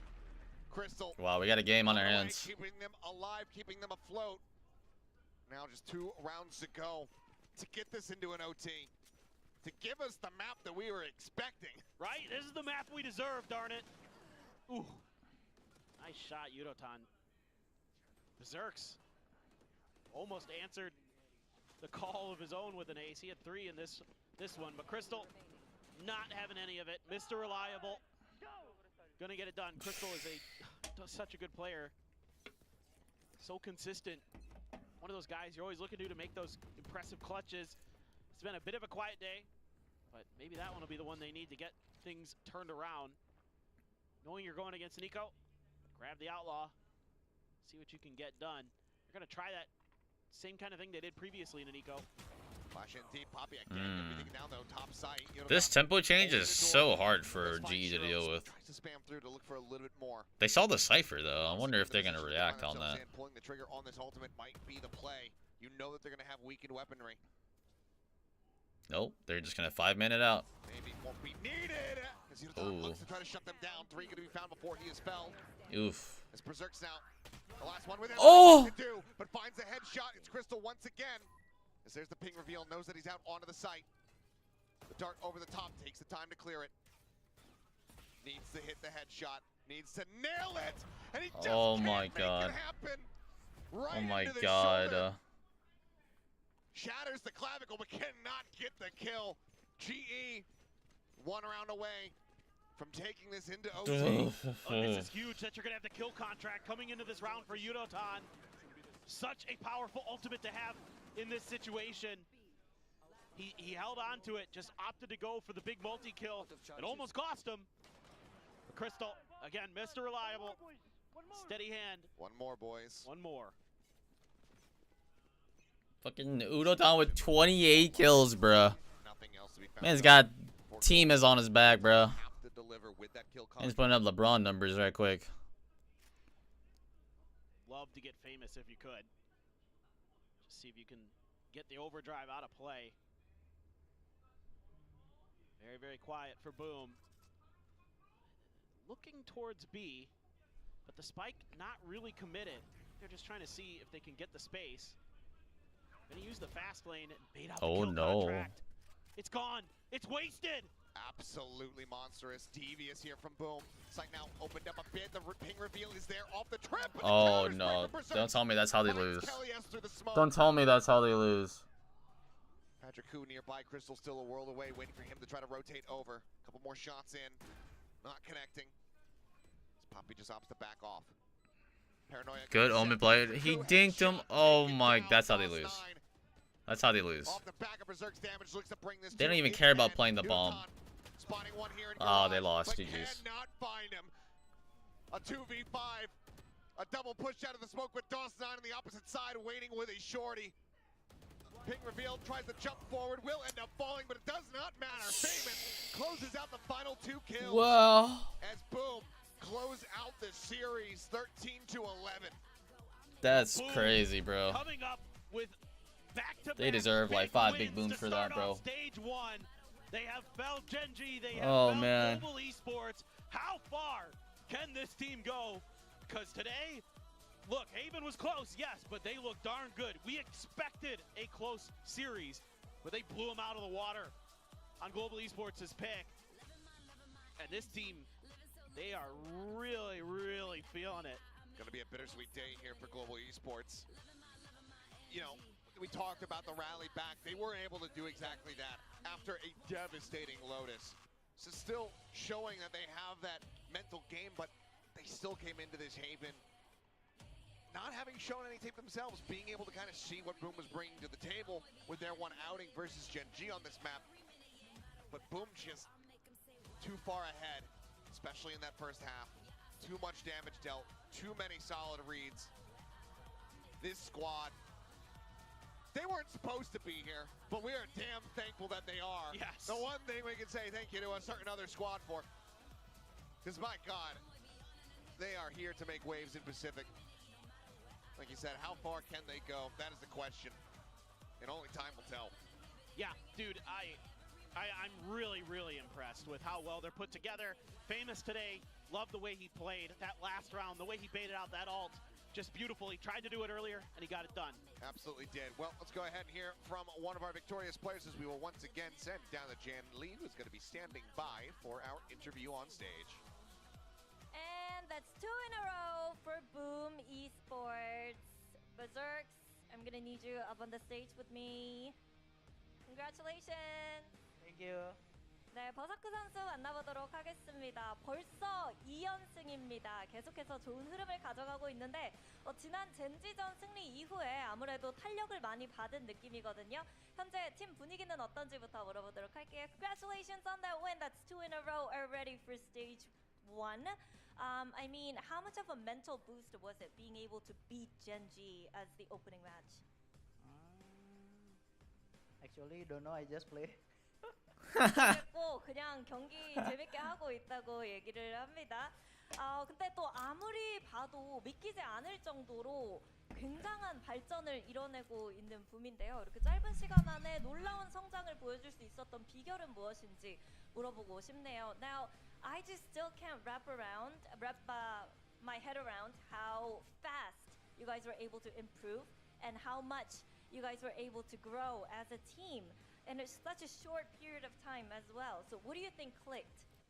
Because like all of us like lower our ego and then listen to our coach. Yeah, and then in the kickoff we have a lot of mistake. That's why our coach remind us. I don't think you guys look like an Ascension team. Is that your mindset? You're a Pacific team, not an Ascension team? Actually, I just play. He just plays. We like that. 얘기하면서 고치고 그리고 감코진도 그렇고 선수들끼리 서로 믿고 좋은 경기를 펼치기 위해서 노력하기 때문에 좀 이렇게 빨리 폼을 끌어올릴 수 있었던 것 같다고 얘기를 하는데요. 그래서 사실 마음가짐 자체가 어센션 팀이 아니고 그냥 당당한 퍼시픽 팀 중에 하나다 라는 마음가짐일까요? 물어봤는데 마음가짐 그런 건 잘 모르겠고 그냥 경기 해야 되면 한다고 얘기를 했습니다. 그러면 다음 상대 페이퍼렉스입니다. 또 버서크 선수 같은 경우에는 페이퍼렉스의 인도네시아 선수들과 친하기도 해서 자주 만나서 놀기도 하는데 경기를 앞두고 하고 They 싶은 play Paper 말이 X next? 있는지도 Might be a 물어보고 match. 싶네요. Now, next up is Paper X. I know you're really good friends with some of the Indo players there, so any message over to them? Aaron, get ready. Mind freak. Okay. 마프 선수 준비해라. 딱 기다리고 있어라. 라고 얘기를 하네요. 자, 마지막으로 이제 구매 팀 번들 곧 구매 가능할 거라고 얘기를 하는데 좀 무료로 광고할 시간 드리도록 할게요. Now, according to Jason's tweet on X, your team bundle will be released soon. So, I'll give you 10 seconds to promote it. Don't forget to buy boom bundle. 분번들 잊지 말고 꼭 사세요 라고 얘기를 했습니다. 이렇게 해서 버서크 선수 만나봤고요. 저희는 토요일에 인사드리도록 하겠습니다. Congratulations once again, Berserk. Thank Wow. you for the interview, and I will be buying that bundle. Now, good night, Amazing everybody. game. Don't forget to buy the boom bundle. Wow. Dude, what a masterclass. Yo, that was a masterclass out of Boom. Actually insane.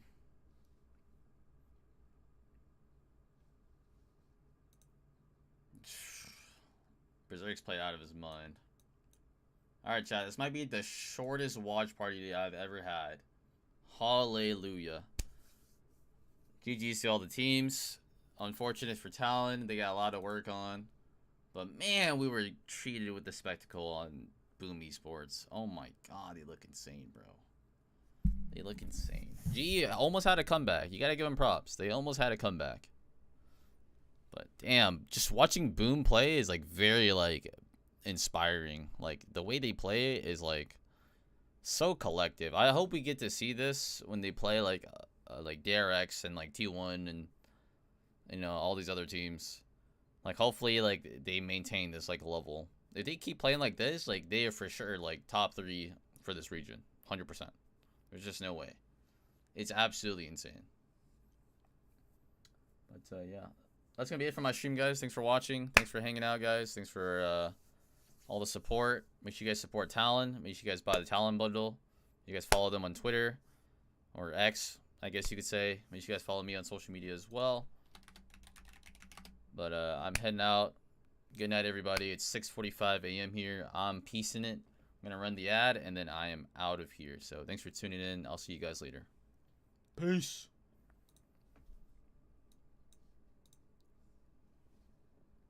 This tournament, because that's where the pressure is really going to start to apply, and then those mistakes will come out in the mid to late round if you haven't drilled in those fundamentals. Yeah, but as you can say, I didn't see that today either. You can clearly see improvement. This map, Global did manage to play them a lot closer, especially in that second half, but it wasn't enough. I think you have to shout out Yudotan on the ISO. He looked alive today, but some of the other players on Global, we didn't quite feel them in the server as much as we did those guys on Boom. They needed some water. It's They're just trying to get me to say bottle of water. That's all this is. Bottle of water, okay. He did it! That's all I wanted. Thank you. Thank you, big time. That's all I wanted. Okay, so these two teams are facing up against the RXs. Global Esports facing DRX, and Boom facing PRX, PaperX. So the schedule for GE only gets harder now. I know. You've played DFM and Boom, so that leaves DRX, PRX, and Gen G left to play in your group. Those are 3 classically large names, so they need to start turning things around. Shiro does take the map MVP there on his Sova. I thought he had a brilliant performance. Yeah, for sure. He's a player that can kind of low-key come through with some pretty big individual rounds, some pretty big clutch rounds. You saw it in Ascension where he had multiple multi-frags in very, very key moments, and it just shows the ceiling of a lot of these Boom players. They're so well-rounded. Their players are pretty up and down, but Shiro is also good for a little bit of a carry performance on certain maps, and to come through with some nice multi-frags, which can really unlock a little bit more fragging potential than you may expect out of Boom. So, who is your match MVP then? Boom, all around, played really well. And I think we had a couple, okay. I think the majority ended up voting for Famous. Did you guys also pick Famous? Yeah, I did. Okay. We both picked Famous for today, and I think he put in a great performance on across both maps. On the Neon, he looked very, very comfortable. I mean, I think the story of the first half of this map was that Famous had C on lock every time, and I mean that's not a flashy way to do it. He's just holding this line, but Global could never get rid of him. They could never get him off. He was incredibly crispy all day. This is exactly what you want to see from your duelist. Very happy with this performance. Yeah, I mean on defense of Lotus, he was getting opening kills and man advantages, very easily disrupting a lot of the time what Global wanted to do, and totally agree with you on Haven defense. He was just on that C-long info line, and they never dealt with him. And they, as a result, you know, you had full info and map control for Boom, and time after time, Global would shove A into a stack, or they would try to pivot B, but they didn't have any kind of space elsewhere to kind of play the post plant from, and then they got crunched from multiple angles by Boom. So that is definitely going to have to be something that Global goes back and reviews, because that is a